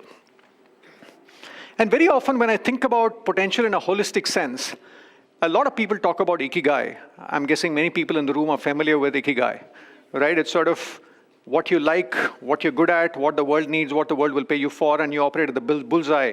It seems like a very straightforward approach. But what I realize is, life is not so simple for us to apply Ikigai. Life is messy, right? And, I love this quote from Abraham Lincoln, who says, when somebody asked him about true north, when he sort of decides to do something devious, they say, what happened to your true north? And he says, a compass will point you to the true north. But the compass will not tell you if there's a well or a desert or a ravine along the way. So in the pursuit of the true north, if you sink in a swamp, there's no glory in it. So to me, when I think about it, a true north cannot do the job of a torchlight. Especially in Indian roads at night. You can't focus, you can't hope for the true north to solve those problems. You need a torchlight or a headlight to navigate the Indian roads. So I wanted to put together an approach which accounted for the messiness of life. And that's what I wanted to share with you. In a way, I capture that in the book, Play to Potential. But the core of the approach is, first is the family context, right? A lot of the literature I see about playing to potential treats life as a solo sport. But the more I look around, the more coaching work I do, I realize life is a team sport. The team is the family. And unless we really tune into the family context, it might be maternity, it might be empty nesting, it might be loss of a loved one, whatever. It might be a transfer. But unless we really unless we account for the family context, we might be missing the plot. Let me just sort of, in the context of transitions, I spoke to Amish Tripathi when he transitioned from the world of business to the world of novel writing. And he talks about the role of family and the role he had to play to enroll them in his journey. Suggests that you should use your heart to decide the destination, but use your mind to plot the journey. So I was very clear that I was not going to give up on my book, no matter what, no matter how many people rejected it. I was going to do everything that I could to make it work. आगे चले ना चले भगवान के ऊपर है, but I will do my best. That I was very clear on. Sure. Now that was the destination that my heart had decided. So, what should the journey be to that? I allowed my mind to make up my mind, which is I allowed my mind to make up my decision. Sure. Which is why I did not resign from my job. Which is why I invested only into the marketing of the book. But I invested only what I could afford from my salary. I didn't take loans from anyone. I of course didn't ask any of my relatives, anyone for anything, only my money. I invested only what I could afford. I made, I was lucky that I had family support for this. My wife, my siblings, because, if you don't have that emotional support, it's not about financial support, it's that emotional support. True. Then that can kind of, draw energy away from you. And, that family support is extremely crucial. And, of course, I'm lucky in that sense, but I would also say that it's a responsibility of each individual to try and get that support. To enroll people around him into his journey. It's your job to figure out how you can get them motivated in your journey, because frankly, it's not their journey. Why should they care so much about you? So you have to figure it out. And my family was of course very supportive, because they could see how this book had changed me. It had changed my character by 180 degrees, and they were extremely supportive, and that's a big part. I think a lot of the women leaders I spoke to, this Amish Tripathi, this is specifically relevant to women leaders, right? I think a lot of the women leaders I spoke to, they said around maternity, for example, they had to really create that ecosystem around them. It's very easy to get into a victim mindset, but the really proactive ones that really created that ecosystem around them were able to move forward and have that support for them. And it didn't happen by accident. It required architecting. The next piece is L. Ikigai suggests that you do what you love, but not many people have that privilege. Doing what you love feels like Mount Everest to a lot of people. Very often you need to do something to put bread on the table. But at least make space for what you love. I like to play music with my kids. For some people it's gardening, for some people it's running, for some people it's pottery. But figure out what you enjoy. If you find it at work, that's wonderful. Otherwise, keep some space that re-energizes you. The next piece is aspiration. And I think in the previous speech, somebody asked a question about ambition. The way I think about it is ambition is like saying I want to get 100 in math. Aspiration is like saying I want to do well in the exam of life. And what I mean by that is we all have different identities. Like I said earlier, we're juggling different identities. And what I urge people to do is to think of the various identities and say, how do I take a baby step forward in each of them? as a father, as a brother, as a son, as a coach, what is that next baby step I can take, mini milestone I can have for a year, and move forward holistically in the exam of life, while not just getting consumed by one dimension, which is ambition, which is at work. So that's A. And of course, the answer varies from person to person. Different people might prioritize work over other things, but I at least ask people to be a little more intentional about the trade-offs here. The next piece is VO. I think the world of work is changing, right? I think we are moving into an era where my father worked in one company for 40 years. My father-in-law was a brigadier in the Indian Army. He worked in one organization for 35 years. I think the world we all are growing into is changing. I don't think that paradigm will exist. So each one has to think a little bit about how do we create value and how do we seek opportunity. We talk about product market fit. I think we all need to figure out what is our talent market fit. And we all need to figure out how to go on the dating process. People are not going to hand out a job in a platter. But I think that talent market dating process is a skill not many people have. And we need to build that because, we need to go through that process many times possibly. And this is particularly relevant for people in transitions, right? We spoke about maternity. And very often I find homemakers, I think one of the earlier sessions, there was a statistic that 17%, a big chunk of the GDP is sort of efforts in homes but are not captured. But what I notice is home can sometimes be a low feedback and a low gratification, low feedback loop and low accountability or a low traceability kind of a situation. And a lot of people get into self-worth issues. Similarly, people who are going through retirement, who are going through a significant transition after work. So one thing I've noticed is people who ask the question, how can I be of value? Maybe by volunteering, maybe by doing something small, maybe by participating in a not-for-profit, maybe by sitting on a board. Sometimes when you sort of contribute to the world around you, I think it sets off a virtuous cycle. So how do I be of value? Ravi Venkatesan is a friend and a mentor, and he talks a little bit about how to think about leadership. Very often we see leaders on stage talking about big grand plans, but he says that leadership is not a title, it's a verb. How can we think about leadership as a verb? Century is not a noun, it's not a title, it's not a position, it's actually an act, it's a verb. Okay? And that act is something that every human being is capable of. And so I give examples like Padma Shri. I give an example of a young boy who lives in a slum or garbage dump in Ahmedabad and goes to a Teach for India school. I give an example of a young mentee of mine who's now a successful young woman who started Kids for Code, etc. And I said, look, none of these cases did they have any formal authority. Nobody asked them to do what they did. They felt a calling, they decided to act on it. And they've accomplished far more than what they would have imagined and what the world imagined they could accomplish. And so to me, this is the most powerful, inspiring model for how we create a functioning society, how we create a functioning planet, which is leadership comes from anywhere and everywhere. It's ordinary people doing extraordinary things, not about extraordinary people. Absolutely. I think leadership is about what each one of us can do. The next piece, very quickly, I'm mindful of time. Next piece is investing in yourself, both skills and capabilities to stay relevant, but also investing in physical health, mental health, spiritual health, right? I think if we want to play the long game, like Dr. Sangeeta Reddy said, we need to focus on our health and happiness. And the intangible balance sheet is going to be as important. And the last piece is our relationships, both relationships with friends and family, but also relationships in the workplace. The longest study of happiness in Harvard basically said, if there's one variable that predicts happiness in the long run, it's the quality of relationships that people have.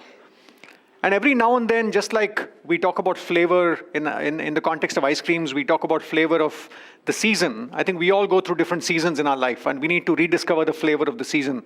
The way I balance the wheel in my 30s is different from the way I balance the wheel in my 40s. So that keeps evolving. And what we need for that is self-awareness, right? I think the previous session, the speaker spoke about the criticality of self-awareness. But I think the nuance here is, one is sort of reflecting our way to self-awareness. The other is seeking feedback.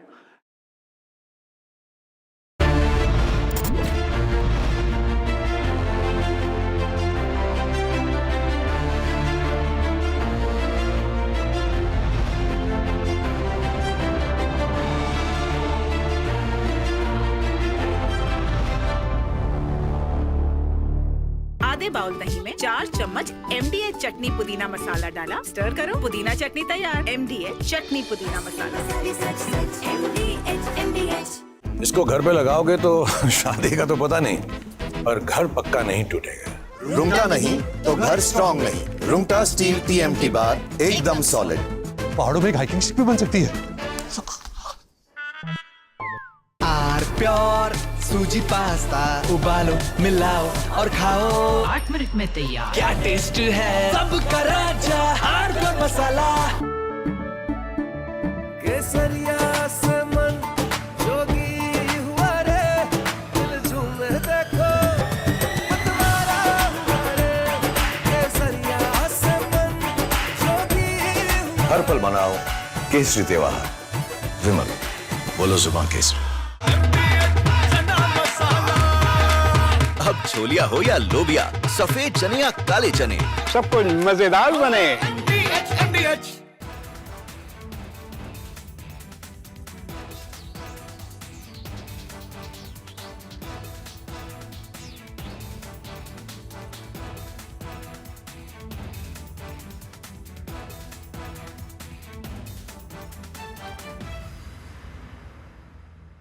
थोड़े में ज्यादा स्वाद, यही तो है इसकी खास बात। वाओ मामा, क्या स्वाद है। अरे मेरे राजा, राजा are pure masala.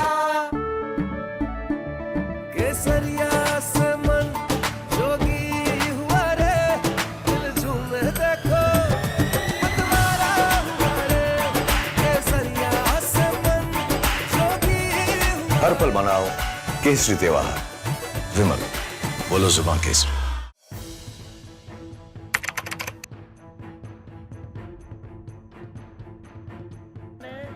So in the past, we would see most of the Murthy, but just to know that, to share with all of you that we are very lucky to live in his presence, and he is India's top public intellectual.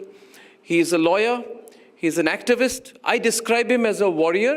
He has fought corporate groups. He's a nationalist, he's a journalist, he's an editor. The most powerful of politicians come to him for advice, and we are very lucky to have him as our mentor here at the Republic Media Network. And he has been my mentor for a long time, and he has always supported me in everything that I have done. So, Mr. Gurumurthy, I think we're all looking forward very much, sir, to hearing you today in our closing session. Thank you for being with us, sir. Thank you.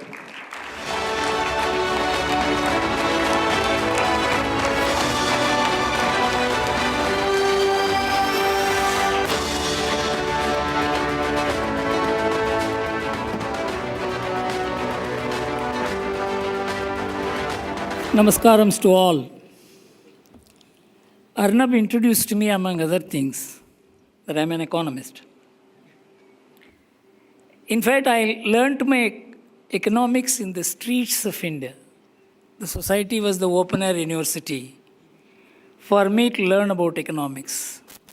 Though I was a student of economics, I had familiarity with economics of different kinds, whether it is the Marxist economics or the Weberian economics or the market economics, which has been sweeping the world for the last 30 years. I am fairly familiar with economics as a subject, as a theory, but I became more familiar with economics when I was asked to lead the Swadeshi movement in the 1990s.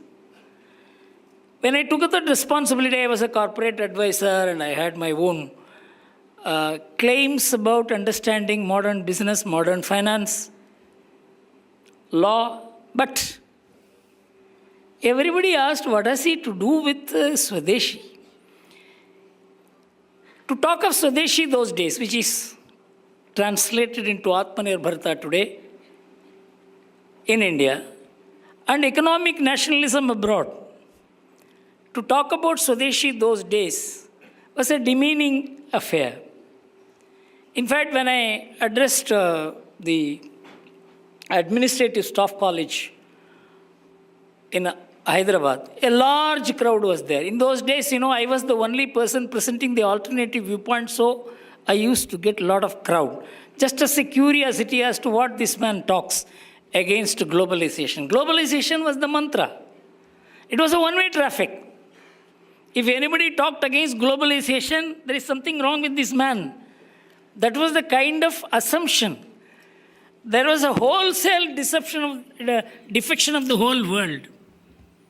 From the socialist state-controlled model to the market model. Nobody understood what it was, but everybody said it is the American model, which is the model for the world, and so everybody defected to that. But some of us felt that this is something seriously wrong, because I had deep connections with the corporate India and I had discussions with them, and nobody was clear about what was happening. I must have met at least some 20, 30 industrialists to find out, what do you understand about this globalization? They said, we don't know what this new animal will do. There was only one man who had some clarity about that. I will talk later. But the fact remains that it was swimming against current those days. What is now being talked about, accepted, and even America holds, Trump America says, economic nationalism was the Swadeshi at that time in India.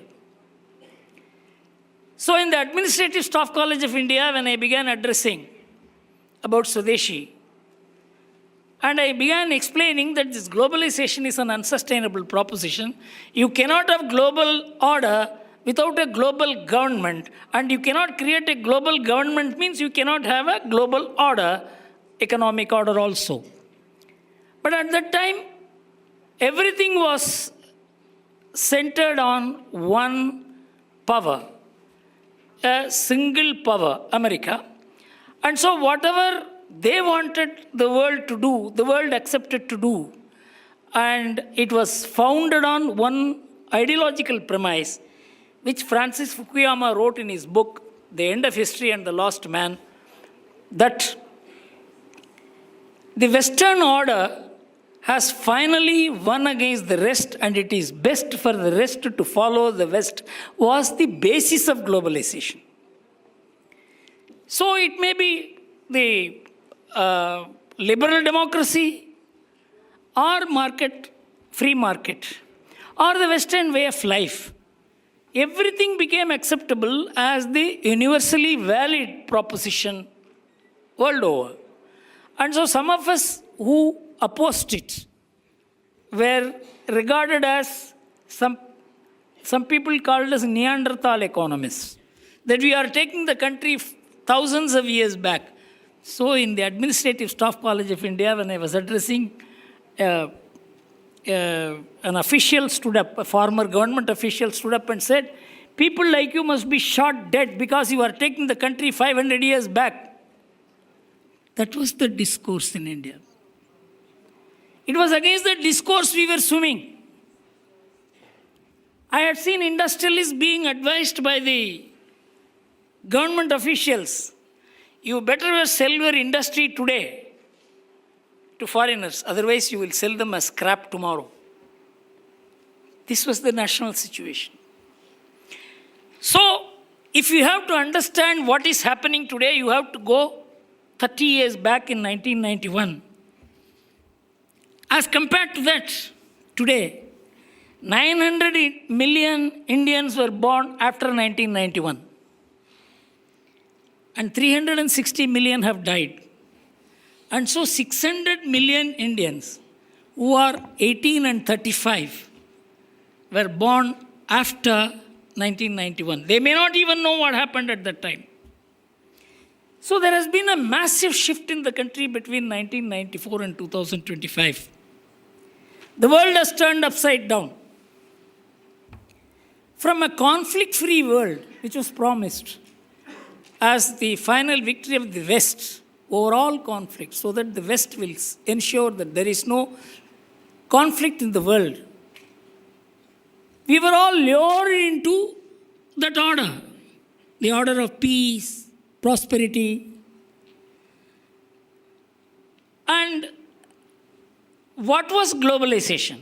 In fact, many people used to ask me, what is Swadeshi? I used to say, Swadeshi, the nation is the core. The global is the additive. It is not that we can live without the world. We have to live with the world. But the world will only contribute to you. You have to be the core. The national effort has to be the core.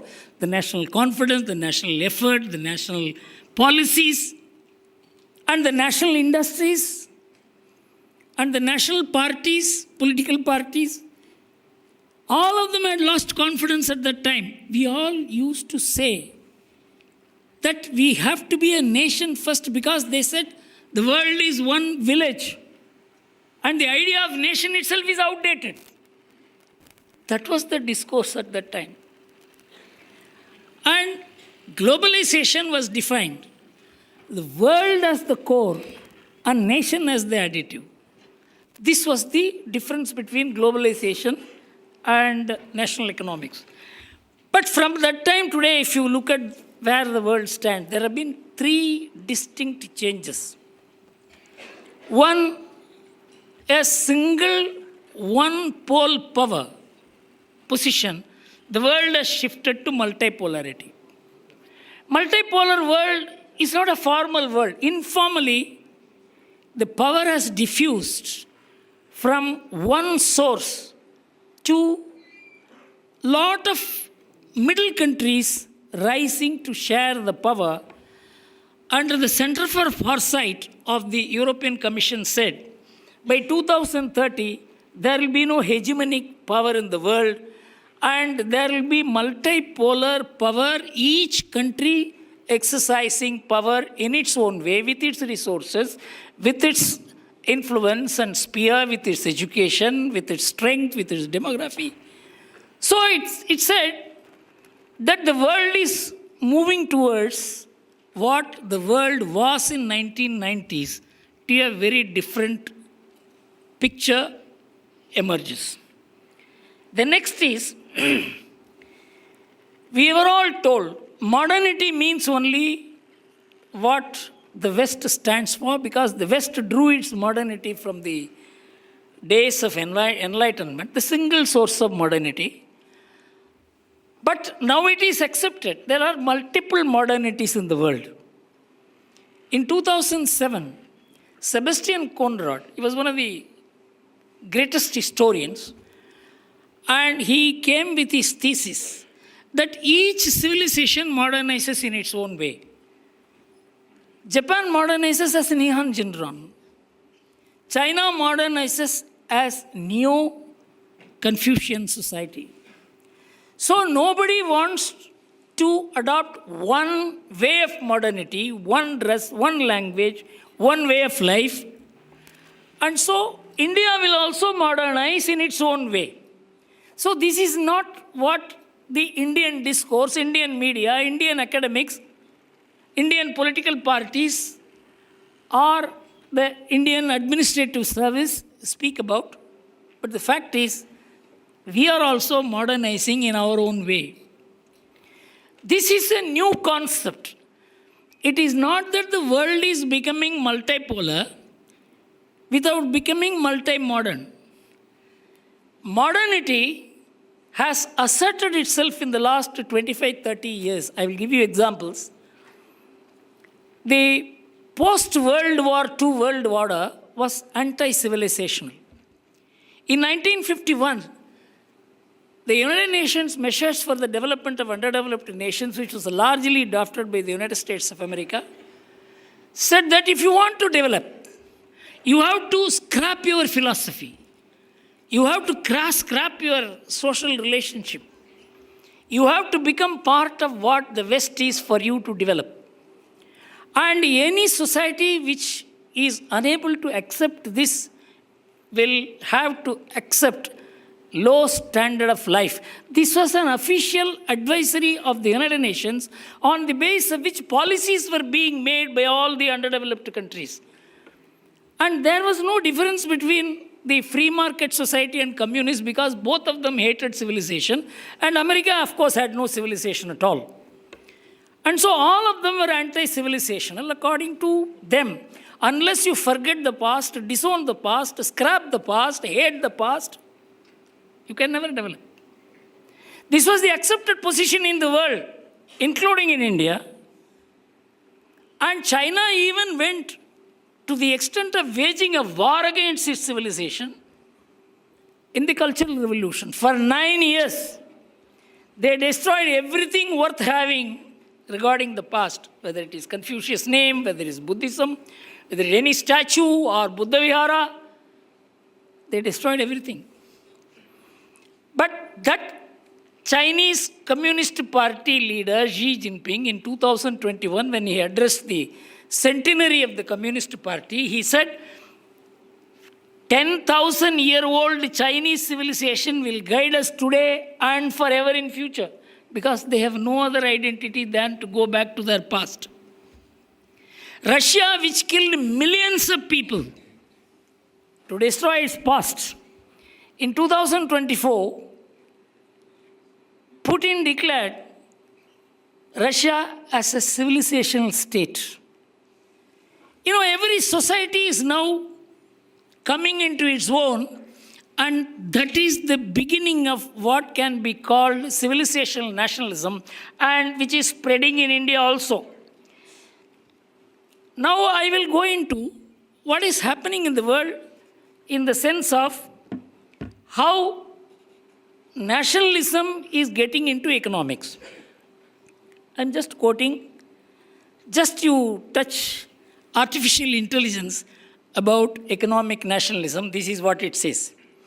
Economic nationalism is experiencing a significant global resurgence, marked by retreat from globalization and prioritization of national economic and security interests over international cooperation. This trend is evident in policies worldwide, particularly in the United States, China, and the European Union, driven by geopolitical tensions, supply chain vulnerabilities, and domestic political pressures. A research done by Cambridge University's 3 scholars, I'm just quoting it.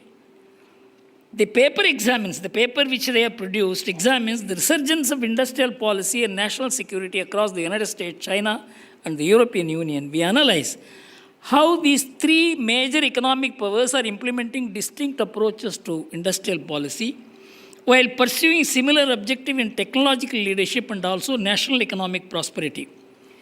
The US has adopted a hawkish stance with extensive trade policies and subsidies. China has pursued ambitious growth in the range of sectors with long-term planning and strong governmental control. Even the European Union has begun doing it.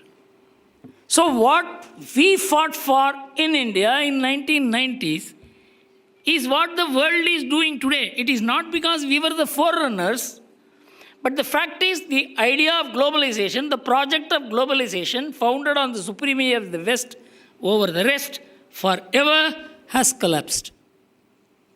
Globalization has collapsed because it was a collapsible model. Why it collapsed? The background to the collapse of globalization are 3 major events.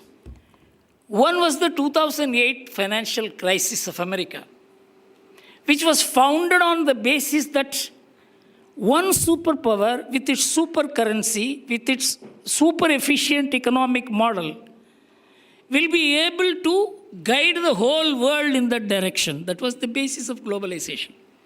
And the financial model was so perfected that dollar, which had the backing of gold and was considered equal to gold, and even after the gold ceased to be backing the dollar, in 1990s, the dollar unbacked by anything other than the name United States of America became equal to gold and became even more valuable than the gold. So in 1998, when the financial collapse occurred, even the greatest economists could not explain why the collapse occurred. In fact, Alan Greenspan, who headed the US Federal Reserve System for 19 years, he was examined by the Congress. He was called the god of money. He could create money out of thin air. In 1997, he addressed the Stanford University. I couldn't understand why he addressed the Stanford University. He should have addressed the US Federal Reserve System. He said it is not possible to control the supply of dollars outside. And so we will not be able to fight inflation. So they decided to import goods from cheaper sources to contain inflation and print and export dollars. So in 1989, the Economist magazine said, the most profitable industry in America is the printing and exporting of dollars. So America exported dollars, printed and exported dollars, because the American name carried that weight in the world, and imported goods. With the result, between 1976 and now, America has printed and exported $15 trillion worth dollars and imported goods. And for that, it brought down the tariffs, and it made the whole world search the American market, which was, of course, taken advantage of by China. And now America finds that dollar is no more the admired currency. And in fact, dollar is now an enforced currency. For instance, if this BRICS will produce its own monetary system, Trump said, I will finish you if you don't use dollar. From an admired currency, dollar has become an autocratic power-backed currency. You can understand the shift that has taken place in the American economy.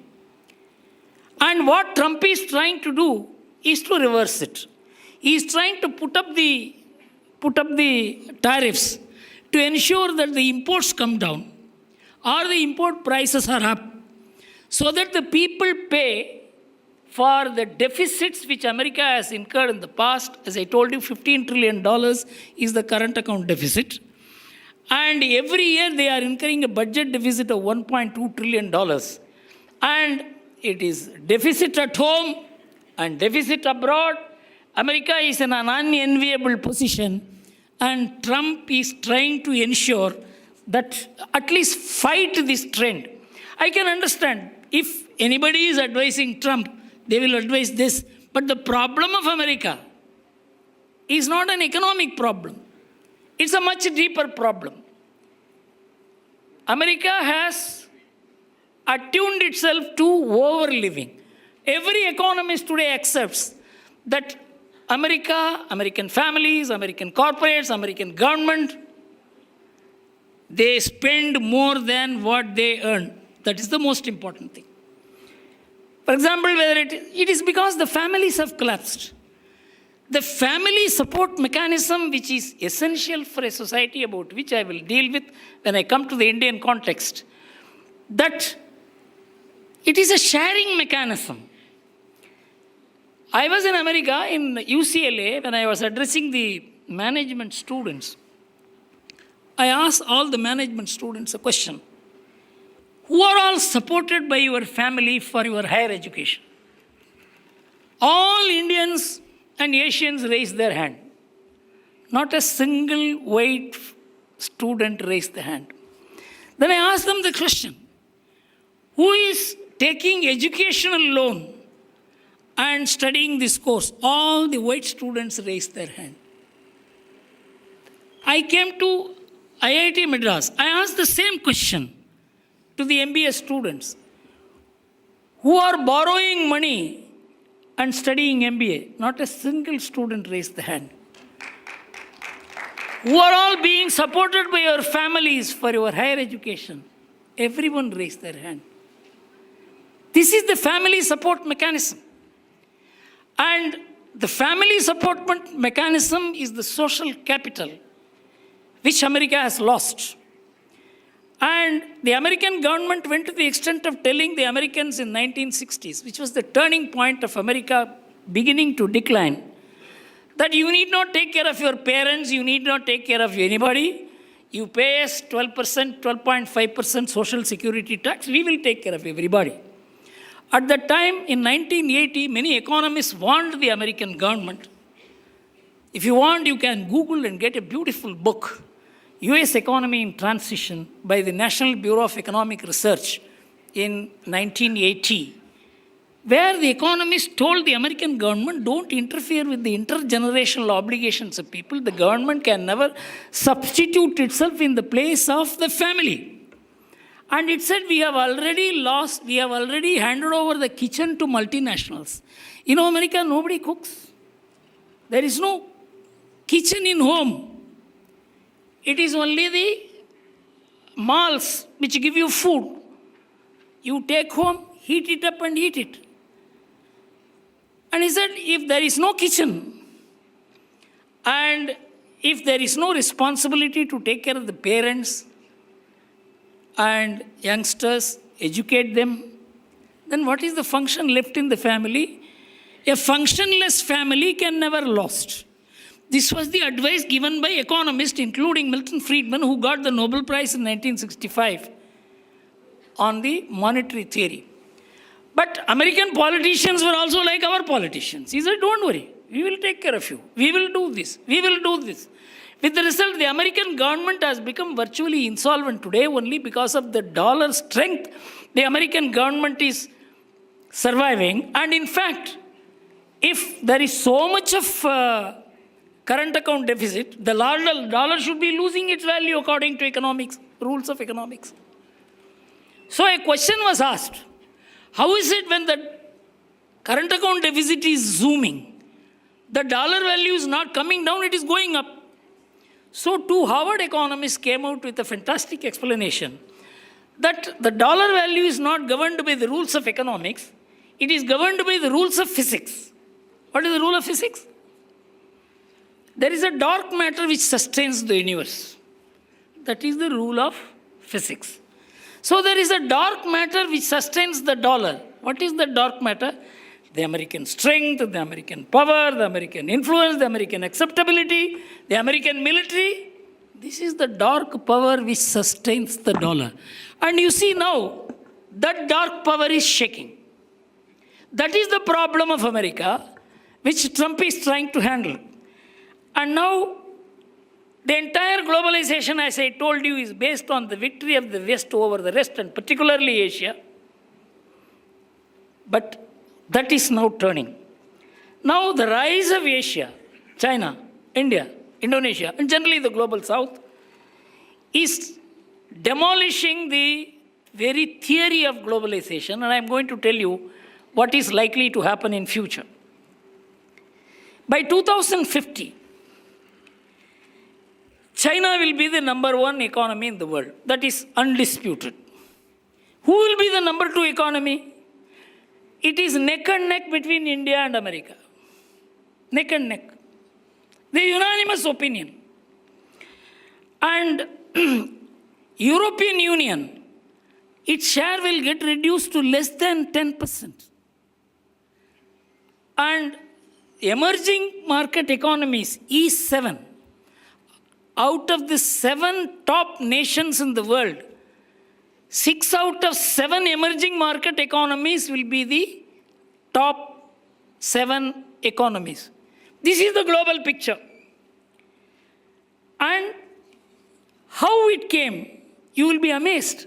Because unless you have a helicopter view to understand how the theoretical foundations of Western economics developed and how they assessed the rest of the world, and particularly to large countries like India and China, you cannot understand where the West went wrong. 2 great minds in the West, one Karl Marx, another Max Weber, they shaped the modern West. In fact, Max Weber was supposed to be the founder of modern Western liberal society based on individualism. And Max Weber and Karl Marx, their assessment of India and China is worth quoting. Karl Marx wrote an article, 2 articles, in the New York Herald Tribune in 1853, where he said India is a country which is a very unique country. Its economy is organized on the basis of village republics. People are very happy. There is no exploitation. The gap between the producer and the consumer is so little, it is some kind of a primitive socialism. But unfortunately, this country has not changed for the last 2,000 years. It is worshipping cows and monkeys, and so it is a semi-barbaric society. That there was no economic problem, but this society is worshipping monkeys and cows. And he was the guy who influenced almost the whole of India after independence. Every left, liberal, progressive thinker would somewhat relate to Karl Marx in India. And so he convinced the West that India is a semi-barbaric society.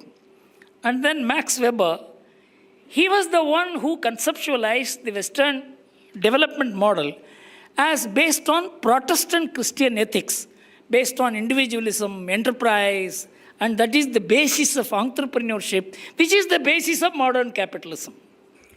He was right, because for 30 years he studied the Protestant and Catholic societies and came to the conclusion the Catholic societies can never match the Protestant societies in entrepreneurship, which is true, because all the Protestant nations were going up in economic growth, and all the Catholic nations were lagging behind. But he wrote 2 books on India and China. He said, these 2 societies can never come up because they believe in karma and rebirth, which works against a spirit of enterprise. And so these 2 societies will never come up. But unfortunately, the research done by Paul Byrock and Angus Madison that came between 1980 and 2001, which said for 1700 years, India and China were the leading economic engine of the world. In 1750, the combined share of GDP of India and China was 58%, and that of England and America 2%. In 1900, the whole thing turns upside down. India and China crashed to 8%. China 6.8% and India 1.2%. And England and America raced to 42%. This data was not available to Karl Marx or Max Weber. If they had this data, they would never have said that a country like India and China can never develop. This is where the West went wrong. When they globalized, they thought this globalization will benefit only people who know how to operate economics. China did not know how to operate economics, but it knew how to operate the people who operate economics, and they looted America. America produced a Frankenstein monster by giving more MFN facilities to China, giving them all the technologies, and China became the factory to produce goods for America. And of course, all kinds of political influences were there to defeat Russia, which was the greatest ambition of America, which made them expand the NATO, which has resulted in the Ukraine war, benefited China. But India was always careful. Whether it is this party or that party ruling, we calibratedly accepted globalization. We never wholeheartedly accepted globalization. It is because the society of India would never allow globalized ideas to enter.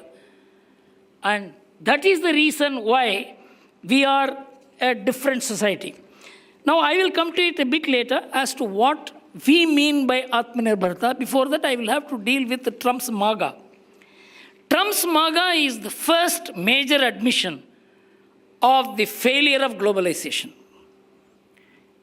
Because he was the only one to say there is no globalism hereafter. It is America first. Once you call a nation first, the first thing you reject is globalization and international cooperation. That is the first thing. Second thing is MAGA implies that America, which was great, has ceased to be great. It has to be made great again.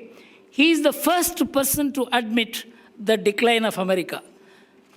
That is what has made Americans support him in such large measure in 2024. Apart from the fact that there are other problems associated with America which is not discussed very deeply in the public discourse, but which we must know, the media in India, the intellectuals in India, the academics in India must know this. You know, in 1960, of the American population, 87.5% were non-Hispanic white population. About 11% was black and the balance 1 or 2% were others. It was at that time Kennedy declared that we will build a global, we will invite the whole world to build America, and they went on to, at that time the civil rights movement was there. Then, till then they allowed only white immigrants.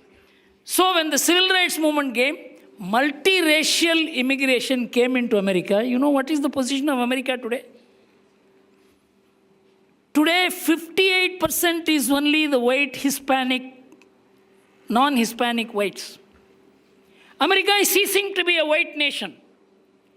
America called itself a WASP nation, white, Anglo-Saxon, Protestant nation. This was the identity of India given by Samuel Huntington in 1998 when he was thrashed. But there is a racial element in America today. All of you are seeing it. And that racial element is powering the Republican Party. And this whole idea of fight against immigration and the idea of tariff are only externalities. So there is a deeper racial drive. And where it will land America, God alone knows, but I will give you only 2 indications of what is happening. You know, Pew Research in America, it's one of the most premier research institutions. It came out in the paper in 2020 that in America there is a bipartisan politics is the only point of commonality in America. There is no other commonality in this country. In 2015, the Time magazine wrote about the commonality in generally the Christian nations. There are 30,000 canonized saints in Italy. Every locality has one. In America, till today, there are only 3 canonized saints. There is no sacred place. There is no sacred mountain. There is no sacred river. America is a real estate. There is no common point of Americans except the American Constitution, courts, and what they call as the American way of life. With the result, now 60% of the Republicans won't marry into Democrats' houses. 65% of the Democrats won't marry into Republican houses. There is a vertical division in the society. And the division is in the family. Father and son are not talking. Daughter and mother are not talking. And it has seared the society so much. In 2022 September, you can Google and read, 6 defense secretaries and 5 American chiefs of staff wrote a letter to Pentagon. If a Trump or Trump-like figure contests the 2024 election and loses, there will be civil war in America, and the army will not maintain neutrality. And the civil war will not be at the border. It will be based on color. It will be based on religion. It will be based on region. This is the state of America. Because it doesn't have one common base. It is a top-down nation. Then I immediately I was there for 3 days in Kumbh Mela. 65 crore people are assembled. Who invited them? What brought them together? It's some consciousness. It is a bottom-upwards nation. They are top-down nations. Arun Shourie has written it beautifully in his secular agenda. How the European nations were formed. They were formed by marriages. They were formed by concubinages. They were formed by conquests. When France was formed, less than 3% of the people knew the French language. When Italy was formed, less than 7% of the people knew Italian language. It is the Powerful people who brought the people together, shaped them into nation, and turned them into what it is only in this 18th and 19th centuries. The idea of nation state developed in the West. So, these are basically unstable societies, including in America. Everybody thinks America is a very stable country, but I want all of you to very critically study what is happening in America, which will show that America is moving towards a crisis, and it is not only moving towards a crisis, it will land the whole world in crisis because it has integrated the whole world to such an extent that whether it is in terms of dollars or in terms of, 16% of America today consists of immigrants. And those 16% immigrants, if you calculate, nearly 30 crore people are linked to America. And it is investment, it is trade, industries, employment. Everything is linked through dollar. And that society and that state is in a critical condition. So 4 dates completely changed this world. One is the general financial crisis in 2008. Second is the COVID. And the third is the Ukraine war. Henry Kissinger, who shaped the post-World War order, post-Cold War order, he said as soon as the COVID advent came, the world order will change forever. And in 2022, when Ukraine war came, he addressed the economist meeting in Switzerland.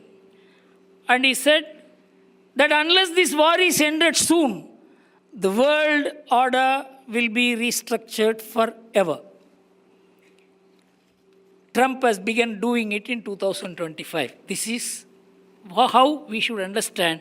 Because America now feels it cannot take the responsibility of running the world. And it wants to go back to the isolation policy which it adopted till the early 20th century. And at this point, I must mention there is a paradigm shift in the world between 1990s now. In 1990s, you go into any economic literature, there is nothing called environment. There is no relationship between environment and economics. But today, you cannot separate economics from environment. Because environment has become one of the biggest problems of the world.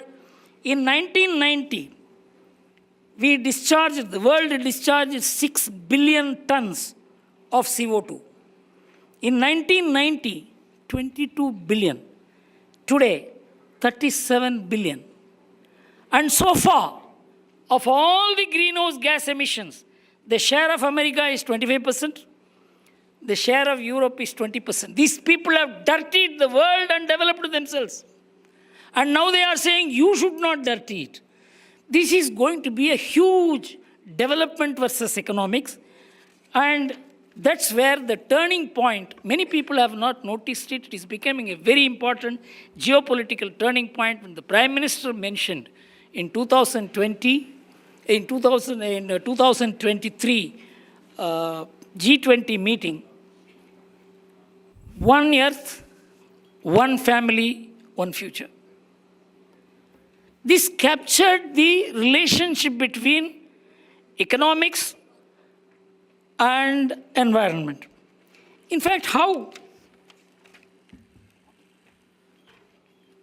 We are a living example of it. Many people do not know. In fact, I have mentioned it in some of the programs in Republic. How India is a living example of alignment between economics and environment. I will take only 3 issues. One is food. We are just 2.4% of global land area. We have 18% of human population. We have 30% of bovine population. Our total cattle population is 42%. We have 8% bioresources. It is an ecological wonder as to how in such a small place, such huge human, animal, bovine population could live together. Take America, it is 3.5 times the size of India. But its bovine population is 1/5. How is it that we are able to feed all this? In fact, I saw the statistics in 1960s when we did not have food. But at that time, the cattle population kept increasing and we did not eat the cattle. Because we felt that they have also the right to live. All this was achieved by one factor, the proportion between meat and cereal in India. Our average consumption of meat is 3.5 kg per head per annum. We are also non-vegetarians. 75% of the Indians are non-vegetarians. But for us, meat is only sabji. It is not the main take. Because we were cereal eaters, cereals give you 83% of the calorie value. And meat gives only 17% of the calorie value. Cereals give you 37% of the protein value. And meat gives only 37% of the protein value. With the result, India is able to feed its huge population by the additional energy that you get from cereals. And you look at America, it is the reverse. Their average meat consumption is 124 kg per head per annum. And the cereal consumption is far less, about 68 kgs per annum. You know what is the difference? If all Indians take to American way of eating, we will need 6 times the agricultural land we have. Our country's size has to be 2.5 times more. If the entire world takes to Indian way of eating, we will need only 40% of the agricultural land we are cultivating today. How is it that our forefathers knew that you have more calorie value and protein value in cereal? I call it the Rishi-Krishi combination. That is what has sustained the food security of India. How many people, if you want to get to know the data of it, you can go to ourworldindata.com where you find all these figures. But this is not what our academics speak. This is not what our media speaks. Food. Then I will go to shelter. The average number of persons in a house in India is 4.5. In America, it is 2.5. Because we live with our father, we live with our grandfather, 3 generations live together, we share. This sharing is a very important part of economics. And if all Indians decide to follow the American model of husband and wife or husband and wife, man and woman living together, 48% of the Americans live together without marriage. Only 28% of the Americans live together with a child in the family. If we follow the same way of life, we will need 135 million more houses. In America, to build 35 million houses, they had to spend $8.5 trillion. The damage to environment, it has been calculated by the European Union that every additional house means so much percentage of addition to CO2. But does anybody look at the Indian way of life? How by sharing, we are able to manage the home economics. It is not in the third point is, America says that you pay the tax, we will take care of the elders. In India, it cannot happen. We are taking care of our elders. We are taking care of our children. The family system helps it. The State Bank of India study shows 80% of the parents live with their children in this country. And even widows live with the children only. This is the normal social arrangement. But this has huge macroeconomic consequence. Each one of the things I mentioned has a huge macroeconomic sense. And here I am coming to what you call as Atmanirbharta. It is not about importing goods or tariff. If you import the American lifestyle, whatever tariff you impose, you will not be able to save India because India has to actually understand what is its way of life. Philosophy gives you the goal of life. The goal of life gives you the lifestyle. Lifestyle gives you the habits. Habits tell you what you need and don't need. It is a sum total understanding of the society. This is how Indian society works. You disturb the philosophy, everything will get disturbed. So, when we talk about Atmanirbharta, it is a total way in which the Indian society functions. And our food style, our shelter, the way we take care of our near and dear, all this has huge economic consequence. If all yearning Indians decide to disown their responsibilities towards people who are dependent on them, 75 crore people will be standing before the Prime Minister's house for 2 square meals a day. Do we understand Atmanirbharta like that? So much larger issue. For them it is economics. For us it is lifestyle. So we have to understand and deepen this knowledge about Atmanirbharta. I am happy that Arnab gave me an opportunity to talk about this.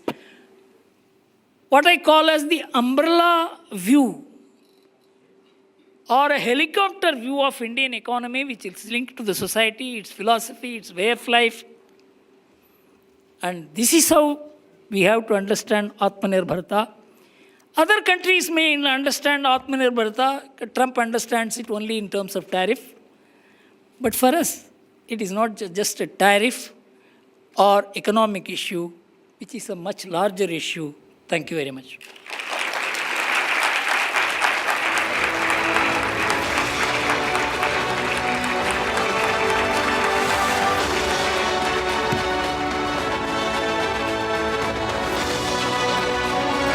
Thank you very much, Guru Murthy. So that was really an insightful session. Can we have a huge round of applause once again?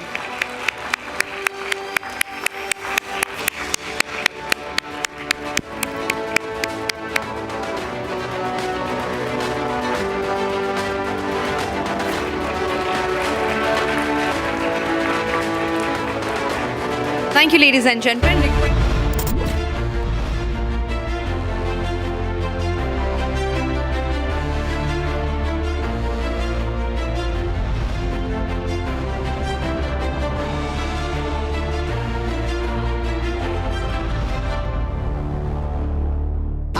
Pure सूजी pasta उबालो मिलाओ और खाओ 8 minute में तैयार क्या taste है सबका राजा आर्नब मसाला In the global employability rankings by Times Higher Education UK, only the following 6 institutions from India are ranked amongst the top 230 in the world for having the most employable graduates. IIT Delhi, IISc Bangalore, IIT Bombay, IIM Ahmedabad, IIT Kharagpur and Amity University. दादी के हाथों का जादू और खुशबू से महकता घर, माँ की मुस्कुराहट और खाने की सुगंध। MDH गरम मसाला, क्योंकि हर रिश्ता है स्वाद से जुड़ा। केसरिया से मन जोगी हुआ रे, दिल झूमे देखो मतवारा हुआ रे। केसरिया से मन जोगी हुआ। हर पल मनाओ केसरी त्योहार। विमल, बोलो जुबान केसरी। थोड़े में ज्यादा स्वाद, यही तो है इसकी खास बात। वाओ मामा, क्या स्वाद है। अरे मेरे राजा, सबका राजा आर्नब मसाला।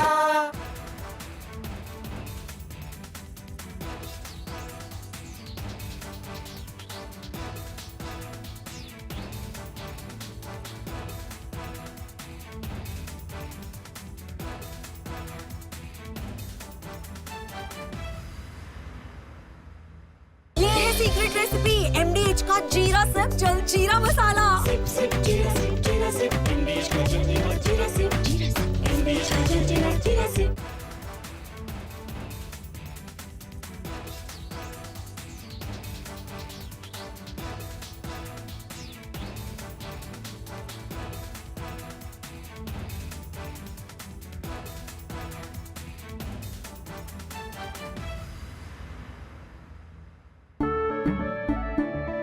केसरिया से मन जोगी हुआ रे दिल झूमे देखो मतवारा हुआ रे केसरिया से मन जोगी trillion economy by 2047 is something that today we understand cannot be without the idea of sustainability, which has become a necessity more than an option, sir.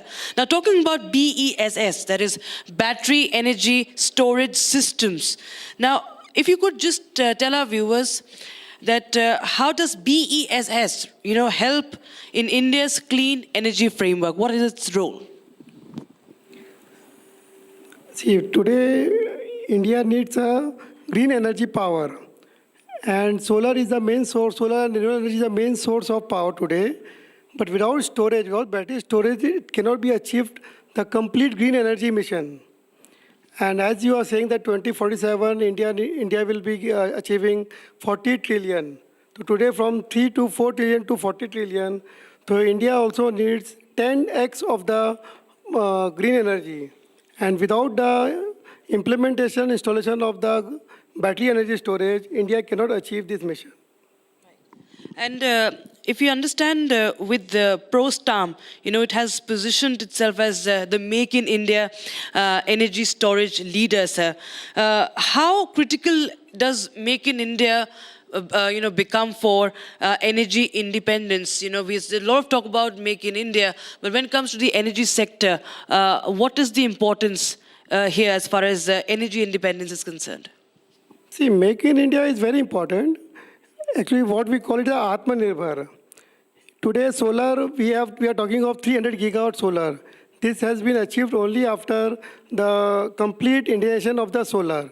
So today we are short of 60 gigawatt of battery energy storage system. And without making in India, without achieving Make in India, we cannot achieve this target of 60 gigawatt today in BESS. So Make in India initiative is very, very important to make this whole energy mission successful. And if you talk about the future roadmaps, what do you see as the route for utility scale BESS, battery energy storage systems, as far as our country is concerned? See, today grid needs stabilization, upgradation, and the capex involved in doing this upgradation and installation of the grid is much, much more high. Better if we go for the installation of the BESS energy solution in every utility, which will stabilize the power as a utility and balance between the off-peak and peak hour. So this is must. BESS is must to stabilize the India grid today. And companies like yours, like ProStarm, what contribution do they have when it comes to rural energy reliability, sir? Because the rural sector also becomes very, very important. Company like us can play a pivotal role because we can make a customized product which is required to energize our rural India. Product like grid power, smart grid, which can be installed in every rural villages where the electric wire, the grid is not reachable.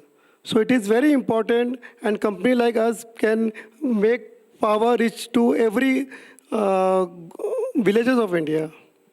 Right, sir. And if you talk about for the next decade, sir, India's energy transition, now what sort of innovations will play the major role in that? Innovation will always play a major role. 2 years back, we never thought we'll talk of lithium so much. Today, we are talking of lithium. Maybe after 3 years, we'll talk of hydrogen, sodium. So many technology will come. So 10 years later, we have to keep talking of innovation. We have to keep trying the innovative products. So we never know which will come up more faster, more better, more cleaner. So innovation is must. But what steps? Because we talk about energy transition, we talk about reducing the dependency on fossil fuels. That becomes very, very important, sir. But how can that be done? That can be achieved only by increasing the renewable energy. And increasing, to make renewable energy more successful, battery energy storage is must.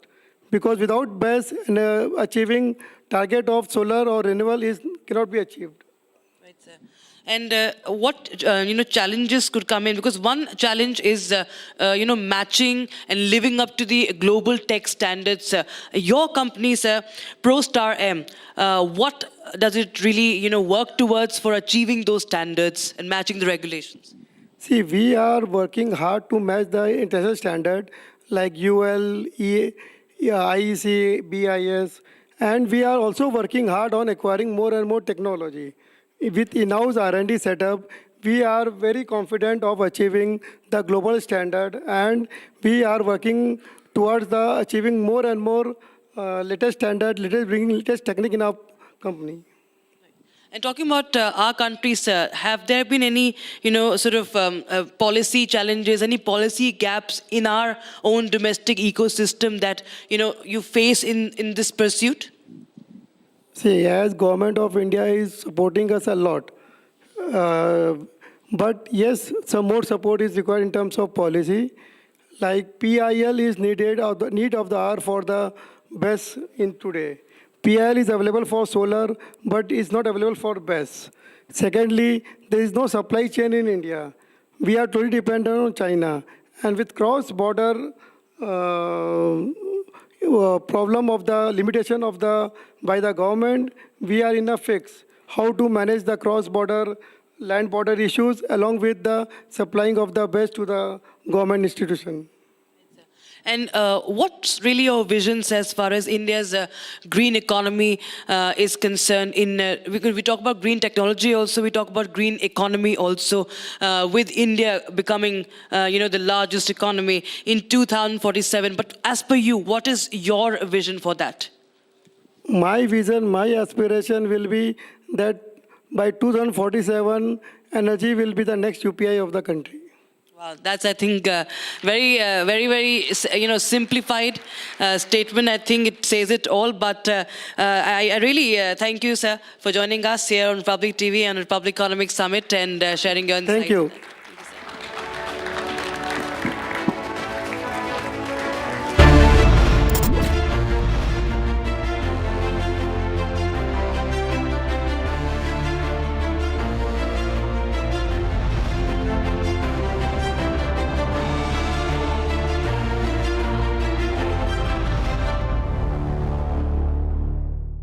China and Japan are clashing verbally over Taiwan. Tensions between China and Japan have risen over Taiwan. Our pure Shahi Paneer Masala. Delicious, healthy, every day. इसको घर पे लगाओगे तो शादी का तो पता नहीं, पर घर पक्का नहीं टूटेगा। रूंगटा नहीं तो घर स्ट्रॉन्ग नहीं। रूंगटा स्टील TMT बार एकदम सॉलिड। पहाड़ों में एक हाइकिंग स्टिक भी बन सकती है। MDH की हल्दी मिर्ची धनिया करे कमाल, ये रंग दे, ये खुशबू दे, ये तीखा, ये कम पड़े, क्या निराला MDH मसाला। आर प्योर सूजी पास्ता उबालो मिलाओ और खाओ 8 मिनट में तैयार। क्या टेस्ट है सबका राजा आर प्योर मसाला। केसरिया से मन जोगी हुआ रे, दिल झूमे देखो मतवारा हुआ रे। केसरिया से मन जोगी हुआ। हर पल मनाओ केसरी त्योहार। विमल, बोलो जुबान केसरी।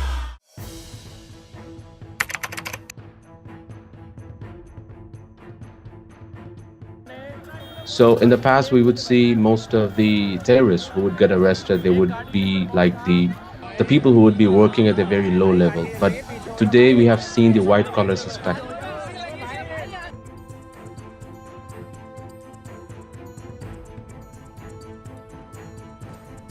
कश्मीर घाटी में डॉक्टर्स एक बहुत अल्टीमेट ड्रीम होता है वहां के लड़के लड़कियों का। उस बनने के बावजूद अगर आप रेडिकलाइज होकर अपने ही देशवासियों को मारने के लिए और अपने देश को तोड़ने के लिए तैयार हो सकते हैं, तो आप अंदाजा लगाइए किस तरह की रेडिकलाइजेशन हो रही है और इस फ्रंट पे हम क्या काम कर रहे हैं।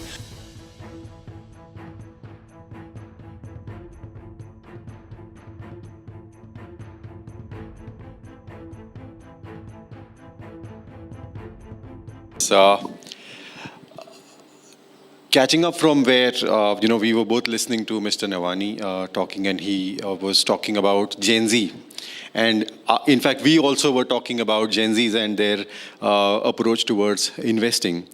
I want to get started with you, Ashu. What is it with this COVID trading generation? You were talking about a COVID trading generation. Could you elaborate on what do you mean by that, actually? Yeah, I just learned a couple of jargons today. We were talking about Gen Z, so it was Gen Alpha, Gen Beta. Yeah, even I don't know, it could be Gen Gamma, Delta also will come. I don't know about it. But thanks to the speaker, I could learn few new jargons. So Gen Z, I just club them with the theme of long term, which has generally been the theme of, last many years of, ever since we have been into the markets, and you would have heard Rhythm also talking about investing. So thematically, it has always been long term. But looking at Gen Z, the current generation, which is a COVID generation, because 20 years we were struggling. We were struggling in the markets to have the participation. I still remember in 2000, we used to talk about that there's a huge penetration headroom available in India because of huge household saving and a fraction of household savings in the market. So there's a huge headroom available, 2000, 2005, 2010, 2015. For 20 years, we were struggling to get that participation in the market. What COVID did, nobody could do. Last 20 years, not that there were not initiatives by the government, everything was there, but what COVID did to the market, bringing in so many investors, because when COVID started, everything was shut, only markets were open. So that is the generation which entered the market. Now, currently, my only concern with Gen Z, or probably the current generation, I would say, I won't call them Gen Z, I would say it's a swipe generation. Okay. It's a swipe generation, and we are also becoming a kind of swipe generation. I'll give you one example. The real life examples that currently everything is becoming digital, and we have become addicted to that. Not we have become habitual, we have become addicted to that. Right from the Blinkit to everything, what we do is 10 minutes everything. I have a real-time example. If we book Uber, it shows 8 minutes. If it doesn't come in 10 minutes, bhaiya kahan ho? We immediately call, bhaiya kahan ho? So if you have ordered a Zomato, 20 minutes delivery, 22 minutes we call the rider, bhaiya kahan ho? And if there's a reel we are watching, if it's beyond one minute, we feel impatient that this is too long a reel, we can't, that's too long. Right. That has become the social construct. The life, it is actually, that has become a social construct. So my only concern is, in light of this, the definition of long-term will also change. Right. What will it become? How will it become? It is a question mark. Probably Dinsha will... Yeah, that's where, in fact, I want to ask you.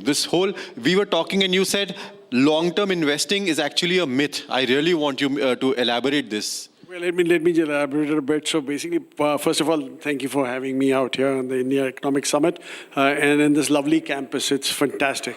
But anyway, let me continue with the long-term thesis. Now, the fact is that long-term, according to us, has been invented, that term has been invented to fool that gullible investor into believing that, look, you made short-term losses, but in the long term, you'll make profits. It doesn't work, right? So how do you overcome that? Actually, we don't believe in long-term. We always say that a long-term has to be a series of short terms which adds up to a long term, right? Okay. Now, just to explain that further, now, suppose you bought a stock, right? By the way, in India, since long term is at least not possible, right? Because we're such a dynamic economy that things change, right? And an emerging economy like ours, things change overnight, literally, right? So you have to now, what you've got to do is, when you've taken a position, you got to review your position every 3 to 6 months, right? And that's what we do internally also. We tell our analysts to come and refresh our view. And every 3 to 6 months, if we're convinced on that position, we carry it forward, right? And that's how you build up the long term. 3-6 months, adding up to a long term. That's how you overcome it. There's no other way of doing it. So Ashu, what's your take on this? Because you wanted to add on this specific aspect.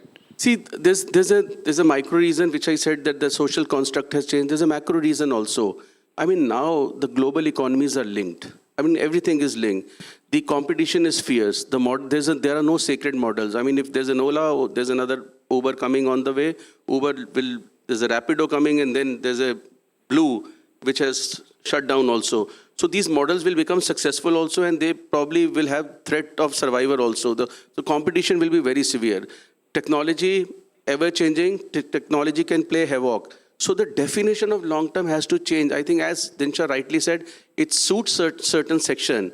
So that is why probably it is more convenient, it is more safe, or probably it is less accountable also to talk about long term. Otherwise, if you talk about test match also, I mean, test match led to 50 over game and 50 over T20, and now I've heard that Super 6 is 6 over. So that is why that even that has changed. In a test match, you cannot say that I will play on a fifth day. Let's see what happens on the fifth day. You have to go session by session. So probably that is the simile I can say what Dinsha was saying, that you have to keep. You cannot remain passive with your portfolio, which used to be the case 30 years back, 20 years back, that my father bought Hindustan Lever or ITC or Asian Paint or whatever, and it kept on multiplying. I mean, today the models can change. You have seen that Asian Paint was down 30%, I mean, with such a comfortable position.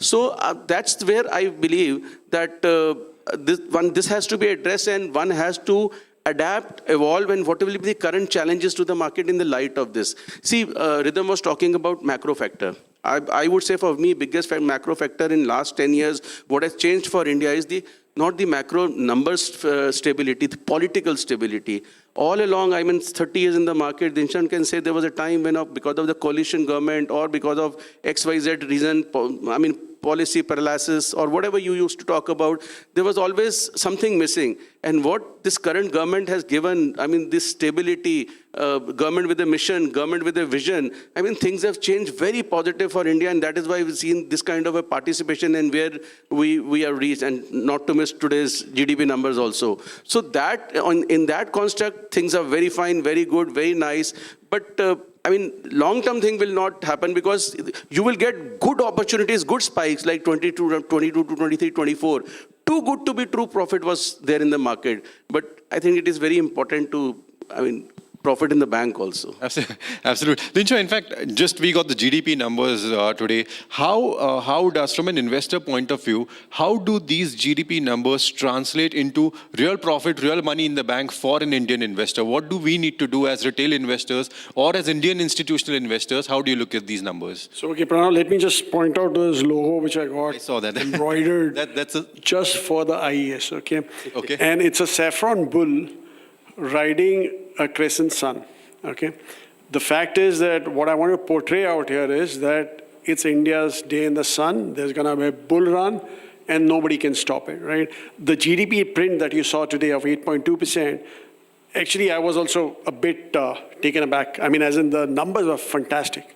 I mean, and one thing that I want to highlight out here is for this quarter, why they are fantastic is that this quarter had a month of demand getting pushed out. If you guys remember, the rationalization, GST rationalization was announced on 15th of August, and actual implementation happened on 22nd of September. 1 month postponement, and despite that, you saw these numbers.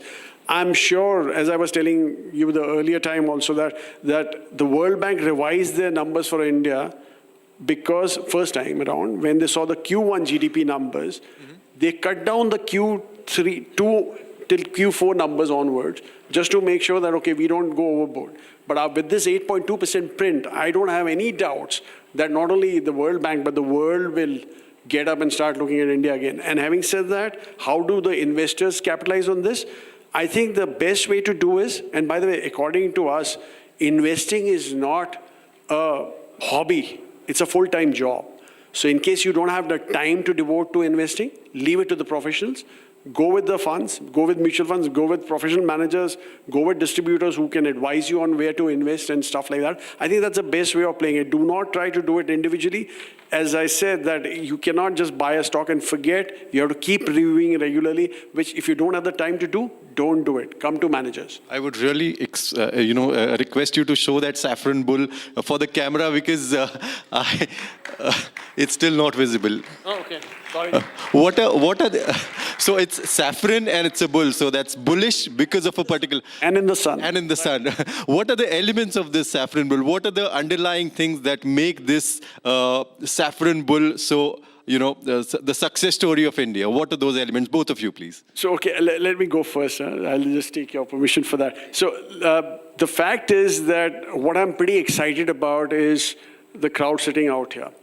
All the generation Zs and Alphas to come later, But today, if you look at the labor pool, around a shade less than 30% is pre-millennials. I mean, the guys born before 80s, right? And thank God for that. Because we were, and I'm a pre-millennial, okay? I don't have any shame in saying that. But the fact is that we are born up on a diet of staple dialogues like पाँव उतने ही लंबे करो जितनी चादर हो, or बूंद बूंद से घड़ा भरता है, and stuff like that. Basically, do not go beyond your means, period. Don't borrow. Borrow was a taboo. Borrowing money was, taking a loan was a taboo, right? And look at what happened afterwards. The millennials have no shame in borrowing money. They love, I mean, in fact, Generation Z, one of them was asking about work-life balance. I mean, that's it. I can't imagine myself at that age looking at a work-life balance. I was more of, how do I get more money, right? So, and these guys are now looking at leveraging their earnings, and that's what India needs, frankly. I mean, you don't need savings. You need to leverage those savings and work on those, right? So that's what is needed. In fact, I remember sitting through one of the stand-up comedians, and there was and I will repeat what he said. He said, I got my first salary home, and I told my dad that, look, my salary is come, now I'm going to borrow money and I'm going to buy a bike. And his dad told him, beta, start a FD. So he told his dad that, look, I can't sit on a FD and go on a date, right? I need to have a bike for that. And that's the attitude. I love that attitude. I think this is what's going to drive it. Fortunately for us, around 38% of the labor force today is Generation Z, and it's growing. What do they bring to the table? They bring, obviously, the fact that they look at brands as a way of expressing themselves. The woman participation in labor is what has gone up. And by the way, we men are useless in some way or the other, because it's been proven that if there's a working woman in a household, she's more brand conscious than a man is. We always look at discounts, the women do not. They look at price-quality relationship, and that's what helps. Formalization of economy. I mean, it's fantastic what's going to happen in the future. I think for the next decade, I don't have any doubts that India's GDP will be fastest growing going forward. Okay. Ashu, what's your take on this? So, I mean, I travel length and breadth of the country, and not just metros. I mean, tier 1, tier 2, tier 3. I mean, the smallest of cities possible. So what is very encouraging is the acceptance of market as a market as an investment tool, understanding the market. Everybody wants to be in the market in some way or the other. So that is very encouraging, and that shows the kind of penetration and now understanding. The only thing is how to bridge the last mile, which I think mutual funds are doing excellently. But then I have, we're talking about the Gen Zs here, and he was talking about patience and not having patience. I would want to ask you, then, if there is someone sitting here who says, okay, I can do FNO, I can make more money, I can just buy a call of 2,000 rupees or a put of 2,000 rupees, and then that can turn into 2 lakh within minutes. Yes. How do you want to give your words of wisdom to that investor who's impatient and who does have avenues of earning more through these calls? And so again, cricketing example, test match was investing, and monthly expiry is 50 over match, weekly expiry is T20. So everybody wants to play T20 in the market because that's glamorous, that's fancy, that's exciting. My serious advice you would have seen that SEBI report where 90% of traders have lost money in derivatives. But for me, the key takeaway from that report was the 90% people who lost money, the average ticket size was 1 lakh, which shows the kind of money people have deployed in that market to play like a video game. Because a discount brokerage or a free brokerage, or it's easily available on an app, you're playing market like a Dream 11. Please don't do that. So for derivatives, if you ask me, is there a way to make money in derivatives? My answer is 100% yes. For investing, you need patience. For trading, you need discipline. So that discipline comes by experience or knowledge and education about derivatives, which is very limited to the majority of people. And that's my concern is that is where SEBI is concerned about. So in a very crude way, I would say it needs a discipline and capital also. So my sincere advice to all the people who think that it is the easiest way to make money, it is the most difficult way to make most easy money in the market. And my one very crude way of presenting to them is, explaining them is, derivatives is one market जो अमीर को अमीर बना सकता है, गरीब को अमीर नहीं बना सकता. So you have to have a sufficient capital to play in derivatives, otherwise it is a zero-sum game for you. Otherwise you win some, you lose some, but that way derivatives are a very difficult market. But then, Dinshaw, I mean, as someone who has seen the markets so closely, as someone who looks at, as someone who's witnessed how India looks at markets as a way of making money, is there really an easy way to make money, or a short way of making money? No, or wealth building, rather, to put it in a sophisticated manner? Yeah, there is one way. I mean, you can give your money to Helios Mutual Fund and they'll... So, but more seriously, on a more serious note, investing is all about elimination first, okay? And why I'm saying that is because actually in life it is very easy to identify what is bad. If I say that Ashu is a very good man, probably if you ask me why do you think he's a good man, and I'll tell you that probably because he doesn't sin, he doesn't steal, he doesn't fight, he doesn't abuse and stuff like that, right? All these factors are bad. So you know what is bad in life. Purely by eliminating bad, you come to a pool which is probably good. In investing also, that's how it works. You know there are bad managements, there are bad valuations, there are bad themes, there are bad accounting, bad corporate governance. Keep eliminating on those bases, and what you're left with is a pool that probably is not the best pool that you have, but it'll obviously take away the obvious bads from your vision, and you'll have a pool where the strike rate is much higher. But as I said, once again, this is not an easy task. You need a lot of experience. Like he said, that investing is all about experience, right? This is where it comes from. You just can't look at a man and say, oh, he's bad, because I don't like his face, right? You need to know his history, how he invested capital during times of growth, how he was borrowing during a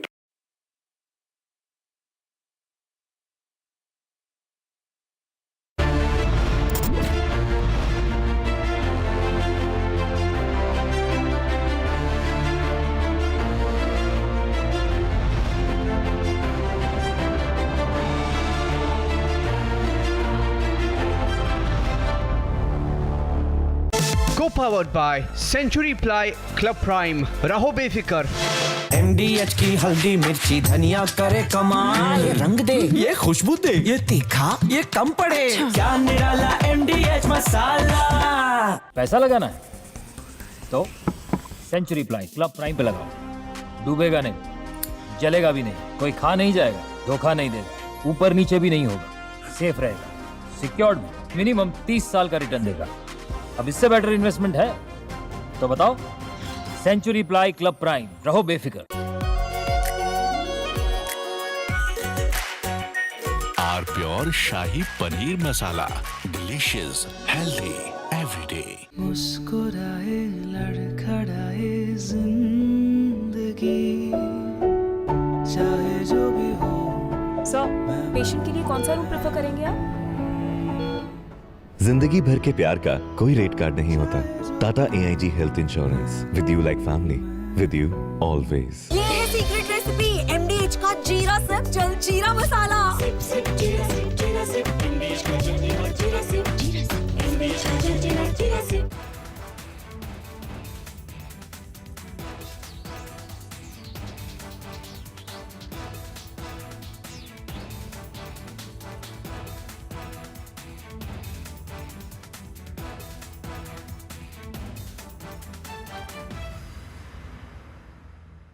थोड़े में ज्यादा स्वाद, यही तो है इसकी खास बात. वाओ मामा, क्या स्वाद है. अरे मेरे राजा. China and Japan are clashing verbally over Taiwan. Tensions between China and Japan have risen over Taiwan's security. Japan has signaled it may intervene in a potential conflict, viewing it as a threat to its own stability.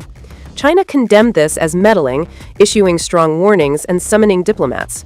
This conflict started when Japan's newly appointed Prime Minister, Sanae Takaichi, issued a direct warning to China during a session of the country's parliament. She stated that a conflict in the Taiwan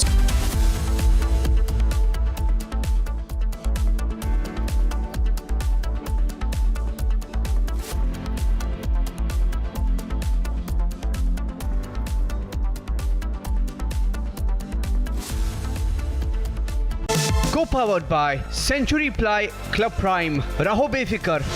आधे bowl दही में 4 चम्मच MDH chutney पुदीना मसाला डाला. Stir करो, पुदीना चटनी तैयार. MDH chutney पुदीना masala. MDH In the global employability rankings by Times Higher Education UK, only the following 6 institutions from India are ranked amongst the top 230 in the world for having the most employable graduates. IIT Delhi, IISc Bangalore, IIT Bombay, IIM Ahmedabad, IIT Kharagpur and Amity University.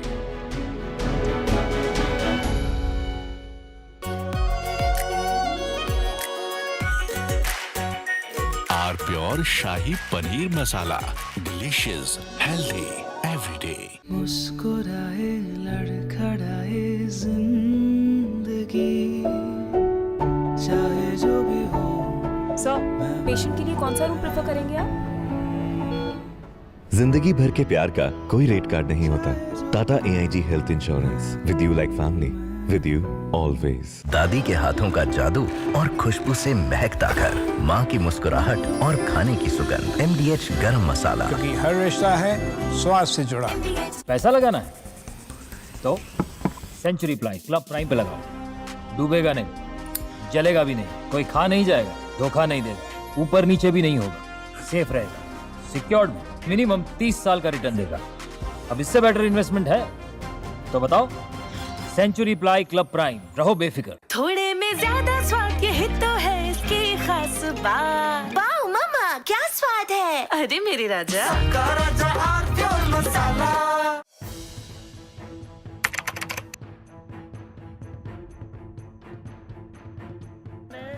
So in the past, we would see most of the terrorists who would get arrested, they would be like the people who would be working at a very low level. But today we have seen the white collar suspect.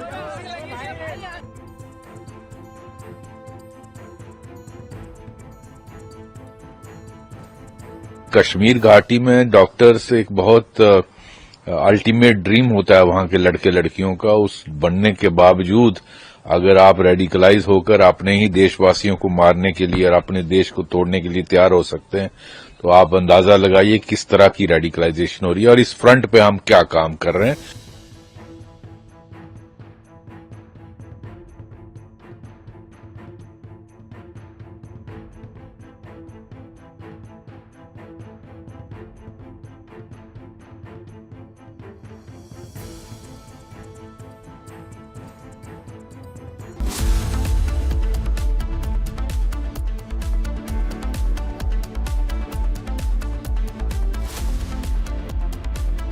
Right here right now, कितना कुछ नया start हो रहा है।